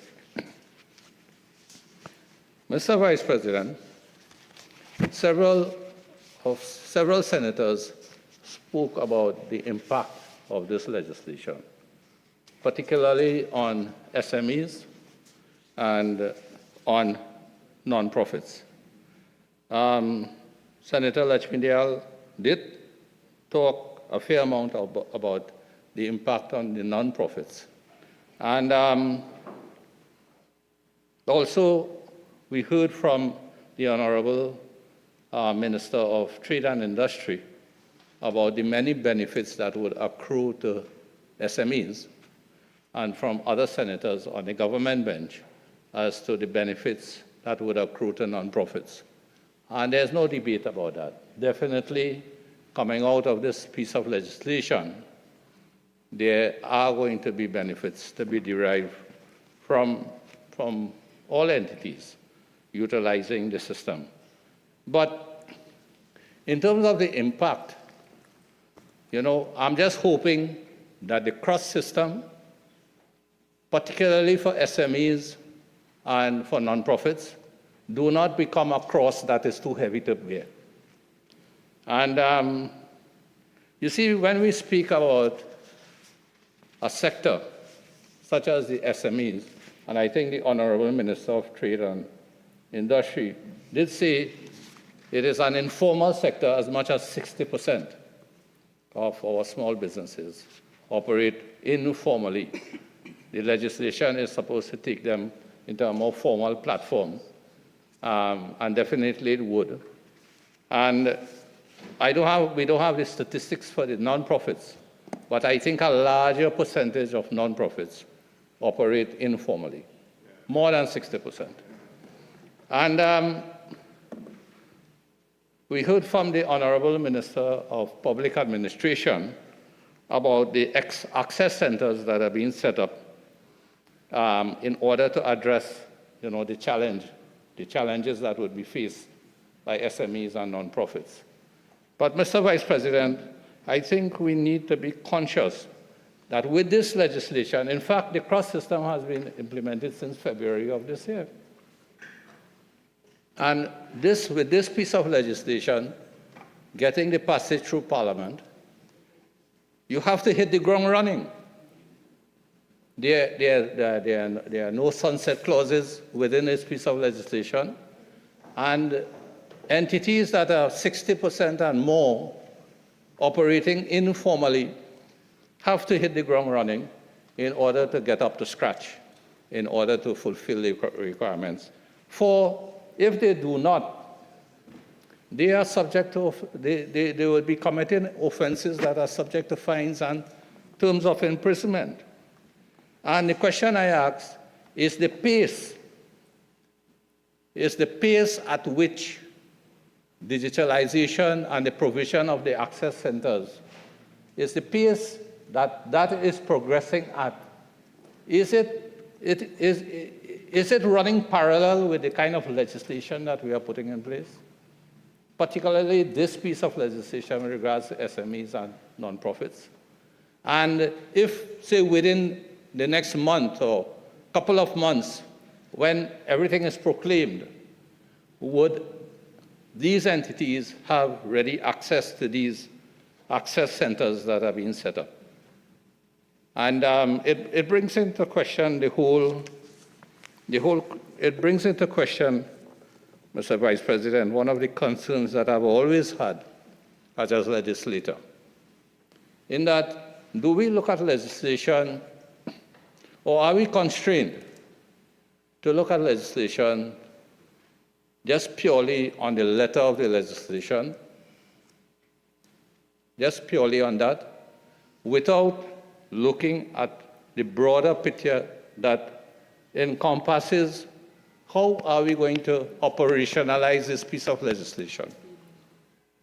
And what are the steps being taken to ensure that the operationalization is going to be seamless, is going to have minimum impact on the users, and the users of this system, you know, they really, because of the service being provided and because of the importance of the service being provided in terms of the gaps that are being filled, like in the case of the nonprofit organizations, they fill a big gap in our society. You know, some of them are national based, but the bulk of nonprofit organizations service gaps at community level. And what is before us with all of this legislation, starting with the Nonprofit Act itself and the proclamation of that act, it is having an impact. It is having an impact on the recruitment process for nonprofit organizations. And I say that Senator Lashmiyal did mention one or two cases that she has come across. But I say that on the basis of my involvement in nonprofit organizations. I'm involved in quite a number of them. In fact, I'm the controller of two of them, one of them being probably one of the largest nonprofits in the country. And to come to terms with all of this and the legislation itself, you know, as a controller of a nonprofit, I tell you, it is an onerous task. For it places an additional level of responsibility on controllers of nonprofits, because you can make a jail easily, not because you are consciously doing something wrong, you know, but because unconsciously not being fully aware of the ramifications of the legislation and being dependent on other members of the organization to pull their weight, literally, as we would say, you are exposed. And you can easily find yourself in a ton of trouble. And I'm telling you that a lot of persons are skeptical of being volunteers. And what is happening is we are losing a lot of persons who as part of their humanity, want to serve society selflessly, without reward, without monetary reward. But what is before us here is a bit daunting. And the Honorable Attorney General did speak about some consultations with stakeholders. But, Honorable Attorney General, the list that you call out there, I'm sorry, but that list does not really address the vulnerable stakeholders in this entire thing. And again, I come back to the SMEs, and I come back to the nonprofits. Now, it could be because of lack of organization, lack of organizational skills on the part of the entities I'm talking about. Because how do you engage nonprofits in consultations? We do not have a single, say, association of nonprofit organizations of Trinidad and Tobago. And most of the Chamber of Commerce's, they are not dedicated sections within many chambers for small businesses. So a lot of times when we consult with chambers of commerce, what we are getting are the views of the bigger businesses and not necessarily the challenges being faced by the small businesses. And I feel as part of legislation and responsibility for passing legislation, it is not outside the scope of this Senate to call on the government to help and to assist such groupings to organize themselves. In fact, I think it would be quite noble, and other than being noble, it would be more productive, and it would be more engaging, and it would be more widespread if initiatives come from the government to organize the sectors of the country that are not organized but play a vital role in the success of our country. So step into these areas. For transitioning, we have a classic case of trying to move from point A, not to point B, but trying to move from point A to point Z within a short period of time. So transitioning is a concern when we are passing legislation. For if we have to be successful, transitioning also has to be planned. We have to have policies for transitioning. We have to have assistant programs for transitioning. We need to have training. We need to have user workshops. In fact, we need to have user-friendly legislation. Mr. Vice President, I thank you. Minister of Digital Transformation. Thank you, Mr. Vice President, for giving me the opportunity to join this debate.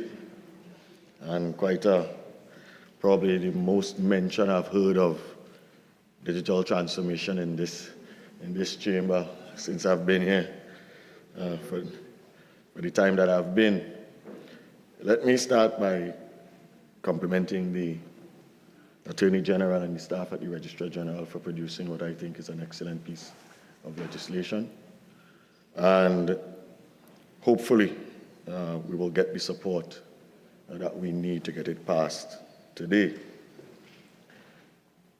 Almost every one of the contributions today, and I was here for the entire time, had an anchor in what I would describe as a fear. And that fear stems and is rooted in cyber attacks. And I think the recent history of what has happened in Trinidad and Tobago, and dare say the rest of the world, I think that fear is legitimate. It's not something that you can hide from. Senator Lachmidial, in a presentation, referred to Forbes as in Forbes magazine, and it was way back, I think, in 2015, I was delivering some words at a disaster management conference, and it harkened me back to it. And it's interesting what happened at that. On the 15th of January in 2014, Forbes magazine put out an article in the business section, and the article read, "Cybersecurity is not enough. You need cyber resilience." This was the 15th of January 2014. On the 18th of February, somewhere around just before the 18th of February of 2014, Forbes magazine was the subject of a cyber attack, a very successful cyber attack. It was carried out by the Syrian Electronic Army. And they had attacked not just them, but a number of other agencies. And when they executed the attack, they exfiltrated some of the data, threatened them in various ways, and released some of their data onto the dark web at that time. But they also posted a message to them indicating that we were feeling fairly generous in that all we did was to post some of your information to the dark web. Were we really in a diabolical mood? We have deleted all your information. Senator Gopi Singh mentioned something like that. Gopi Singh mentioned something like that. If you're a magazine and somebody gets a hold of all your information and delete it, the business effectively ends. This was in 2015. I'm using that as a stark reality to say that the threats to which you are all concerned about are real. I'm not going to hide that from anybody. Let's start there. But the thing is, Forbes magazine exists today. A lot of weather has been made as to what happened at TSTT as well. The fact that TSTT was successfully hacked and a number of things put onto the dark web and so on. But TSTT exists today. Its services to its customers, while disrupted temporarily, were restored fairly quickly, and they were able to continue. The reason why I'm putting this squarely in where we are in terms of this debate is that the realization of operational risk is a natural part of business. Before we had ICT systems, we were dealing in paper. My colleague, Senator Cox, had a big file I was hoping to show you, but I realized I would need permission to do that. But if you deal in paper, the risks you have are the ones that exactly Senator Lakshmi Dayal pointed out, that something could not be recreated because there was a flood. And with that flood, the paper turned to mud, and then eventually the data could not be recovered. You have fire. You have fluorescent light.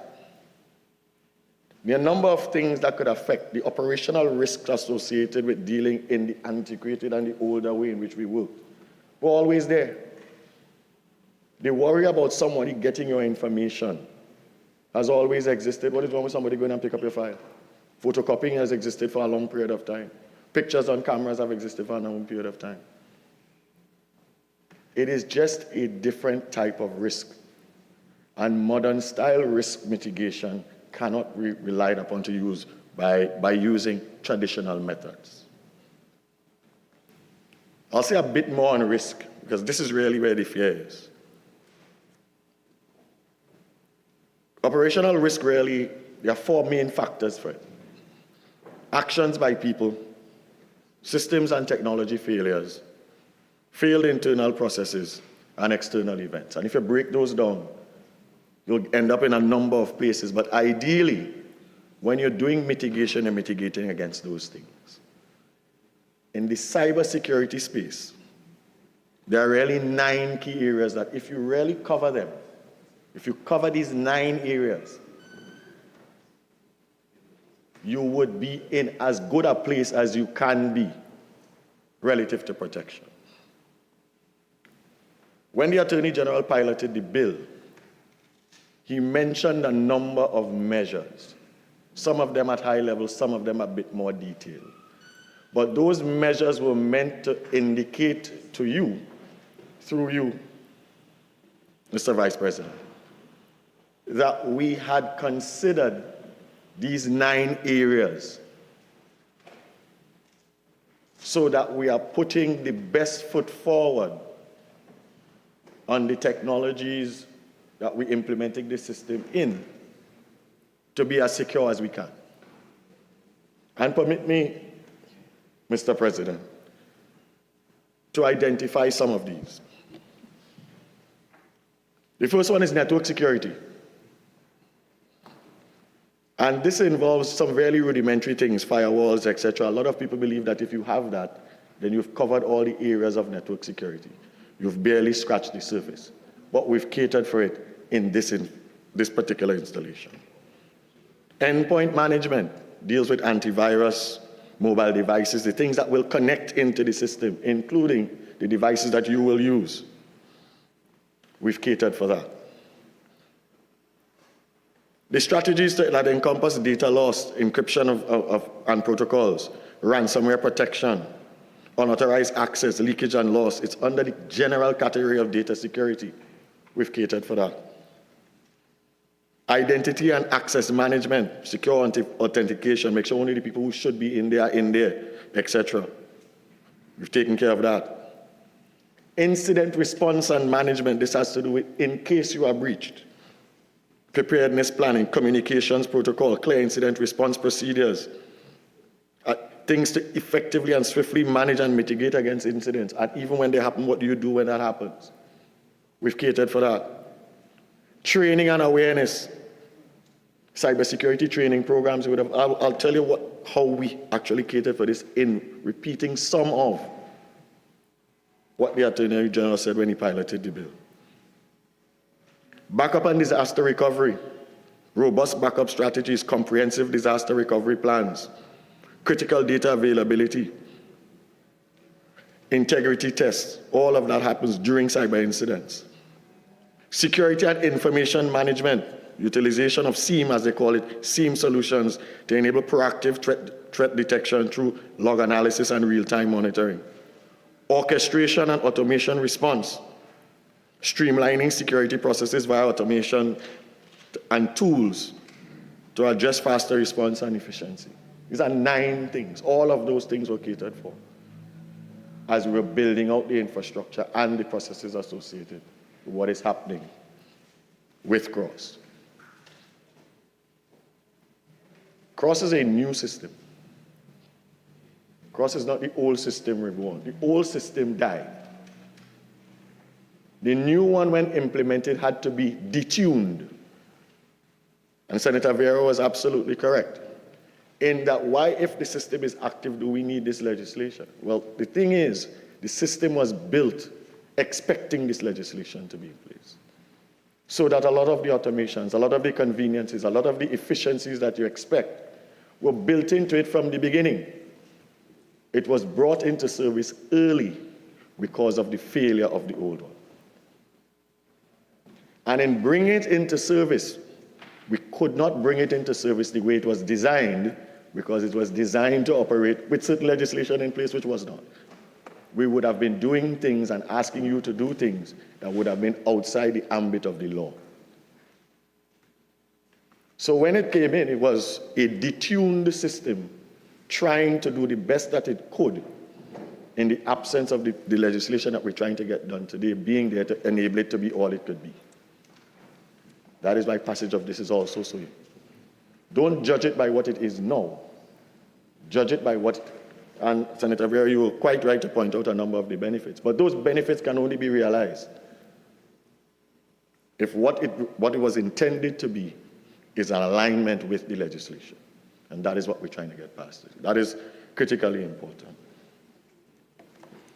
How then, and just to prove that what I am saying is exactly what I mean, when the Honorable Attorney General piloted the bill, he mentioned a number of things. Fraud prevention and mitigation. And he gave the examples of people either being removed or appointed, etc., etc. To be clear, one of the first associated costs is to give necessary consents to being appointed as a director. And so it is the system trying to deal with people who are there and people who should not be there. Enhanced ICT support. Again, he mentioned that the RG's office remains committed to its proactive approach in delivering excellent ICT support. That is the people. It speaks to one of the 9 we spoke about, the training, etc. It will emphasize the comprehensive implementation of multi-layered cybersecurity measures. These are the words of the Attorney General in piloting this bill. What I think members did not have is the benefit of those 9 things that I just identified before to show how this aligns with that. Secure design and system services. They were constructed with security as a top priority. This involves the incorporating of security measures at every stage of system development and ensuring that the security is seamlessly integrated into the architecture. It is security by design. It is not a bolt-on. It is not coming after. It is being implemented at the time of, it is being put in at the time of implementation. Data encryption and secure handling, secure network architecture, etc. I can go on and on. Backup and disaster recovery. These things are named specifically and were mentioned directly by the Attorney General in the piloting. I think that alone should give you an idea that we've been working these things in accordance with proper cybersecurity principles. So I hope that that puts that to some level of rest. One of the things that Senator Lachmi mentioned when she did a discourse is that they pay for things using credit cards, and therefore your credit card information will be held by the solution. Many of us use cards to pay for a number of things. And in a number of cases, unless you decide to store your information there for frequent reuse, they have no idea of anything of your information. It is the payment clearinghouse that does this. There is no reason for you to lodge any of your credit card information with any of the systems associated with Cross. I pay for a lot of things online, and I personally do not leave my card information in anything for quick payment or for repeat payments. I enter it directly every time. That's just my defense mechanism. So that is one. That is not necessarily so.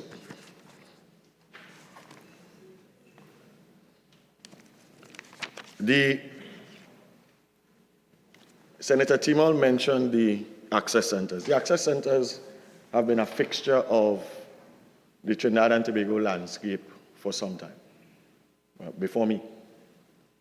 Access centers were put in primarily, not specifically for Cross, they were put in as part of what has now been adopted under our Digital Society program to deal with people who have issues in terms of challenges, in terms of being able to, I don't have a device, but I need to do something that involves that I need to do it. I have a device, but I have no internet connection, so I need to go to a place where that is available. I have a device, and I have internet connection, but I don't know how to do what I need to do. These are staffed things. They are community-based. The staff come from the community, so when you walk in there, you're dealing with familiar people. There are a number of them that are available now, maybe as many as 12. There are 4 of them that are completed and not yet activated. We'll have 39 of them, I think, by June. The intent is to have 100 of them. But they're not there for Cross. They're there for anyone. They've been used as homework centers. They've been used by people who just want to walk in to print something. They're equipped with, in most of them, they are equipped with multiple stations, normally numbers of 15. They have training rooms, and they also have with them maybe as many as 20 laptops there. People come to do all kinds of things. And they're very much in the community. So they exist, they will continue to exist, and we will continue to expand them. So if the idea is that this is something that is only happening because of the implementation of Cross, that is not so. They're in the community and have been there for some time.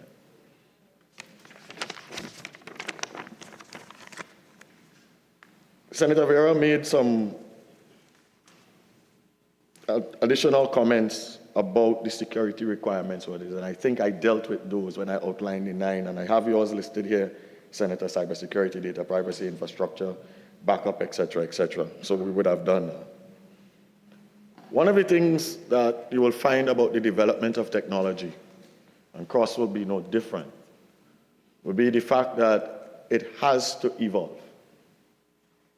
So, because there's a measure of continuous improvement that has to happen with anything that you, first when you turn it on. Initially, you're going to have teething problems. Some of it may be related to the system itself. A lot of it is related to the user. That is so in any system that you have. So, you have to have a support mechanism for them. One of the things that the Ministry of Digital Transformation is building is what I call an ISC. It's an integrated support center. And why are we building one? Because as we continue to put more and more electronic and ICT systems into the public domain, people are going to need places where they can turn for help. We've also noticed, and our research has proven this, that if people try to use something once and it doesn't work and they can't find a place to help them, they tend not to go back. So we're going to have to do that. So we're working on that. But suffice it to say that this is not the final revision of CROSS that you're going to see. As more things become evident, as people request more things of it, as it itself has to evolve with the changes, and even as we make changes to the legislation and laws as we do here, it will have to evolve. That evolution has to be scheduled in some ways and managed in others.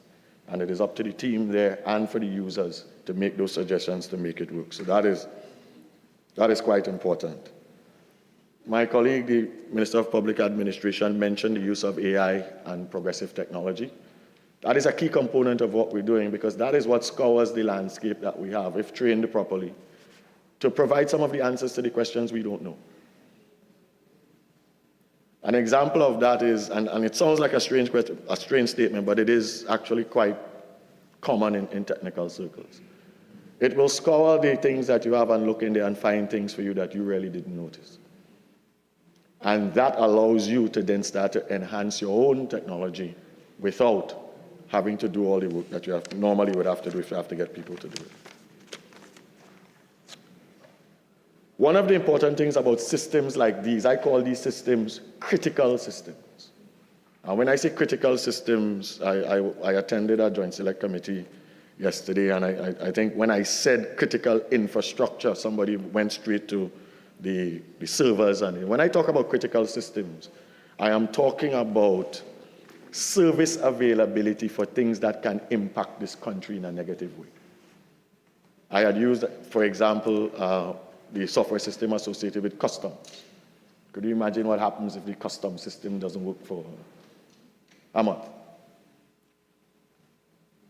These systems, because of their all-encompassing nature and their importance to society at large, will be classified as critical systems. And for critical systems, service availability is what is important. And service availability has nothing to do with the state of the network. It has nothing to do with whether it has been compromised by cyber attack or not. It has nothing to do with you have a natural disaster or any one of those 4 items that we talk about that will affect operational risk has happened. Service availability means that when you want to use it as a customer, it is there for you to use. And for tier 1 systems or critical systems, as I have defined those, the concern of Senator Gopi saying of what happens if this thing shuts down. Well, if you build it in a standalone environment, the likelihood of that happening is actually quite high. If you build it in a high availability environment, the chances of it shutting down is a bit less, but still can happen. You build it in a multiple cloud environment that is protected by high-level tiers of data centers, the chance of it shutting down is virtually very small. So when we talk about, and you talked about some of the expenditure that you've seen on the other paper, one of the things that we're building is no secret. We're building a tier 4 data center in Trinidad and Tobago. First one in the English-speaking Caribbean, highest level of data center you can have. Why are we building that? For systems like these. We have 5 tier 3 data centers in Trinidad currently. They work particularly well. The government utilizes them. But there are some systems that we have classified as systems that cannot fail. And therefore, having a network of data centers that will survive all of these operational risks and allow for that service to remain available to you is important. Not everything goes there, but critical things go there. So you're looking at the expenditure, seeing that a tier 4 data center is not a cheap thing to build. It's going into the Phoenix Park estate as identified by the Minister of Trade. And we have a number of agencies. Work is already underway in terms of the contracts associated with that. I want to mention again one of the things that we have that is being built now. We're building it with the assistance of the Estonians. It's called our interoperability platform. Things like CROSS will sit and use that so that it can allow for the effective, resilient, robust, secure transfer and validation of appropriate information across ministries, divisions, and agencies. I say a lot of times that there are very few services that start in one ministry and end in the same ministry. If you enter a birth paper pin into CROSS, people were talking about, senators had mentioned the ability of the staff to validate things. Well, if that is not electronically validated, how are you going to do it? So you're going to get a list of all the pins. You're going to send it down to somewhere.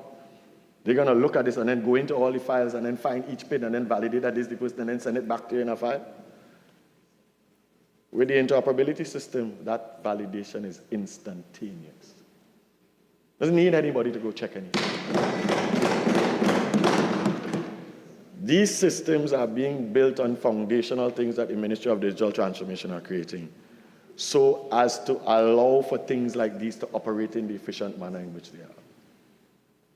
We're still building them, but we have connections between ministries that are there, and I expect later this month, one of the things that I am going to have the privilege to do is to probably have or initiate the first one of those validations that's going to be there.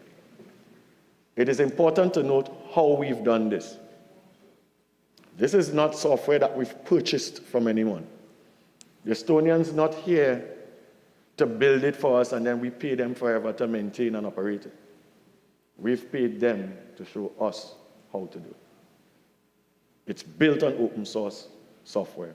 It's ours when we're done with it. Our own people will develop it. Our own people will operate it. Our own people will maintain it. The sustainability of that type of model is what I have initiated in this ministry and I'm spreading across all of government. It takes a bit more time. It's a bit slower because we have to train people and get them up to speed, but we're using the best at it in the world to train them. And I think the benefit at the end in terms of the delay in time of implementation will redound to significant advantages to us as a country in what we're doing. I have a couple more, because I really, Mr. President, I didn't plan to spend too much time. But I also want to talk a little bit about what came up around data protection. I mean, it is in this House where on a private member's motion, there was an agreement. Government made an agreement to say that we will return to this House within a time frame that was agreed to by all of us and bring the necessary here. We stated the reasons why we needed the time, some of which were repeated. We really need to make some adjustments to this thing. They have tremendous impacts for this, for the same FATF that we're talking about. If we don't do this right, we could find ourselves in more trouble than not doing it. But there are safeguards already built into that legislation, which I had to remind members when I was here the last time, that even though parts of it parts of the legislation not proclaimed, even though the Office of the Information Commissioner has not been fully operationalized, there are still rules and guidelines that are enshrined in that people must follow as it relates to handling of personal data, transferring of data, who can use it, etc. The monitoring mechanism is what is not there, but the rules are there. And we must be able to understand that as we march forward with this thing, if this was purely a case of a standalone piece of legislation that would not do much more than do what it was said to do on its own, then it would be easy to do it. You simply lift the European model and put it here. But you would have heard Senator Lachmidial speak to the dangers of doing that. The culturalization of the things that we bring into Trinidad and Tobago is important to us. Because if we don't do that, we run the risk of the same things that Senator Timor was saying. We are implementing things that are meant to deal with something. In the case that Senator Lachmidial was talking about, things that are specific to terrorism. Our NGOs, from the best of my knowledge, by and large, are not involved in that kind of thing. But they have to go through the same onerous. If we don't make those adjustments, then the realization of what Senator Timor was saying is happening now will be worse. We have to be mindful of that. Legislation does not exist in a vacuum. Senator Vera has said this many occasions. I am a believer of that. So some of the things that we want to have happen quickly in terms of the legislation, we talked about the companion piece of legislation being the Electronic Transactions Act. We said so when we debated it here.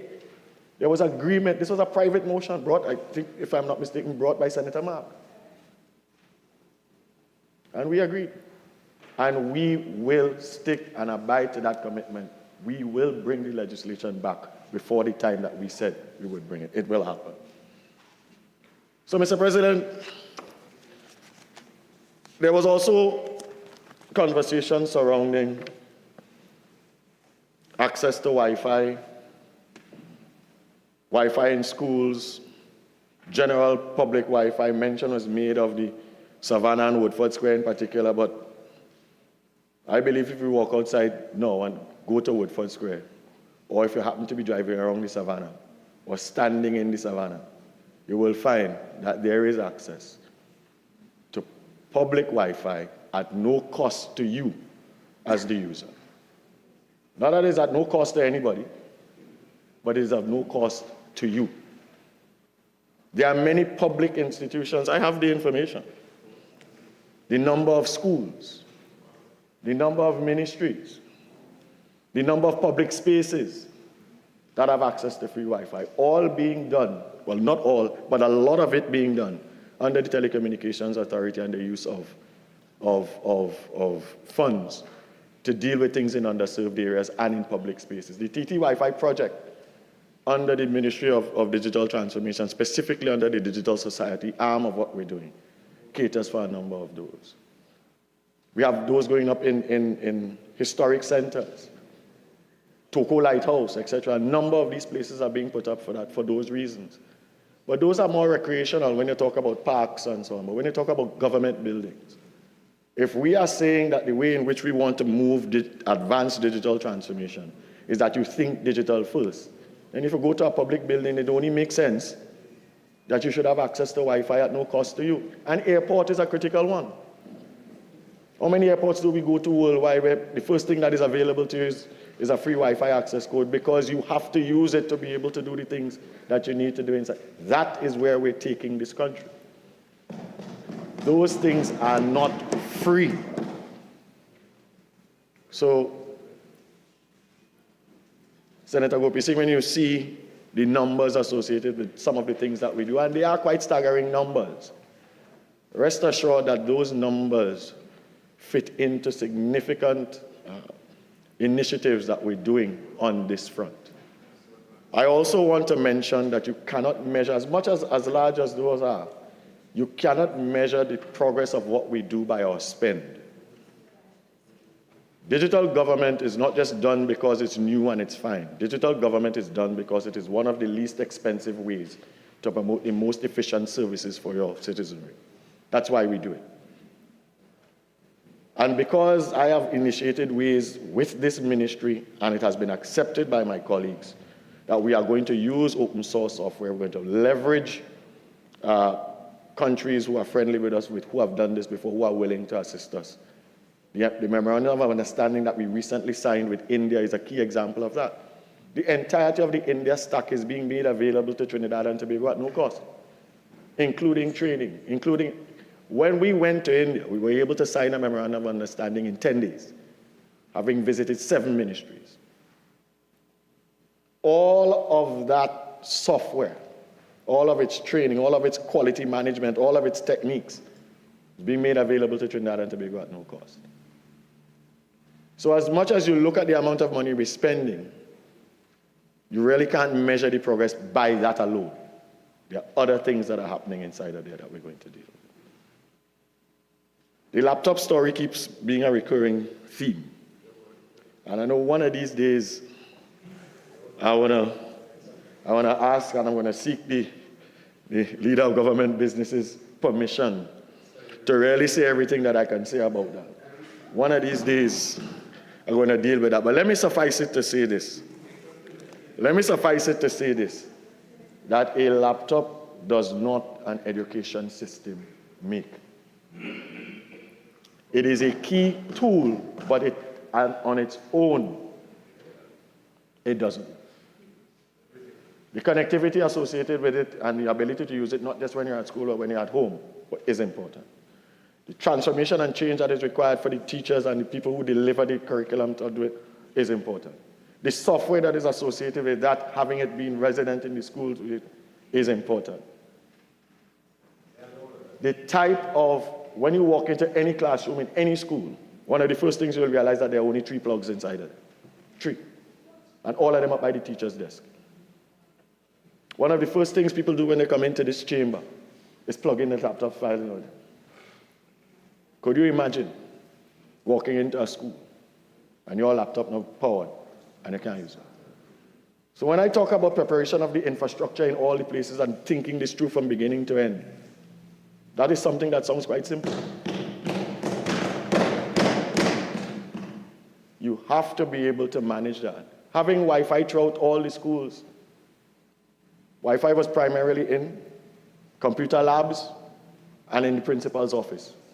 If you're going to have universal use of laptops in schools, then the Wi-Fi has to be predominant throughout the school. It has to be ubiquitous. When we found what we found in there, that is not so. What are we doing now?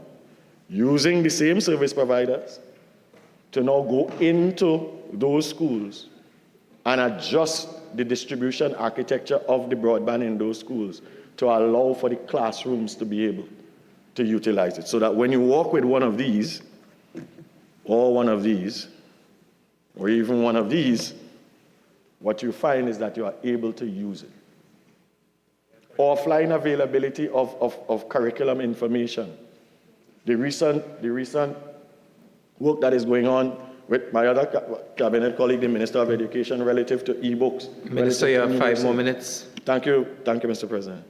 E-books, numeracy and literacy evaluations, all of those things form part of the ecosystem that is required when you're talking about the transformation of the education system to use technology. A laptop is simply one piece. Like I said, at some point, the leader of government business will unleash me to deal with that, and I will deal with it. But suffice it to say, Mr. President, as I close, I hope I would have allayed some of the fears relative to the cybersecurity pieces. We are well aware of them. This system, and particularly the fact that the one before failed, not because of any attack, but it just failed.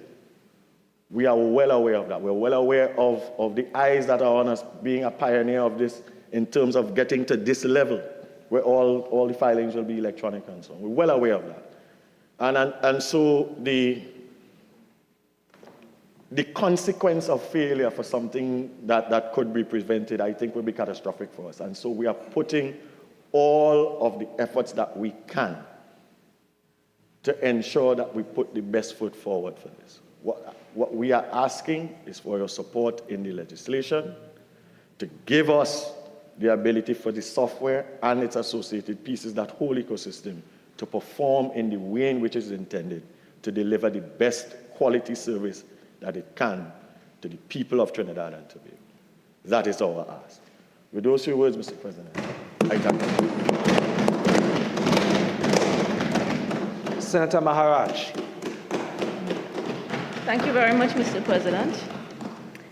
The bill before us is one designed to catapult us into the era of digital transmission of information within the public service.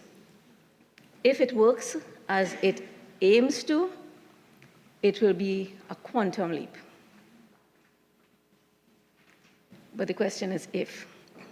And for that, it has to do with the operability of the bill, as well as the institutional and context within an administrative context within which it operates. If we do not do that well, we will come out of this parliament today with a bill that we will present to international agencies to meet a particular objective and qualifying objective. And we will be left with a piece of legislation that will become another piece that people work around and others turn their cheek away, their eyes away from it because it's not really making sense. It's not working as it should. Our national interest is not only to meet the standards of international agencies, but to bring legislation that makes sense and works. And Senator Bacchus made that point about when something doesn't work, when people encounter problems at the first time, especially with technology, they pull back. That is the context that makes this piece of law questionable. It is not only the bill itself, but it is the context with which it will be rolled out. When that prolonged period of despair with the company's registry online system occurred late last year into this year, all people could tell you is that system is a real cross. I mean, the cross system. They did not know what to do, and nobody was telling them anything. They had to go to the offices to find out what was happening. They had to bungle their way. They had to look for who could help them, pass a little money, or just give up and stay home. And this is a fundamental problem that the public faces all the time with government, not only with the government, but with the private sector. When that issue happened recently with the big retail giant in the country where people were being charged twice and their money being returned in a depreciated equivalent of foreign exchange, nobody said anything to people for over 24 hours going into 48 hours. And people were informing each other on social media with all their interpretations of who did what and what happened and who is to blame and where was the central bank, where was the Ministry of Finance, where was the Consumer Affairs Ministry division, where were these people to serve the public interest? And so I come back to this, which is we must do everything to ensure that the first engagement with technology in a society that has so much reason to be afraid. I heard the Minister of Finance say about 70-something% of people are not online, in online banking, with good reason. They can't access their money, the monies disappear, and so on and so on. What do people do? I will line up and I will wait for it. Not me personally, but many people, it makes sense to them. I will just line up and wait. I will get my hard cash in my hand. And it doesn't help that bankers seem to think that the way to handle that problem is to just put less people at the counter to frustrate you and keep you in a long line. Well, people do what? They stay in the line.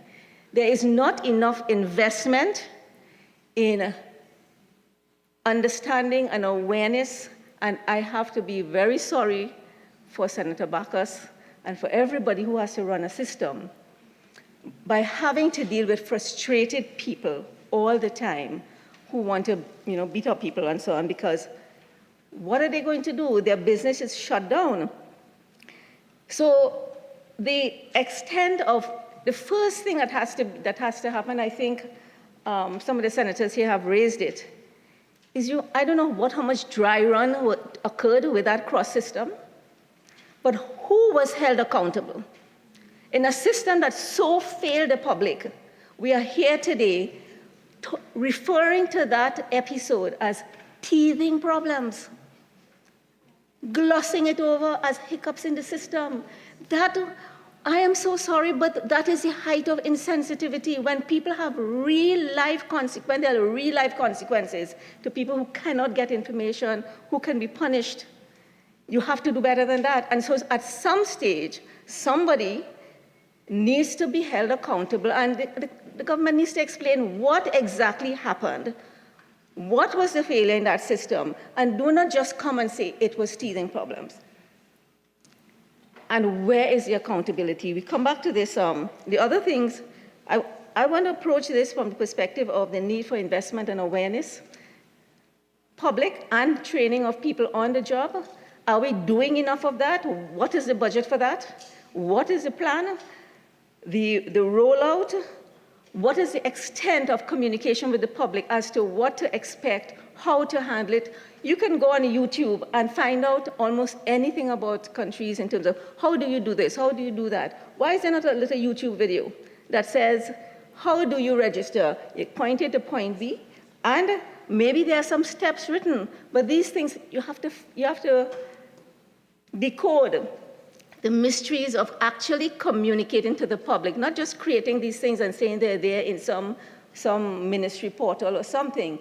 You have to decode that secret of how to get things into the hands of the average person so that people know and they share this, oh, look, this is how it is. This is how I'm doing it. People are learning from each other. They're not really learning from, what the investments that are made in public awareness and so on.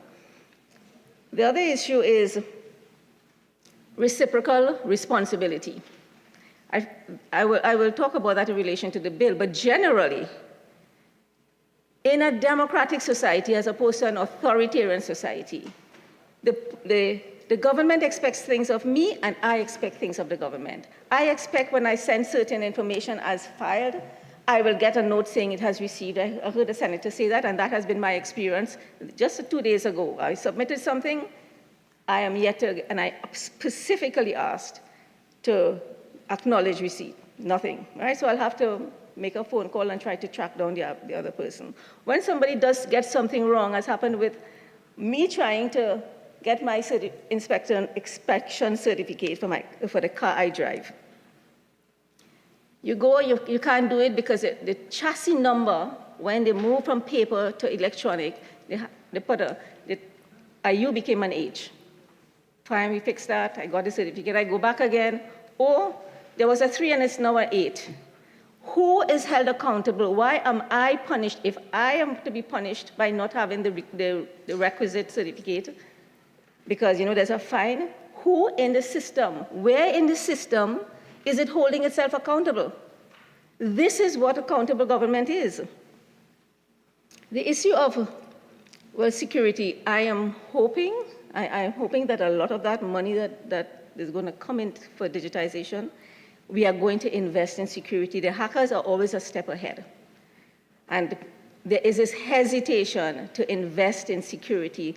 All that information that will be gathered from people, everyone needs to be confident as possible that the government is doing its best, its level best, it's willing to invest in that. And because we must come to the point where the information that is held by the government that ought to be confidential is confidential, and if it is not kept confidential, it has a price to pay for that. The average the individual, the citizen cannot have their information floating about the place and nobody is held accountable and it goes, if the public does that, they're going to go to jail, right? They're going to go to jail, they're going to have a fine. When it happens inside the system, we do not hear anything about it. And I want to make a point here about the NGOs, because in almost every bill related to, meeting those, the Global Forum and the EU and US requirements, financial requirements, especially the EU, you're always going to get the NGO. The NGO community is seen as small, medium enterprise and seen as vital to economic growth and for a wealth and distribution that is decentralized in countries like ours. But if you were to ask where in the government is there responsibility for the NGO sector? Well, we were just checking, we saw the social services. That is to ensure that grants and things get to certain people and so on. We know there's a Ministry of Community Development, but I think it's about time that we begin to understand that the NGO community, which is now replacing the communities, the old communities that supported people and economies and children and so on. That one was broken up. It was broken up largely when the country got very rich in the mid-70s, because people moved and you had all these urban communities, and people moved out of places they'd lived in for generations, and they went to new residential developments and so on. The country changed dramatically and almost overnight in the same way that is happening to Guyana now. And I do not think we have ever accounted for that, as to the impact of that. The NGOs today are the ones that are beginning to carry that burden of responsibility for coherent community. They're very important, and we cannot afford to have them so intimidated by any system that they stay out of it.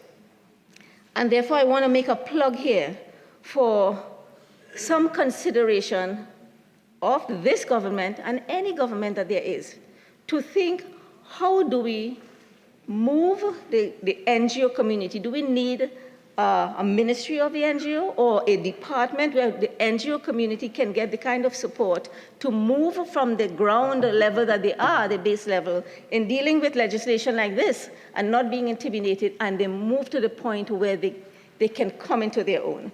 So, okay, I will just leave. Oh, there's one point to be made about this bill, is that there's some gender-neutral terms that should be addressed, because generally the bills have been gender neutral. So there is a reference to okay, so I want to deal with the bill. And I agree with the view expressed by Senator Timal about the wide range of power that seems to be given under this bill to the Registrar General. 2A, the Registrar General shall be responsible for the management and control of the office of the so-and-so, and may do anything which is calculated to facilitate or is incidental to the discharge of his gender-neutral function, subject to direction. I think that language is very loose, very subjective, and so you might want to look at that. Do you want to say that a facility may do anything which is calculated? That's a very subjective thing, because that's in their opinion. There is, under 5D3, the list of requirements that the Registrar General may ask. You may be required to submit all of these things, including a headshot with one submitted. I think this, I question whether a bill is the place to put this information in, because the technology is moving so quickly. And this thing about you hold your photograph by your face and take a picture and send it to the, I think that one is just going to go away sooner or later, because it's kind of antiquated already. So is this where, do you want to put that in an act, in a law, something that is evolving and something that you may just have to come back to change, or do you put it in some kind of regulations or whatever you call it, right? There is also, let me just get to my place here. Well, I'm a little concerned about 5C, where it says an electronically generated form of any certificate or document shall be, and it goes on. Because I know there's a clause that talks about, document filed by the Registrar General. There is so much room for manufacturing certificates and documents complete with people's signatures. All you have to do is get somebody's signature, and you can send all kinds of documents. And so I think the insertion of the word authentic might be something to consider. Yeah, there is well, I agree with some of these fines. I think the seriousness of the hacking, they seem to me quite low, but I am assuming that all hacking, regardless of whether it's under this or under any other, will have the same kind of files. Hacking is hacking. Breach of confidentiality through illegal means is the same thing. It doesn't matter if it's at the Registrar General's office or at the bank or whatever. So I will leave that to be aligned. The issue of the suspension, again, to ask a person who at the first point of denial been suspended wants to challenge that decision, to ask them to go to court, that is to set up a situation where people will never appeal. It is a disincentive to exercising their democratic right to appeal. When you tell them, you have to find a lawyer, you have to go in court, you know it's going to take a long time, isn't there some internal mechanism through which a dispute like that could be settled? And I often wonder, whatever happened to the ombudsman? There was a time in this country where the ombudsman was a muscular entity and people knew the name of the ombudsman. I don't know if I asked everybody here what's the name of the ombudsman today, if you know, but that entity needs a fresh infusion of blood and reintroduce itself to the public, because maybe the ombudsman is a place that people can go to with a problem like this. The question is, they may not know. There is I think there are some places where you say it knowingly, and some places you don't say knowingly, but I think in every case where somebody does something false or wrong, it must be clear that they did that knowingly, because there's so many errors that people make in filing things and wrong information, and they're just trying to function in this space that is so unfamiliar to them. So I think it is really important to establish, people shouldn't have to go and prove afterwards that they didn't know and they didn't understand. It should be from the get-go. All right. There's one, I don't want to take up too much time, but there's one clause that says, if the agent, if someone who's not an individual, so it might be a law clerk or somebody, breaches this law, then the director or partner is held liable as well. Well, I could be facetious and ask, if a public servant breaches, are we going to hold the public servant and the minister to the same, hold their feet to the fire as well? That's reciprocity. I think in that case, it cannot be that they have to prove after the fact, when they're charged or so, that they did not know that this person acted on their own volition. So the law should say, again, that if the investigation would prove or not whether they were complicit, there should be not, it should not be automatic because you're a person, somebody employed by you, you are held accountable. There should be something that points to your culpability in it before that happens.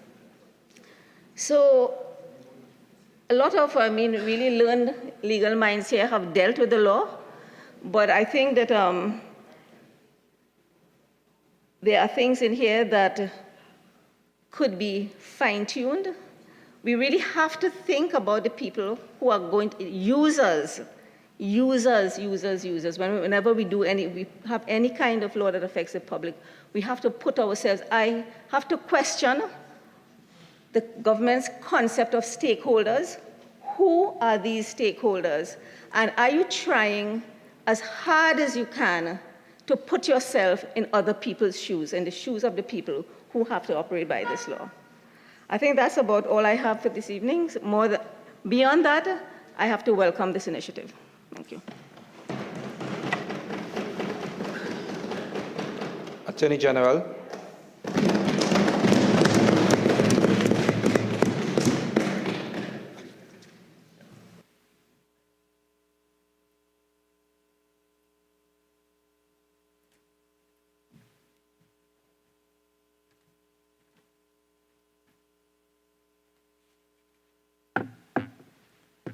Thank you very much, Mr. President.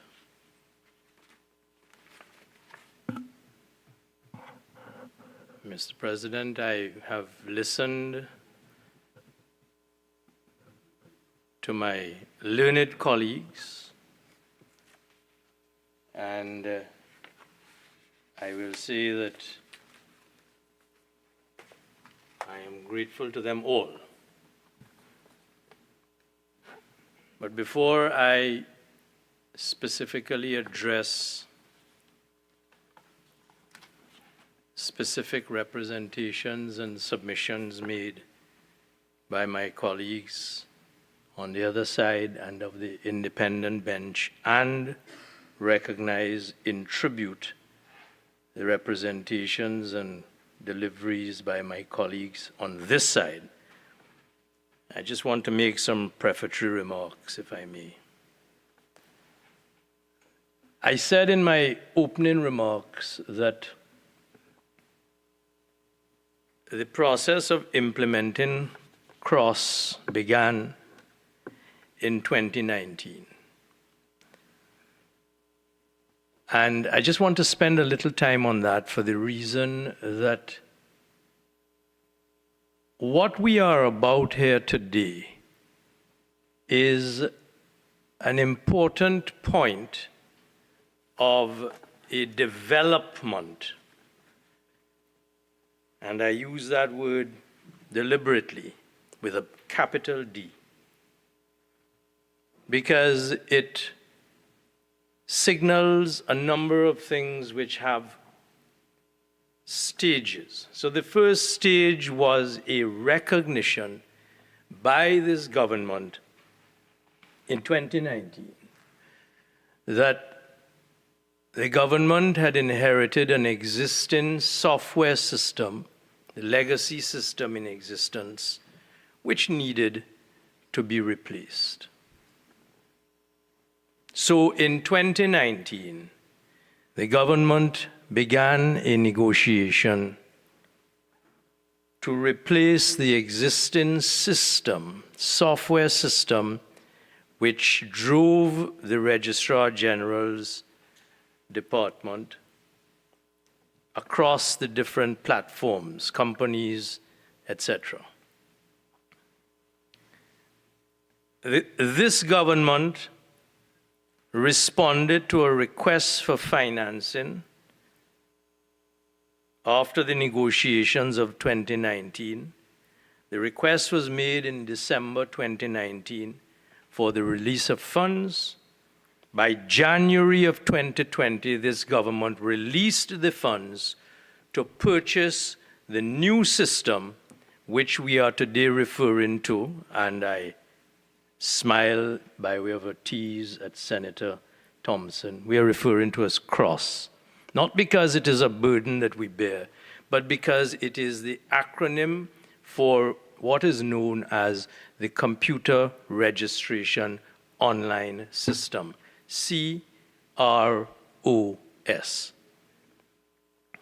So, having taken the decision to replace the system, negotiated it in 2019, the government purchased the system in January 2020 and began to upgrade the system in February 2020. That's when the development began. We were hit by a pandemic, the COVID pandemic, in March of 2020. And that meant that notwithstanding the fact that the suppliers of the system had committed and had actually begun to come to Trinidad and Tobago in very much the same way that Minister Bacchus has been telling us about, working with us to integrate and to develop and to implement the system. No fault of this government of which I am proud to be part. COVID was not something that was wrought upon this country by the People's National Movement. It was a pandemic. So we had to hit halt. We had to hit pause, notwithstanding which, for the period of the pandemic, the Ministry of the Attorney General, this government, continued remotely and virtually to develop CROSS with the suppliers of the system. 2020 to 2021, testing began. Internal software covering the processing of payments, data storage of all existing companies and businesses, multimedia storage of all file documents, creation of new records, web application for users, creation of the forms, introduction of validations to ensure accuracy of information, payment portal, connection to the internal software. June 2021, the launch of the company's registry account application portal, allowing for early registration to avoid a rush of applications on the launch of CROSS. June to September 2021, presentations were delivered, commenced being delivered by the Registrar General's department to key stakeholders, informing everyone of the new ICT solution, CROS, Computer Registration Online System. The presentations covered the overview of the system, the services to be offered, and requirements for registration of a company's registry account. System testing, 2021 through to 2022. Ongoing. CRA applications being submitted. Staff training was being rolled out. Marketing and a communications plan was being developed.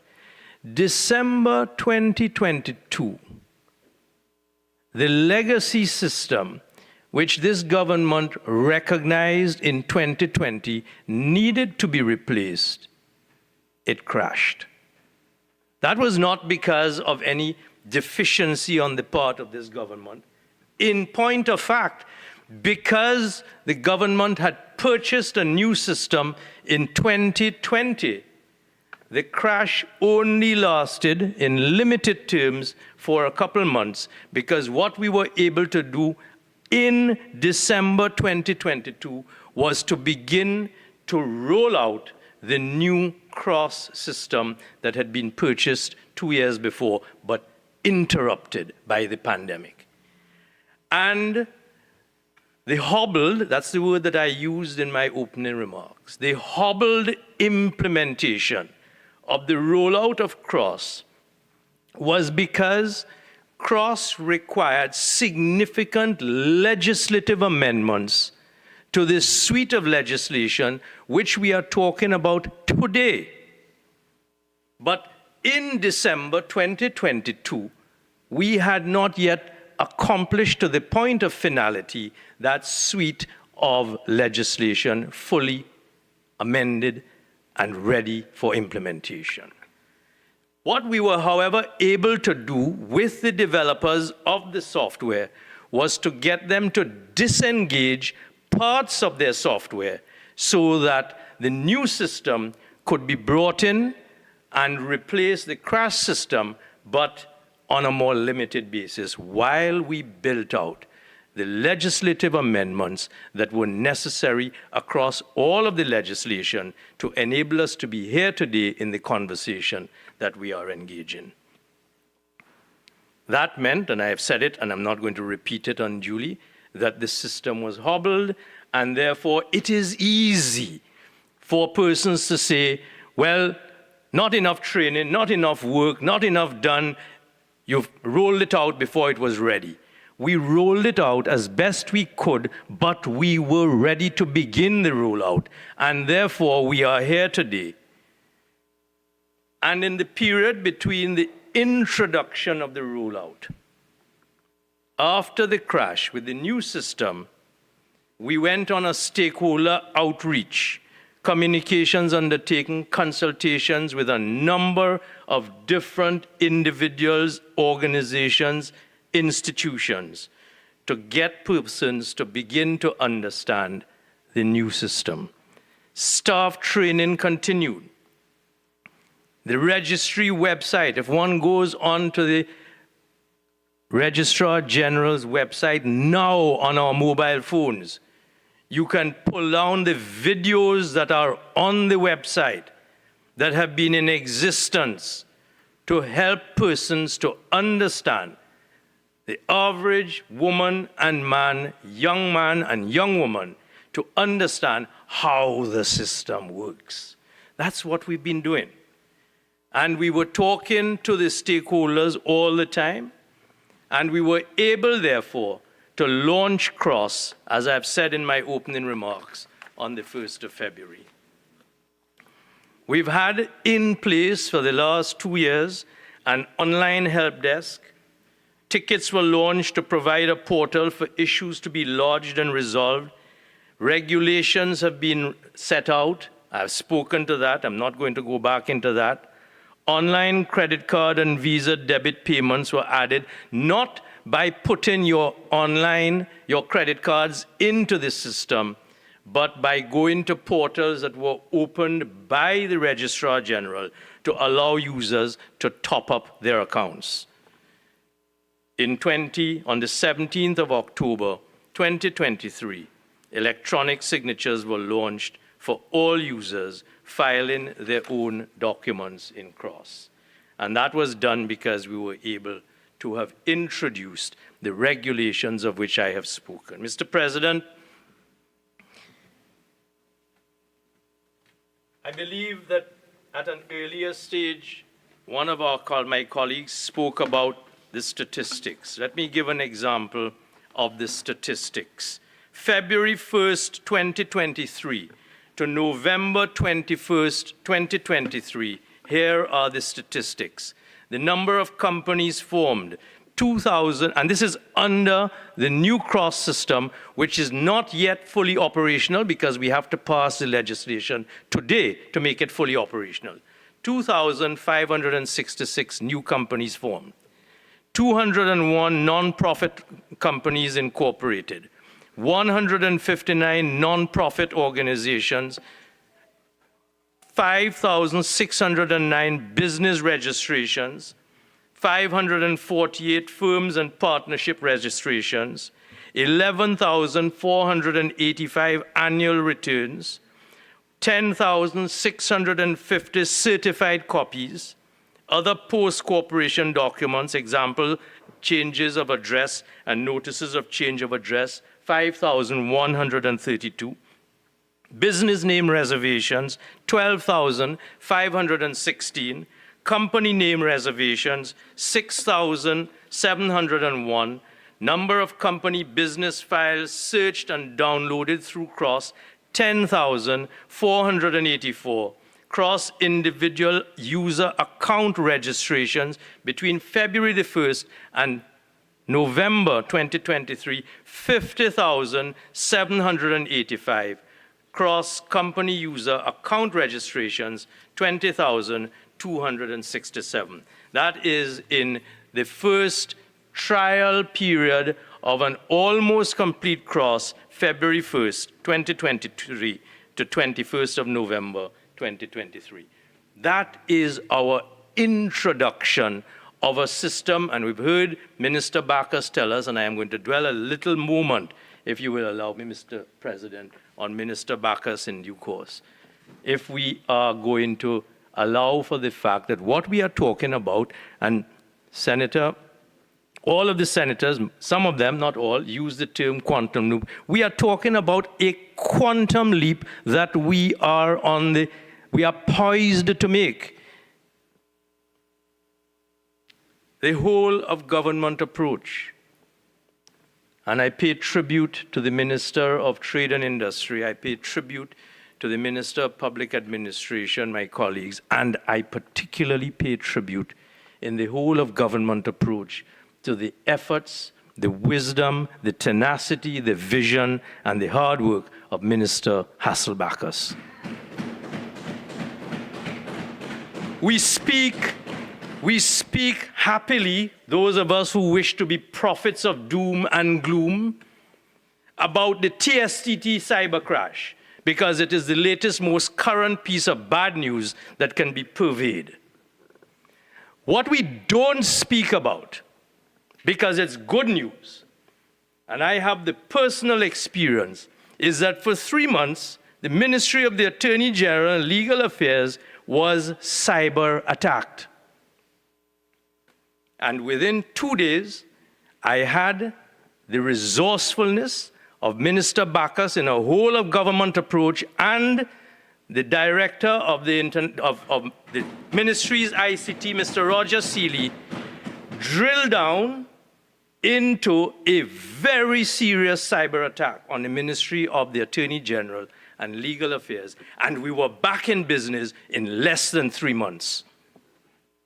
Now that's good news, so you don't hear it being heralded as something unfortunate that has happened to Trinidad and Tobago, but that is because of the whole of government approach that Minister Bacchus brings to his operations when he applies the tenacity, the skill, and the resolve of his ministry, applying the whole of government approach, so that I have been a student of Minister Bacchus's wisdom, understanding today better than I did 6 months ago the dire consequences of a cyber attack. And that is why I was able to speak today in my opening remarks about the quality of the work that is being done in the Registrar General's department now, with the able, active, collaborative support and leadership of Minister Bacchus, Minister of Digital Transformation, working hand in hand with the Ministry of the Attorney General.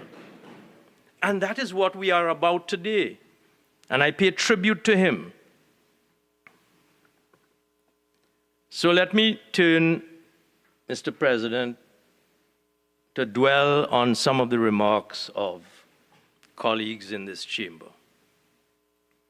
Senator Lakshmidiyal spoke to security. She spoke to transitioning from a paper system to an electronic system. She spoke about access to services and authentication of the electronic signatures via the proclamation of the Electronic Transactions Act. She paid some credit to the fact that the initiative of this government is to be given some credit, but she reserved her considerable advocacy skills for criticism. Mr. President, in rolling out the cross system, there has been a relatively smooth transition period, and I am not going to repeat it. I've said it in my opening, and I've said it already this afternoon in the winding up. We migrated from the older system of TT BizLink, and we have had in-house registration hubs available at the Registrar General's department with staff on hand who continue to be able and willing to provide useful guidance. So this is not a question of the public being at a loss and having no help. There have been throughout computer systems available and an online help desk to seek for persons to seek guidance and to resolve issues. Many users of the cross system can receive ICT support and technical assistance from the company's registry.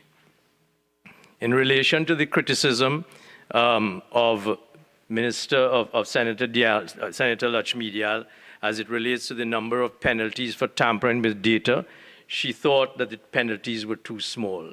Well, I found it intriguing that when she was followed by her colleague, Senator John wanted harsher penalties, and I wondered for a moment whether they were speaking from the same bench. But I want to place on record, Mr. President, that the penalties that are being promoted in the bill before this House today, the penalties are consistent with the provisions in the Customs Act in relation to the operation of the automated systems for custom data, ASICUDA, and with the existing penalties within the Companies Act.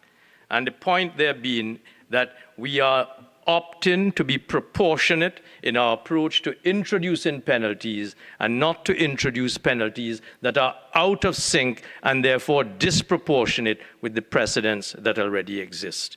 If the time comes when we will have to regroup and look at it again, then we will. But at the moment, we wish to be proportionate as a responsible government is with respect for constitutional rights and fairness. And therefore, we have taken our cue from the existing from the existing legislation. The credit cards that Senator Dialsing spoke about being utilized to top up accounts, well, I've touched on that already. The Registrar General's Department does not store credit card and Visa debit card information. Users of the CROSS system are able to top up at the offices of the Registrar General by using cash, checks, or links. And the Registrar General's payment portal framework is at industry standard, 3D Secure version 2.0. And in relation to the authentication of the electronic signatures, Mr. President, the e-signature used in CROSS, which is issued by the Registrar General, falls within the proclaimed sections of the Electronic Transactions Act. So it is, again, within the lawful framework of our existing legal infrastructure. Senator Vera, the Honorable Senator Vera, and I thank him for his contributions. I acknowledge the benefits which he very clearly articulated as the government continues to make progress on its digital transformation journey. This is just another stepping stone as the leading Caribbean nation to have the first paperless registry, allowing for greater transparency and accountability, efficiency, improved accuracy, enhanced security, and better access to all stakeholders.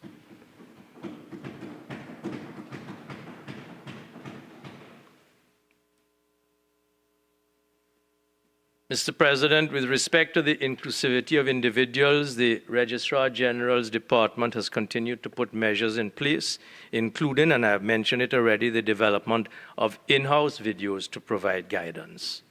And as the learned Senator Vera raised the point, let me just emphasize with emerging trends of blockchain, artificial intelligence, and other technologies, we continue to ensure that we remain consistent and build out our technology in the development of the infrastructure of our registries. These technological advances in recent years, Mr. President, allow national authorities and financial institutions to analyze large amounts of structured and unstructured data more efficiently, identifying patterns and trends more efficiently and effectively. Data pooling and collaborative analytics can help governments better understand, assess, and mitigate money laundering and terrorist financing risks.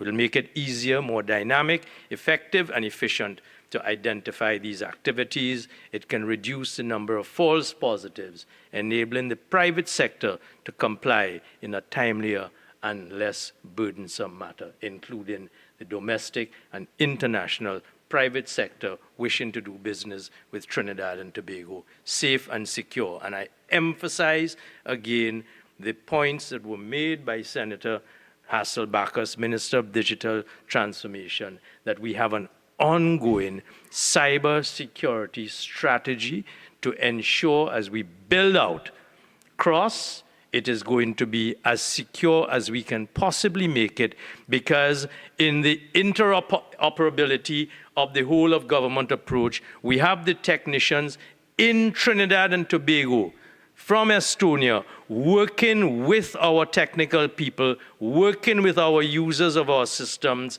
to ensure that we not only build an open source technological cyber secure system, but that we own it, and not own it just in terms of paying for it, but that we own it because we learn to grow with it and we make it our own. And that is the best and most secure cyber security system that one can possibly wish to implement on a national basis. Senator Jerlene John spoke of security protocols. Well, I think I've said enough on that, and I don't want to pound the desk anymore with Senator Bacchus's name, so I think that the contributions of Senator Bacchus have addressed the concerns that Senator John would have belabored in her insecurities about cybersecurity. The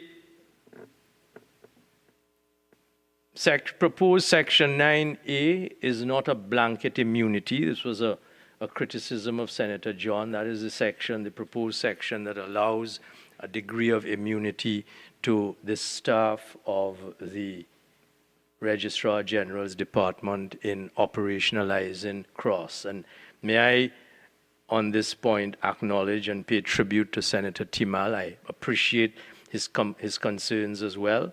But the reality is that we are not given a wide path to irresponsibility when one looks at the language of the proposed section 9A. It speaks of the good faith performance and good faith discharge, and any member of the staff who is not going to operate the system in good faith will face the brunt of the law. The common law has evolved over centuries to deal with an irresponsible approach to the discharge of statutory duties. So good faith is in the section deliberately in order to put a rational, measured measure on the quality of immunity that will be given to the staff who are hardworking and are deserving to being able to work without the stress of having someone look over their shoulder every other day, because the job that we are asking of them is new, it is novel, it is being built out as we speak, and it carries its own level of responsibility and stress, and we want our staff working knowing that as a responsible government, we have their back and we encourage them to discharge their responsibilities responsibly. Senator Thompson Ahi made comments on the fines, and again, I make the point that I made earlier in relation to one of our other colleagues. The fact is that the existing penalties are drawn, the proposed penalties are drawn from existing legislation, and our approach is to take a proportionate approach to the penalties that will be visited for offenses and other occasions of non-compliance with the legislation. There's a point that, and I am sure that on reflection, Senator Ahi will agree with me, a point that I wish to part company with her on. She referred to issues arising in the probate registry. Well, the probate registry doesn't fall under the remit of the Registrar General's department. The probate registry falls under the remit of the judiciary. So the Registrar General is not attempting to assume responsibility for the judiciary, nor for the probate registry, and CROSS, therefore, doesn't transgress into that area. Mr. President, Senator Gopi Singh made some comments which I am pained to have to describe as misinformed. He allowed himself to say we are one of 16 countries blacklisted by the EU. Trinidad and Tobago is blacklisted and continues to be blacklisted. Why has the government been sloppy? It is poor and inexcusable. I took the trouble to write it down because I was struck by with respect, the irresponsibility of that statement. Mr. President, if the senator had taken the time to do his homework, he would have advised himself that as of February 2020, the Financial Action Task Force removed Trinidad and Tobago from its grey list and concluded that Trinidad and Tobago is no longer subject to active monitoring. And in point of fact, in January 2015, Trinidad and Tobago, and I repeat the date, in January 2015, Trinidad and Tobago was the first member of the Caribbean Financial Action Task Force to undergo the Financial Action Task Force fourth round mutual evaluation peer review process as a result of outstanding technical deficiencies existing in January 2015, the country had failed miserably in its assessment of regulatory laws and measures, and the then United National Congress government had taken no steps to inform the public of this assessment, nor of the dismal effect of failing the Financial Action Task Force process.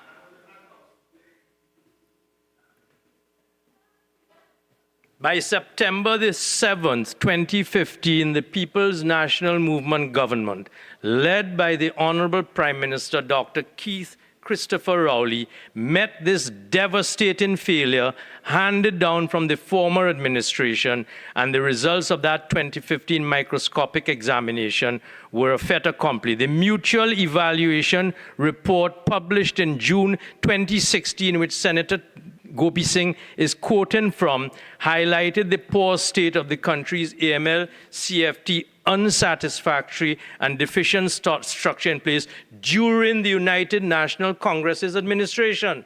We rescued the country from that.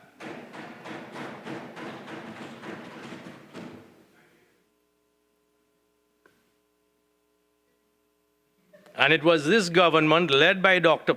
Rowley, Honorable Prime Minister, driven by its anti-crime plan to take the profit out of crime and determined to improve Trinidad and Tobago's rating on the international front, led by the then Attorney General and Minister of Legal Affairs, which piloted and implemented several measures to ensure transparency in land, cash, and business transactions to directly target the then existing rampant corruption, fraud, and criminality in the country. The government's plan to aggressively improve plant and machinery, process, people, and laws relative to the criminal justice system resulted in this government's enactment of 23 pieces of AML CFT legislation. And over the past 4 years, the United National Congress has done nothing to support and has caused unnecessary delays with regard to the progression of those pieces of legislation. I could continue, Mr. President, but I think the point has been understood, and I think my point has been made. This House must be assured, Mr. President, that in light of the various cyber attacks on various institutions, one being our own Attorney General and Ministry of Legal Affairs, the Registrar General's Department has taken and has put in place a number of preventative measures, of which CROSS is part, and we ask this House to join with us in passing the legislation today to ensure that we put forward a robust electronic system, a system with robust international anti-money laundering standards in relation to beneficial ownership and direct control of corporations where the owners would previously have hidden behind the corporate veil. Mr. President, some of the important contributions made by Senator Timal have been taken into consideration, and I give him the assurance that even if we may not address them immediately here today, I have made a note of most of them, and we will be giving it further consideration as we continue to improve our legislation. I assure him that the post of Senior Assistant Registrar General, it is not that this legislation has not created this as a new post. It is a post that has been in existence for quite a long period of time under the Judicial and Legal Services Commission. This amendment is simply to include it within the Registrar General's Act, simply to formalize it as a post that has been in operation since the early 2000s. With respect to the unique identifier, this is in keeping with the international standards for corporate registries. Our company's registries lead in the region. It is worth mentioning that it is now the international standard for all corporate registries to have facial recognition. The United Kingdom has passed an act requiring extensive identity verification for all company officials in the Economic Crime and Transparency Act 2023. New Zealand also utilizes a national electronic identifying mechanism called REALME for use across government services. This is necessary to ensure that there is transparency and accuracy of information of company officials. I've addressed the point raised by Senator Timal earlier about immunity when he asked the question, and a telling question, whether nobody will be held accountable. And I don't need to repeat the point that I made earlier. Persons will be held accountable if they fail to act in good faith in the discharge of their responsibilities under this legislation. I would like to assure this House, Mr. President, that the Office of the Attorney General and the Ministry of Legal Affairs, under my leadership, will make it the utmost priority to ensure that there is a seamless operationalization of this very critical piece of legislation. The ministry will continue its efforts to collaborate and engage with the public and private sector, hold out a helping hand to engage the process and to work with all stakeholders for a smooth transitioning of the law. Mr. President, I beg to move.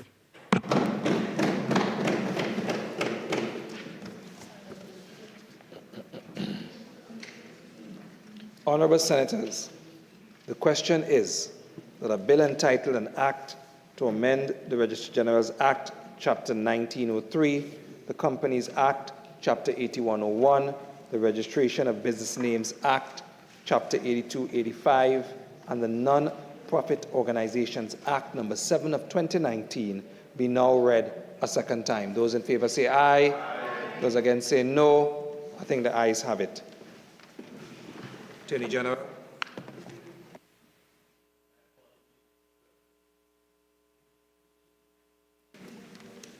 Titled, An Act to Amend the Registrar General's Act, Chapter 1903, the Companies Act, Chapter 8101, the Registration of Business Names Act, Chapter 8285, and the Non-Profit Organizations Act, Number 7 of 2019.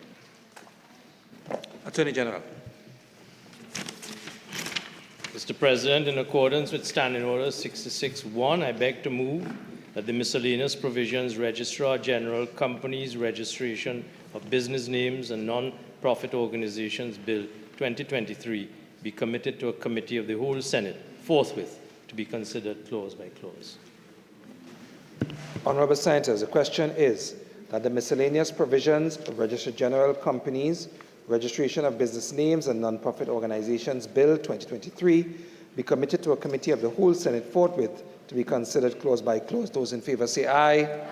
Those against say no. I think the ayes have it. This Senate shall now go into committee of the whole to consider the bill clause by clause.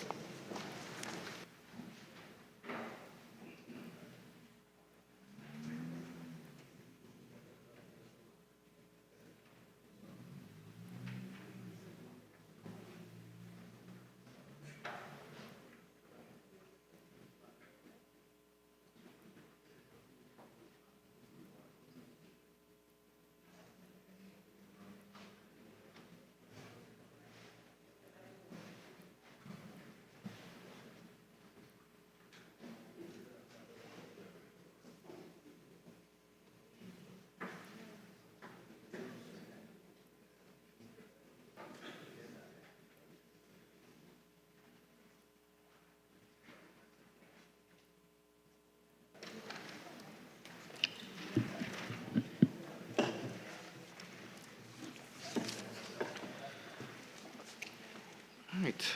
Senators, there are 6 clauses in the bill before us. There are circulated amendments by Senator Vera as well as the Attorney General. I'm assuming everyone has these amendments before them. Senator Lachmidial and Senator Dillon Remy. Yes, Senator Lachmidial has. Senator Dillon Remy.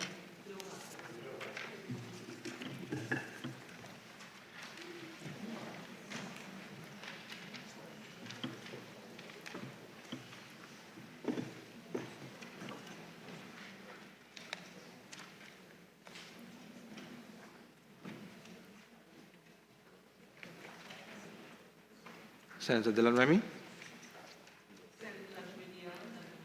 No. Senator Vera and the Attorney General. Okay. Attorney General, you ready?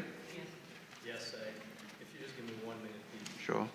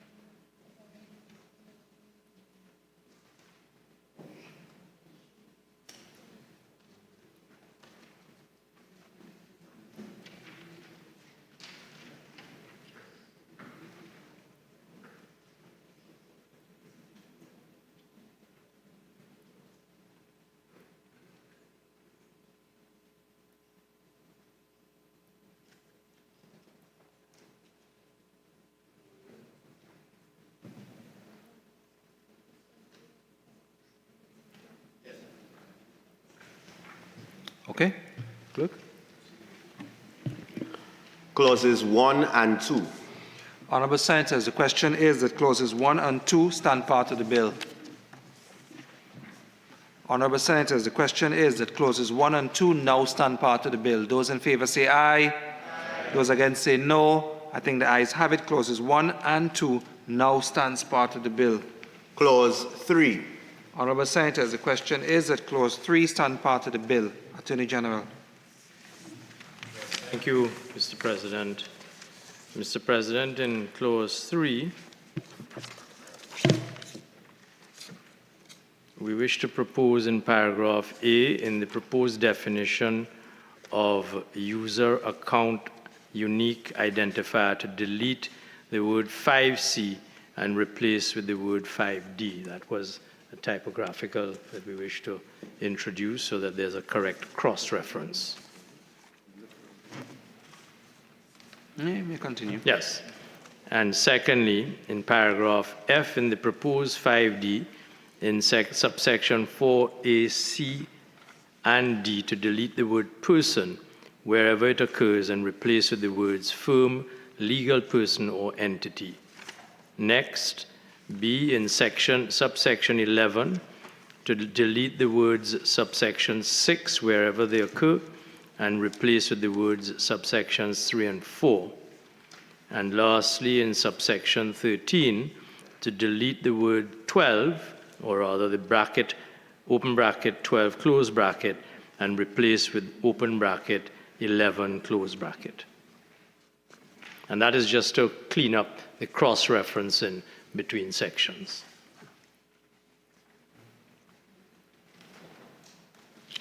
Okay, thank you, Attorney General. Honourable Senators, the question is that clause 3 be amended as circulated by the Attorney General. Those in favour say aye. Aye. Those against say no. I think the ayes have it. Honourable Senators, the question is that clause 3 as amended now stand part of the bill. Those in favour say aye. Aye. Those against say no. I think the ayes have it. Clause 3 as amended now stands part of the bill. Clause 4. Honourable Senators, the question is that clause 4 stand part of the bill. We will start with Senator Vera's proposed amendment. Senator Vera. Thank you, Chair.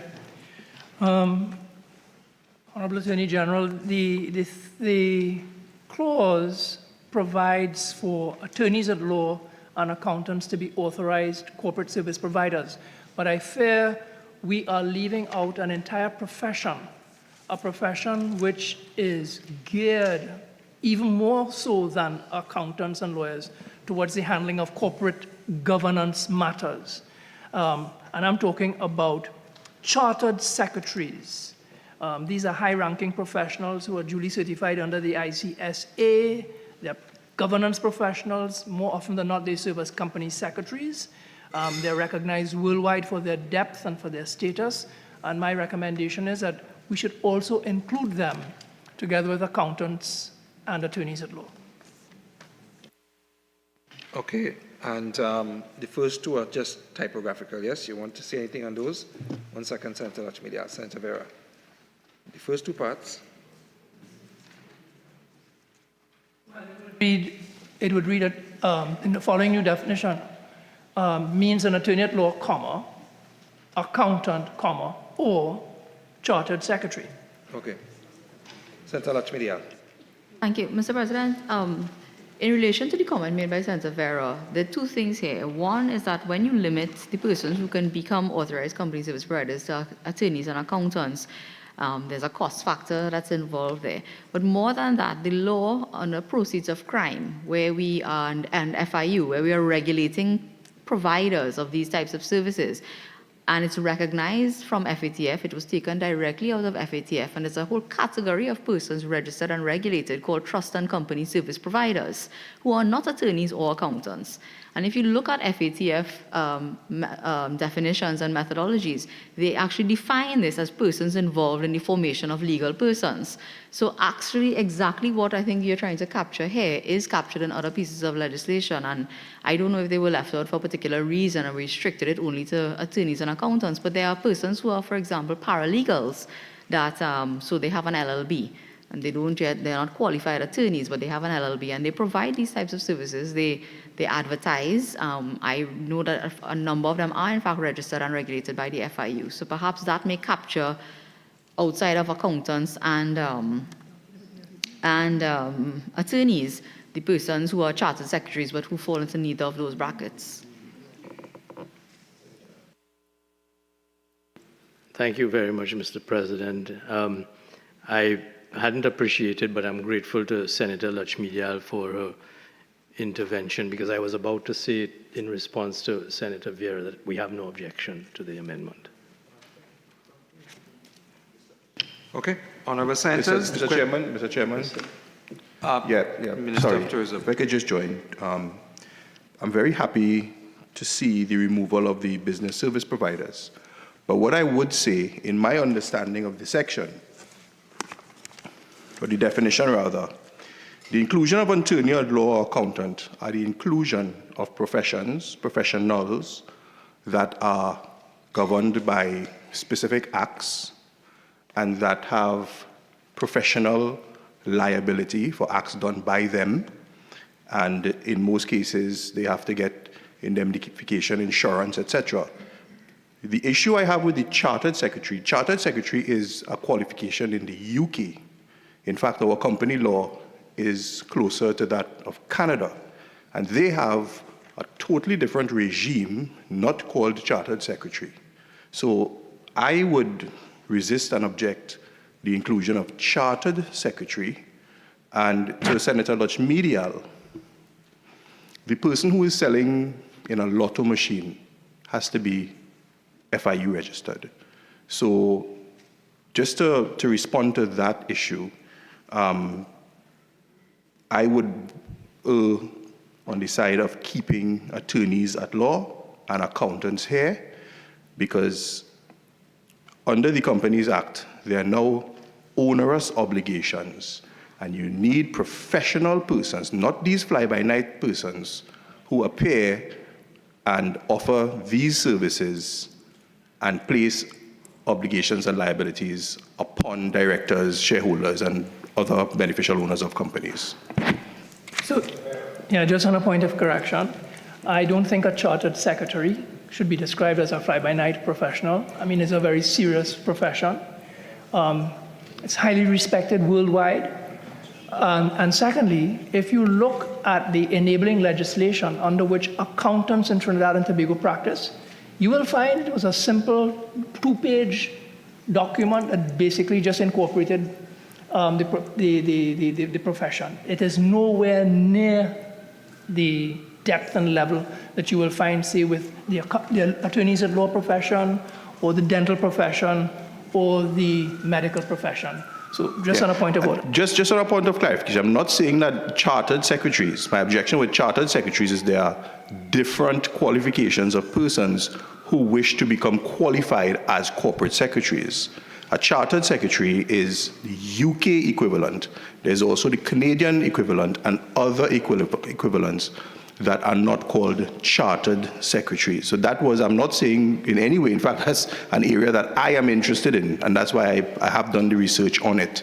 But in terms of the fly-by-night, there are people, if you go on Instagram or you go on Facebook, you will see all sorts of people offering these services of incorporating companies, etc.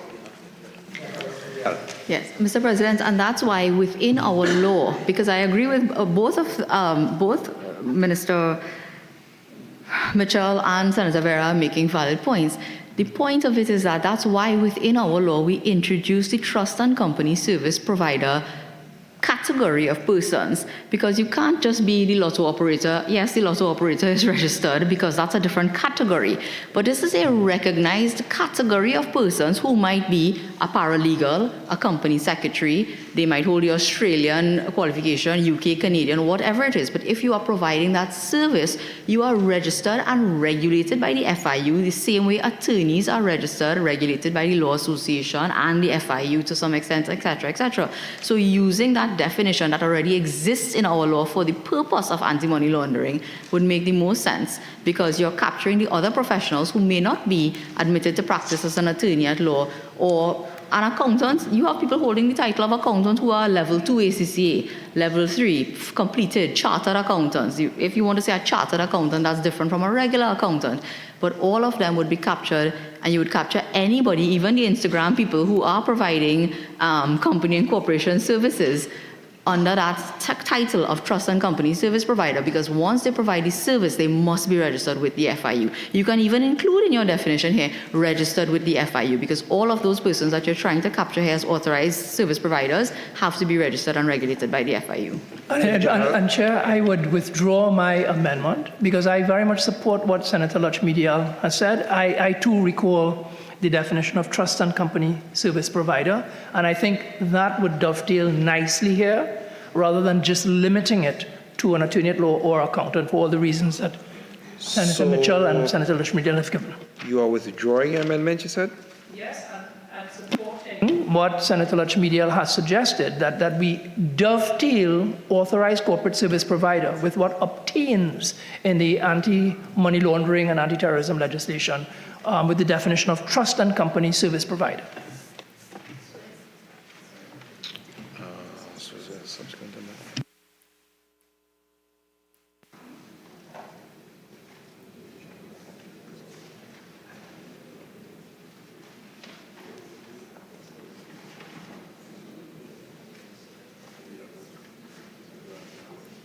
Attorney General.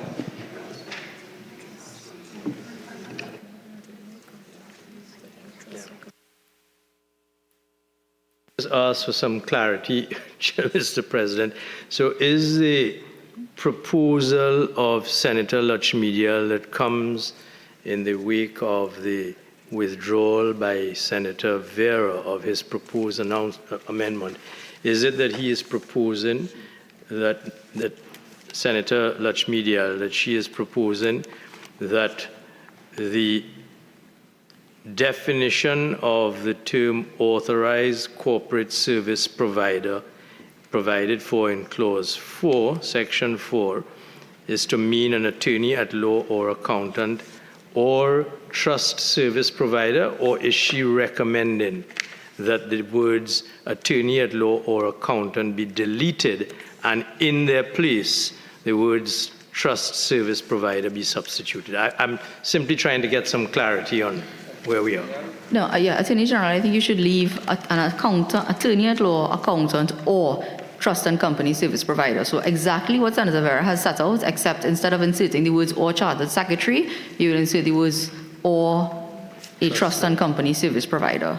Because those are all three separate and distinct categories of persons who perform these functions under FATF, and it's incorporated in our FIU and POCA legislation.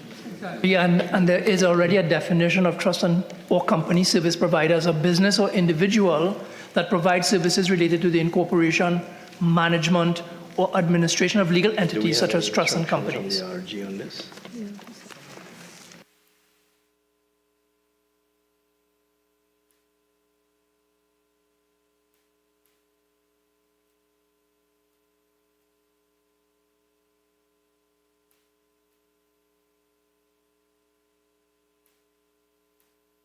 Mr. President, we don't accept that new proposed amendment. Why? Okay, so, Senator Vera, in light of the final words by the Attorney General, what is your proposed move? Well, I would just say that I would urge a reconsideration because FATF actually accepts the definition of trust and company service providers, and I think that we may be criticized down the road for taking a rather narrow approach to this aspect. I would just like to ask a question, Chair. Senator Remy. So the question is what is the reason for rejection of the term trust and service provider in this definition? I am advised, Senator Remy, that this question had arisen at an earlier stage. I wasn't party to that discussion at that time. This was before my time at the Legislative Review Committee stage, and the phrase trust and company service provider was sought to be introduced, and there was objection to that in particular from the Financial Institute, the FIU. So it was raised, considered at LRC, and rejected. So is there another term or another group that will prevent the restriction that is that they are trying to avoid here? Or are those two groups, leaving it as only two groups? I understand that the concern is not to have the trust companies sign as service providers. Okay, so far what I have is a withdrawal by Senator Vera on his proposed amendment. Still stands, Senator Vera? Okay. But I wasn't saying that trust companies should be service providers. We are talking about providers of trust and company services.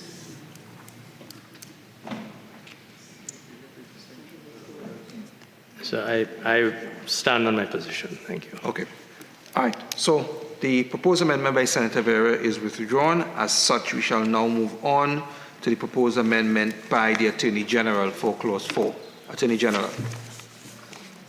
Thank you, Mr. President. In respect of Clause 4,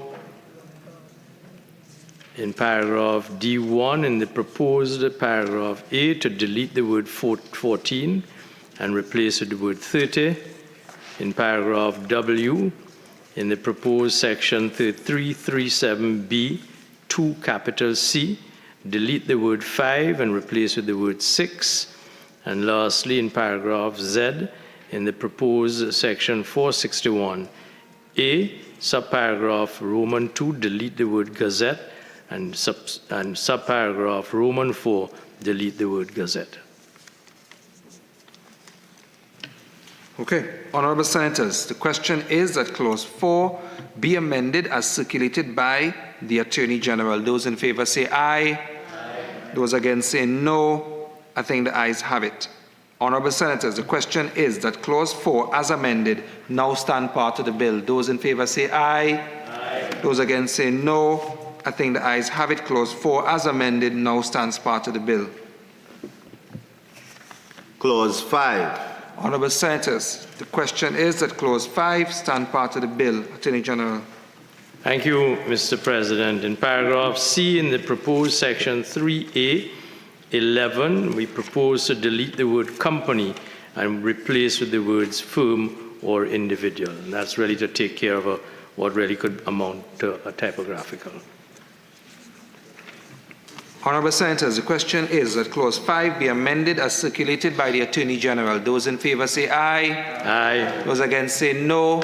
I think the ayes have it. Honorable Senators, the question is that Clause 5, as amended, now stand part of the bill. Those in favor say aye. Aye. Those against say no. I think the ayes have it. Clause 5, as amended, now stands part of the bill. Clause 6. Honorable Senators, the question is that Clause 6 stand part of the bill.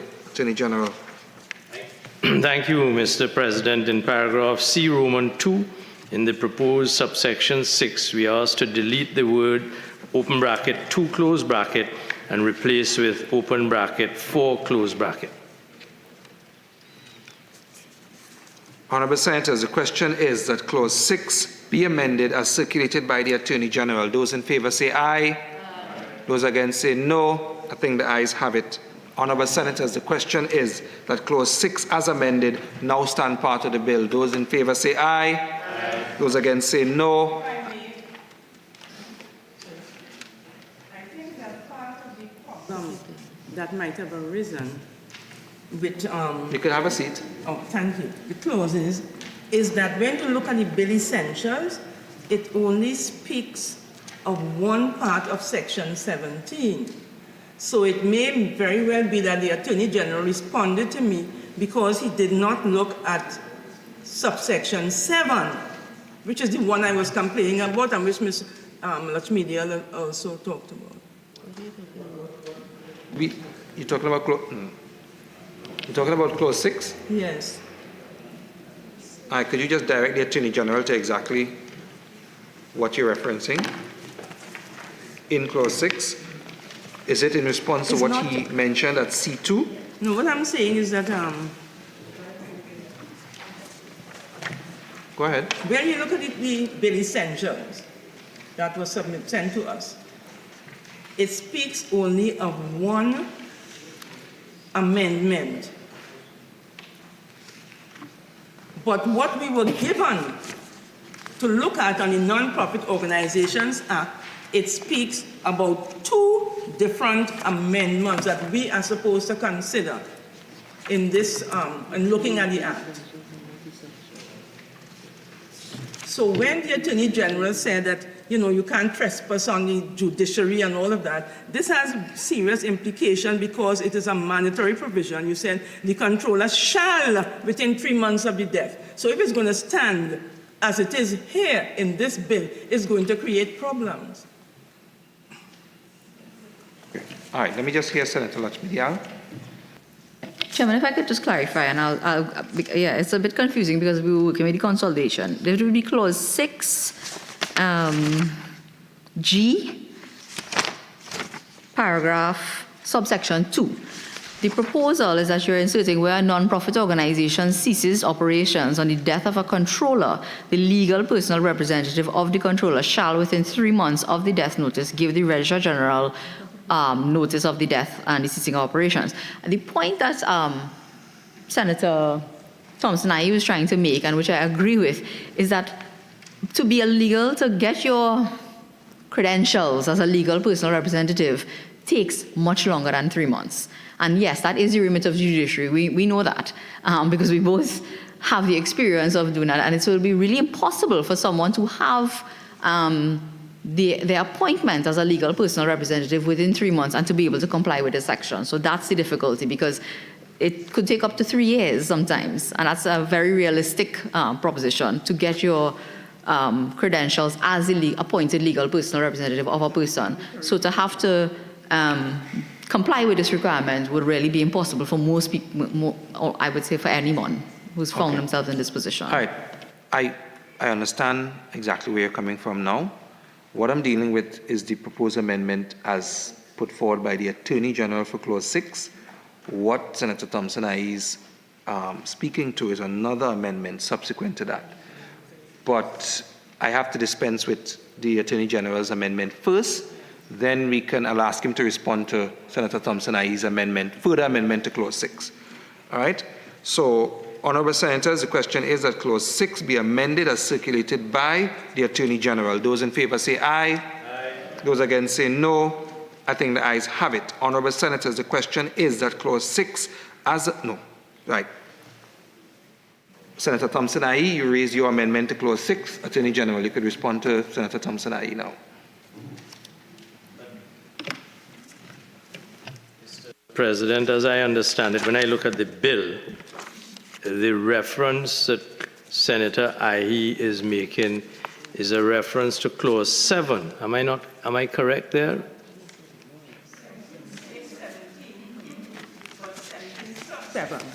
Sub 7, yes. But it's the same 17. 17 sub 7, yes. Mm-hmm. Yeah, page 45. Yes. Page 45. This one, yeah. And may I ask, as I read the subsection 17.7, it says, where a non-profit organization ceases operations on the death of the controller, the legal personal representative of the controller shall, within 3 months of the death, give notice to the Registrar General of the death and ceasing of operations. Am I correct, Senator Ayi? Yes, that is it. So you were saying, if I understand correctly, from what you said and what Senator Lachmidial said, this 3 months is too limited a period of time. Much too limited. If I can, because... So may I ask, what is the proposal by way of amendment that you wish to substitute for 3 months? Just so I can follow the thought process through. Okay, so if you follow the thought process, so a controller has died. No will. So there's no legal personal representative even to begin with, because family have to now apply for letters of administration. Or there is a will, But you know the situation with the probate registry. That could take years before probate. So the fact is, even without an alternative wording, the fact is that this is an impossibility given what obtains today. I'm simply asking what is the time that you're proposing through you, Mr. President. Can I make a suggestion? One second, members. So it's not engaging in a debate per se. It has to be a specific amendment. You have to tell the Attorney General exactly what you wanted to say in order for the question to be put to make the amendment to the bill. So if it is that you're saying that 3 months is too limited a time, what has to come subsequent to that is a time period that senators believe would be sufficient enough. That's the only way the amendment I don't think can it's be going to made. be cured by putting a different time period. It's not going to happen that way. So then, What I would suggest is that do not use the words legal personal representative, which has a particular meaning in law. If there is a will, the executor is immediately considered in the law as the legal personal representative. If there is no will, and you have to apply for letters of administration, you have to wait till you get a grant. So therefore, do not go that route, but allow for some person in the company who was associated with the company shall give a notice, don't give a time period. It is who is giving. What is causing the problem is who is supposed to act. Okay. Understanding that, we still need a phrase. We still need the clause to be framed. So, a senator suggesting the amendment, can you frame it by way of the actual words that need to be used so that the Attorney General can assess what is being said and then take action accordingly?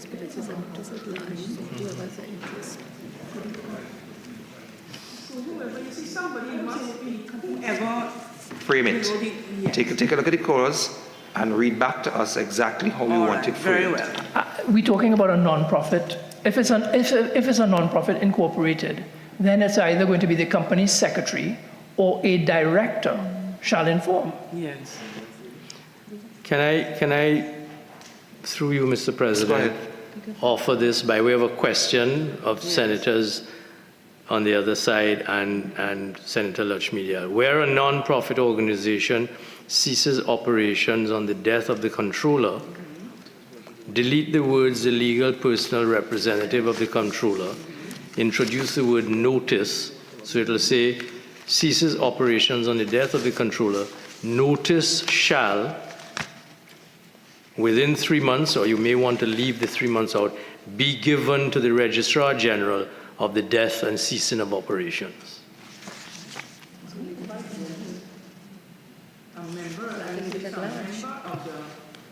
Non-profit organization. Chairman. We could just put Thank notice you. and leave it up Let me hear the Minister. Minister of Tourism. I wish to support the Attorney General, only also to say to leave in the 3 months. The problem with the member, because I'm looking at it, obviously there would be other members. If it's a non-profit company, which becomes a non-profit organization, there will be directors. But if it's an unincorporated association that becomes a non-profit organization, the Act itself does not recognize a member. There's no definition of a member. It makes no mention of anybody else other than the controller. So I wish to support what the Attorney General has said because it really does not speak to members. Shall be given. Notice shall be given, unless you wish to now introduce the concept and definition of a member. Again, an unincorporated association must be registered as a non-profit organization, which is different from a non-profit company registered under the Companies Act, which also must be registered or deemed to be registered under the Non-Profit Organizations Act. In registration, you will have a number of persons listed there. So it is not just when you register the non-profit, I'm telling you, you have to give a list of the person who are the directors. So any director of the company, you must give a list. Yeah. You see, I'm quite happy to go with notice, but then if the notice has not been given and you want to take a step to enforce, who do you go behind? So you have to link notice to someone to give the notice. I mean, we're not trying to be difficult, but I'm just trying to work out the practicalities here. Attorney, then Minister of Tourism, if you have something else to say. Wait, hold on. And then the Attorney General, Senator Lakshmi Dayal. Right. Chair, the problem with legal personal representative is not that that isn't the person's duty, because that is their duty. It's really just the logistics of it. So what I would suggest is to say that on the death of the controller, the legal personal representative shall, within 3 months of receiving the grant, give notice. So it's still it could take years, but that's their responsibility. If they don't apply and they don't do what they have to do, well, then it's not there. But really, it is the duty of an LPR to deal with the affairs of the deceased. So just because of the administrative challenges of the probate registry, we shouldn't perhaps remove that responsibility from them. That is their responsibility, to serve notice and to wind up the affairs of a deceased person and their estate. I know. Well, in reality, it might be challenging.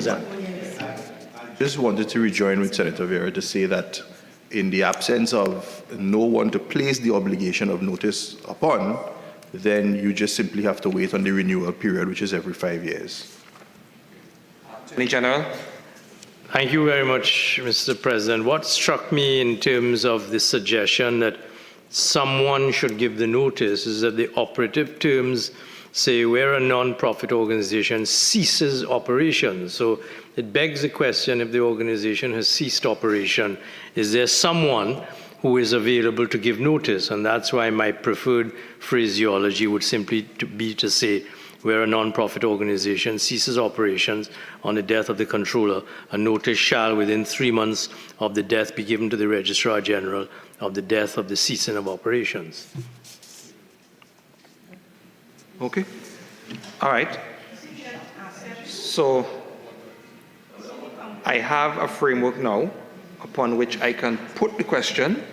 So I would ask senators to listen very carefully. Attorney General. Yes. Right. So, honorable senators, the question is that clause 6 be further amended as follows. In paragraph G2, in proposed section 7, by deleting the words the legal personal representative of the controller and replace with the words a notice.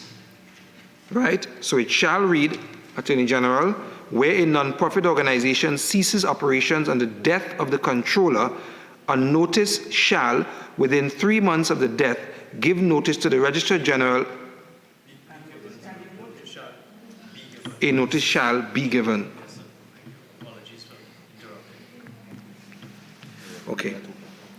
I'll have to do this again. So, honorable senators, the question is that clause 6 be further amended as follows. In paragraph G2, in proposed subsection 7, by deleting the words the legal personal representative of the controller shall, comma, and replace with the word a notice shall be given, and it shall now read as follows. Where a non-profit organization ceases operations on the death of the controller, a notice shall be given within 3 months of the death to, yeah, you see, okay, so senators, this is a very specific process that requires those words to be absolutely accurate. And every time there's an error, I have to read it over again to make sure that when you do vote, you know exactly what you're voting for and what goes into the bill. So just give us a second to get this absolutely correct. May I make one further intervention, Mr. So my thinking, Mr. President, is that a notice shall be given should come after the deletion of the words legal personal representative. Yes. Yes. There it is, sir. Thank you.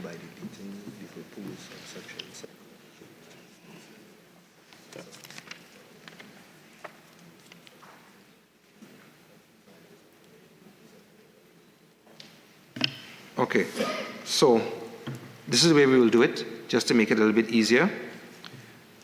Honourable Senators, the question is that Clause 6 be amended as follows.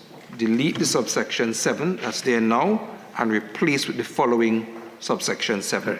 Where a non-profit organization ceases operations on the death of the controller, a notice shall within 3 months of the death be given to the Registrar General of the death of the controller. No, this doesn't make any sense. Check that again. Somebody wrote in. Yeah.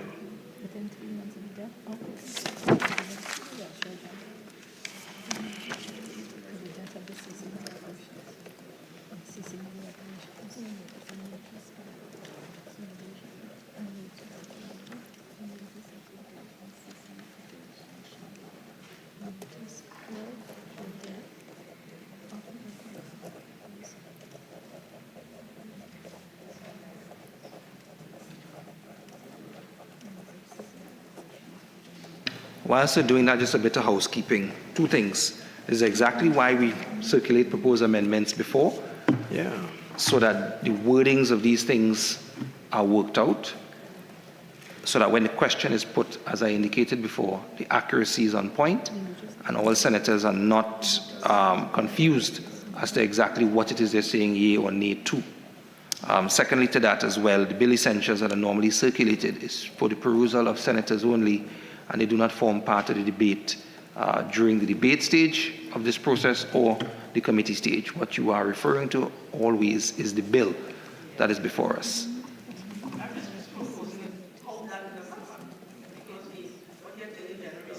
Me was like it didn't exist, the complaint I was making.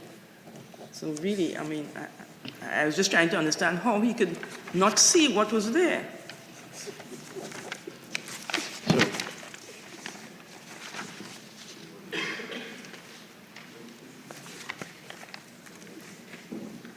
I don't know why I didn't bring my NGO up here. You know.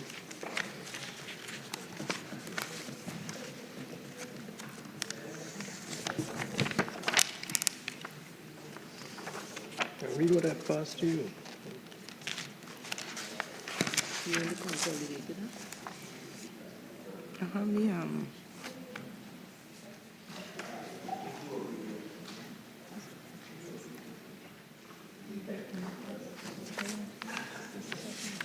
you can pull up the old NGO Act.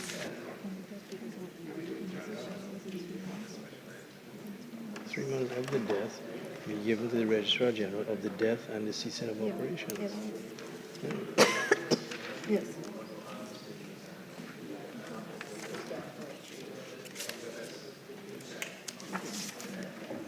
So I don't know if you can understand my handwriting, so, but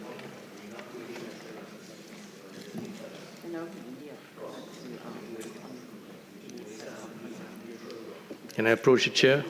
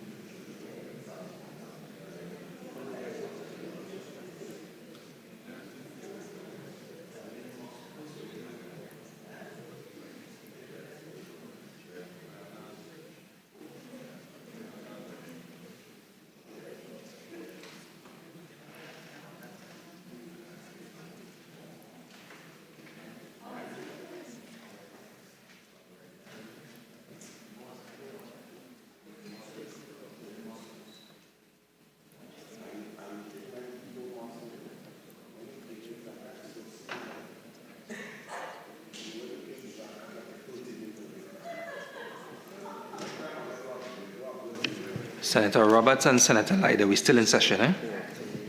Yes, we're still in session. I could hear you. Yes.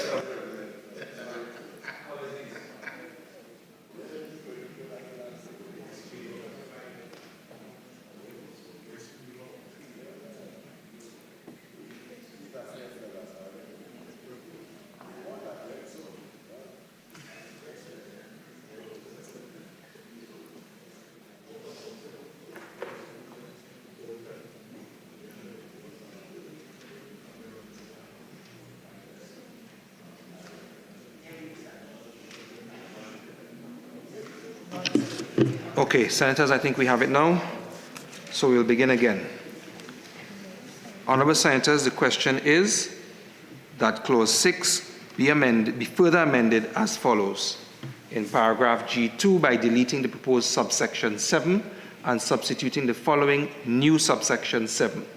Where a non-profit organization ceases operations on the death of the controller, within 3 months of the death, a notice together with supporting documents shall be given to the Registrar General of the death of the controller and the ceasing of the operations.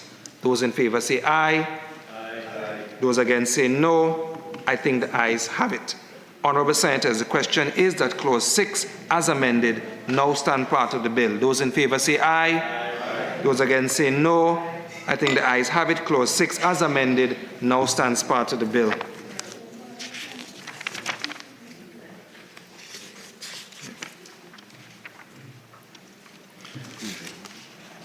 Honourable Senators, the question is that the bill as amended be now reported to the Senate. Those in favour say aye. Aye. Those against say no. I think the ayes have it. The bill as amended will now be reported to the Senate.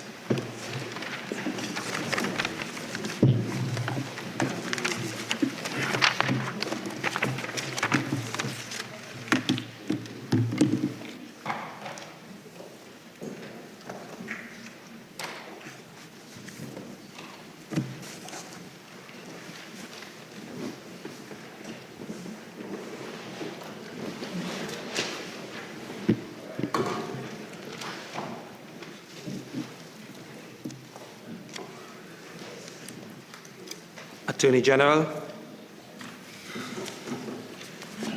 Mr. President, I wish to report that the Miscellaneous Provisions Registrar General Companies, Registration of Business Names and Non-Profit Organizations Bill 2023 was considered in Committee of the Whole and approved with amendments. I now beg to move that the Senate agree with the committee's report. Honourable Senators, the question is that this Senate agree with the committee's report on the Miscellaneous Provisions, Registrar General, Companies, Registration of Business Names and Non-Profit Organizations Bill 2023. Those in favour say aye. Aye. Those against say no. I think the ayes have it. Attorney General. Mr. President, I beg to move that a bill entitled An Act to Amend the Registrar General's Act, Chapter 1903, the Companies Act, Chapter 8101, the Registration of Business Names Act, Chapter 82, Number 85, and the Non-Profit Organizations Act, Number 7 of 2019, be now read a third time and passed.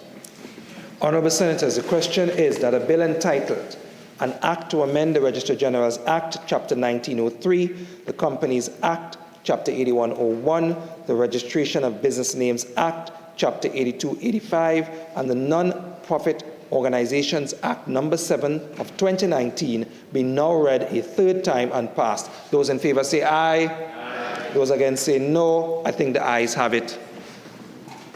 Entitled An Act to Amend the Registrar General's Act, Chapter 1903, the Companies Act, Chapter 8101, the Registration of Business Names Act, Chapter 8285, and the Non-Profit Organizations Act, Number 7 of 2019. Leader of Government Business. Mr. President, I beg to move that this Senate do now adjourn to Tuesday, December 19th, 2023 at 10 a.m. The government would... Members, please allow the Leader of Government Business to follow the procedure. Continue, Leader. Yes. Thank you, Mr. President. We would seek to complete a debate on the Finance Bill 2023 and take it through all its stages. Honourable Senators, before I put the question on the adjournment, leave has been granted for one matter to be raised on the motion for the adjournment of the Senate. Senator Richards. Thank you, Mr. President. I raise the motion on the adjournment for the need for the government to identify measures taken to remediate the underperformance of SCA students between 2018 and 2023.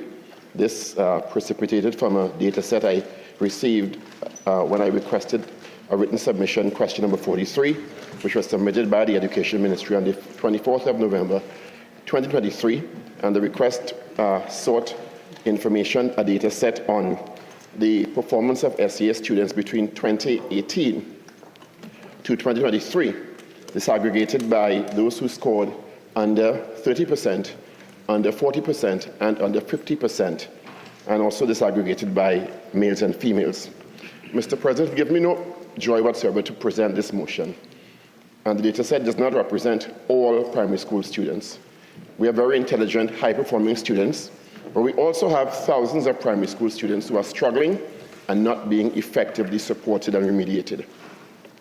The data set identified some very startling trends, and I was able to generate some graphs which also identified three main areas of concern in terms of divisions in the country where students are underperforming consistently between 2018 and 2023, year on year, inclusive of course, the COVID-19 pandemic, which precipitated significant learning loss, which we will acknowledge is out of the control of the government or any government for that matter. So we can't blame COVID-19 underperformance for 2018 and 2019, where in 2018, 18.3% scored under 13 at SCA, and 19 in 2018 that is, and 19.3% scored under 30 in 2019. That's almost 1/5. Under 40, 26.5% scored under 40 in 2018, and 30.7% scored under 40 in 2019. Also significant. That's a quarter and over 1/3. Or under 50, in 2018, 35% scoring under 50, and 37.5% scoring under 50 in 2019. If you look at those trends, those are significant for 2018 and 2019. Of course, the pandemic exacerbated that situation where the numbers went up tremendously to 22.2% in 2020, scoring under 30. In 2021, 35.1%. 2022, 35.1%, and it started decreasing when students went back to school face-to-face in 2023. Before we had the pandemic, those trends were not heading in the right direction. And the data set identified between 2018 and 2023. Also, we were able to generate some graphs, and 3 districts had the largest number of students scoring under 30 and 40% respectively for every year from 2018, 19, 2020, 21, 22, and 23. These districts are Port of Spain, St. George East, and Caroni, before, during, and after the pandemic. So the questions arise. The ministry will obviously have significantly more data than I asked for, and is able to do the analysis much more effectively because of that vast amount of data, which I commend the ministry for. So the questions arise. Are additional resources being directed to these districts? Because they're clearly underperforming, and it can't be that all the underperforming students just by happenstance end up in those districts. It has to be other factors. Are the ministry's remediation efforts effectively working? What are the main factors contributing to this underperformance? The data also shows, like around the world, boys are consistently underperforming compared to girls. And what happens when you move students scoring under 30 and 40% in the secondary schools without effective remediation? Well, you have dropouts and you have underperformance and self-esteem issues developing. Also, have we identified the main factors in our circumstance, because there are main factors generally around the world contributing to underperformance? Lack of parental support and familial issues, poverty, undiagnosed learning disabilities, or behavioral emotional disorders undiagnosed and unremediated, inadequate accommodations and support for learning disabilities and special needs, inadequate school resources, including trained teachers, to remediate learning disabilities effectively. Given the presentation of the data, has the ministry been directing the resources to change those trends effectively? That is not what the data is presenting. I had a look at the Education Act, Chapter 3901 of 1966, amended several times, the last time I think being 2012, where the minister is responsible for, and I'm quoting, securing the purposes set out in Section 3 and for the due administration of this Act and in the exercise of powers conferred on him by this Act. The minister may do all things necessary or convenient for the purpose of carrying out his responsibilities under the Act. And these include devising a system of education calculated as far as possible to ensure the educational and vocational abilities, aptitudes, and interests of children find adequate expression and opportunity for development, assisting needy pupils, I don't know what that means, is it socioeconomic need, so as to enable them to participate in the facilities offered by the education system. Is it that we consider that this level of underperformance is their greatest potential, or is it that we are failing them? Or we are failing to provide effective interventions to mitigate the factors contributing to the underperformance? These children are considered as failing, but in truth and in fact, we are the ones failing them, and we're failing them miserably. And there's a price that we're paying in the nation for failing them, and we're seeing it in the crime on the streets, consistently. Despite a lot of pronouncement by the ministry, policies and expenditure, we are not seeing the changes in trend effectively or consistently as we would like to. How many artists, doctors, scientists, filmmakers, actors are we losing or have we lost because of this underperformance of the system, not the students? There's a huge difference between educational administration and education itself. If the student is not learning, the system is failing, because every student can learn at different levels. If the results are not indicating improvements in performance or trends in that direction, the system is failing. The real measure of an effectively working education system is how it identifies, supports, and remediates the weaker students, while ensuring the high-level performance also are supported and realize their true potential. As I started by saying, Mr. President, through you, this is not meant to cast a dark brush on the entire education system. There are parts of it that are working extremely effectively, and they should be commended for that. But the weaker students who are consistently underperforming are being failed by the system. And we need to take a different look at how we remediate those and how we make sure that they achieve their full potential in the interest of the national development structure in Trinidad and Tobago. Mr. President, I thank you. Minister of Education. Thank you. Thank you, Mr. President. Mr. President, I'm happy to be able to stand in this House and to speak a bit on what we are doing, because the Senator has raised a very important issue, a critical issue to national development. SCA underperformance is something that has been going on. It predates 2018, as the Senator rightly said. It is something that we have to consider as a critical national issue.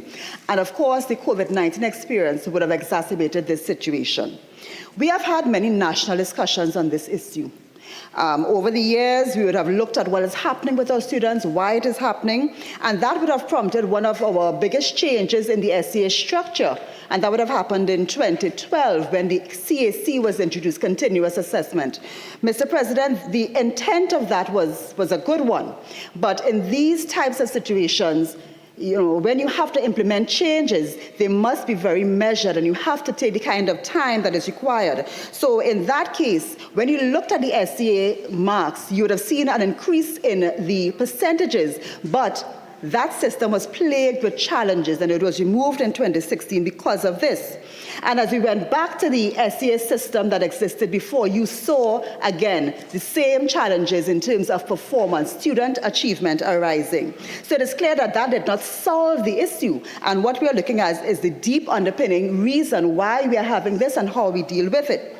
But, Mr. President, the issue of underperformance is not only at the Standard 5 level. The fact that we are underperforming at the SCA speaks to a deeper problem within the primary school sector that we have to take a look at. So it's an indication of a lack of achievement of fundamental numeracy and literacy skills down in the primary system.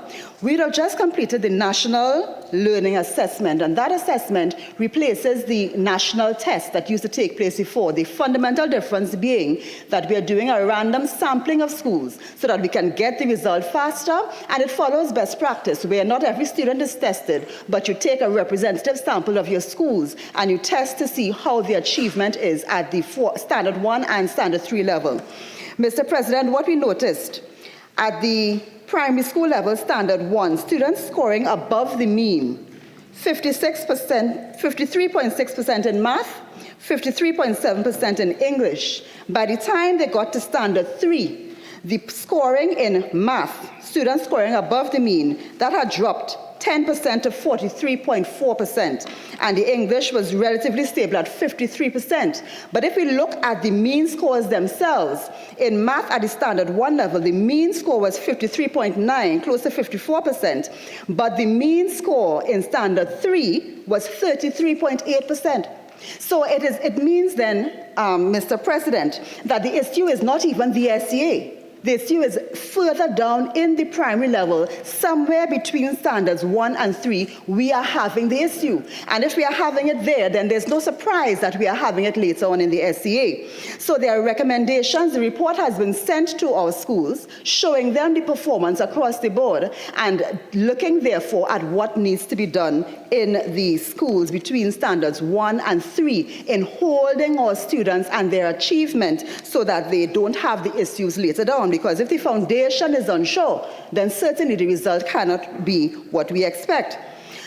The various factors that contribute to SEA underperformance and underperformance in general in the primary school and the secondary school system would be teaching and learning, issues surrounding that, issues surrounding parental involvement and supervision, socioeconomic issues, poverty, psychosocial issues, learning disabilities which are undiagnosed or untreated, lack of student engagement. So if we have all of these reasons or factors, the solution must be multi-pronged.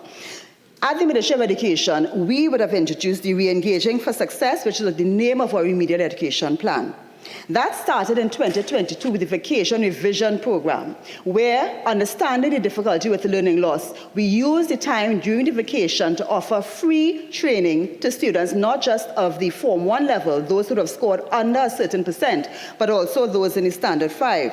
We extended that program, and we have now approval for that program to run for the next 3 years. So it's not a one-off program. It's been going on for the last academic year, and it will go on this year and 2 years hence. And we are looking at different areas to treat with the problems. So we have trained teachers in the last academic year, teachers of Standard 3 to Form 1 in remedial math, English, and writing. And that is to address the issue of teaching and learning. So we want our teachers to be more effective teachers to deal with the situations that they face in the classroom. The VRP, Vacation Revision Program, that continues every vacation time so that the learning loss that's associated with vacation can also be mitigated. After school tuition, that ran for the whole of last year, and it continues this year into for the duration of the program, where we are offering free tuition to students from Standard 3 up to Standard 5. Because we understand they need more time, some of these students, to really get the concepts in, and so that is being offered. School feeding and transport, those are long existing programs at the Ministry of Education, and they deal and target the socio-economic issues that students face. We have hired increased numbers of school social workers and guidance counselors at our primary schools to look at the psychosocial issues and to hone in and focus on that. Parenting and education classes are also led by the school social workers to assist our parents. We have engaged with the cadets, the Girl Scouts, and the Boy Scouts to look at their engagement in our schools, and this deals with student engagement. We have introduced them to the NPTA formally, and they are trying to form more chapters in schools that have difficulties. We have identified these 80 primary schools through the data that we have access to, and these are the schools that need these resources, and we have applied it. We have hired learning support assistants also to work in these schools to assist with school operations for our principals to make it easier. We have introduced the cultural transformation through education policy, which introduces different school activities to deepen and enrich the school experience, again focusing on student engagement and learning outside of the classroom. We have reintroduced the primary school music program. Of course, that fell off during the COVID time. We have reintroduced that again in an effort to engage our students more strongly and to bring out in them the different talents and abilities to get their minds more fertile for the learning environment. So all of these are the strategies that are being done in schools right now, not the plans. things that are being introduced have been done for the last academic year, and they continue now. We have seen a marked improvement in the SEA results as well as the CSEC results in 2023 as compared to 2022, and we know that it's a function of the students being in school physically as well as all of the measures that we have introduced and we continue to introduce. And at the secondary level, we have students who have transitioned there, who have had difficulties in primary school and therefore will have difficulties in secondary school. We have the VRP program for Form 1s as well, which targets them. We have also introduced a differentiated curriculum for those students where there's a focus, more focus on TVET, and also there's the lower secondary proficiency exam, formerly the primary school leaving, that they are going to do in Form 2. What that does is give us a measure of how their skills, their fundamental literacy and numeracy skills have been developed, and the curriculum is pitched at that level. So they're not going into secondary school doing the same curriculum that others are doing who are more successful. They have an amended curriculum where they sit this exam in Form 2, and there's another chance for them to do it in Form 3, so that we know that they have the fundamental skills they need to move on to their CXC subjects, and of course they do a reduced number from Forms 3 to 5. So, Mr. President, we have quite a number of initiatives ongoing to be able to address this problem. We understand it as a serious threat to national development. Minister, you have 2 more minutes.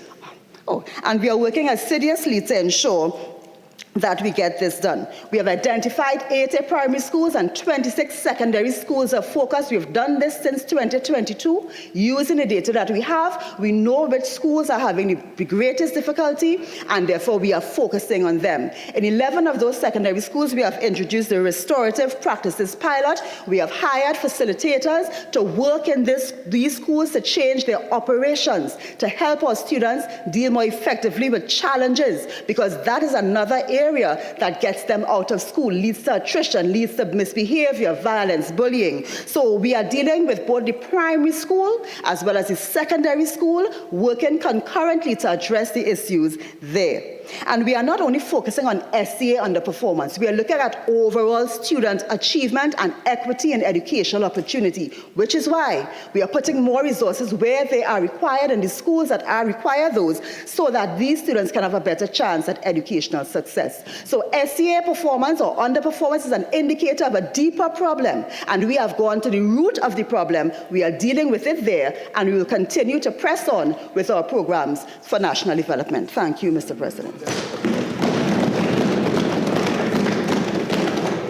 Honourable Senators, the question is that this Senate do now adjourn to Tuesday, the 19th of December, 2023 at 10 a.m. Those in favour say aye. Aye. Those against say no. I think the ayes have it. This Senate now stands adjourned to Tuesday, the 19th of December, 2023 at 10 a.m.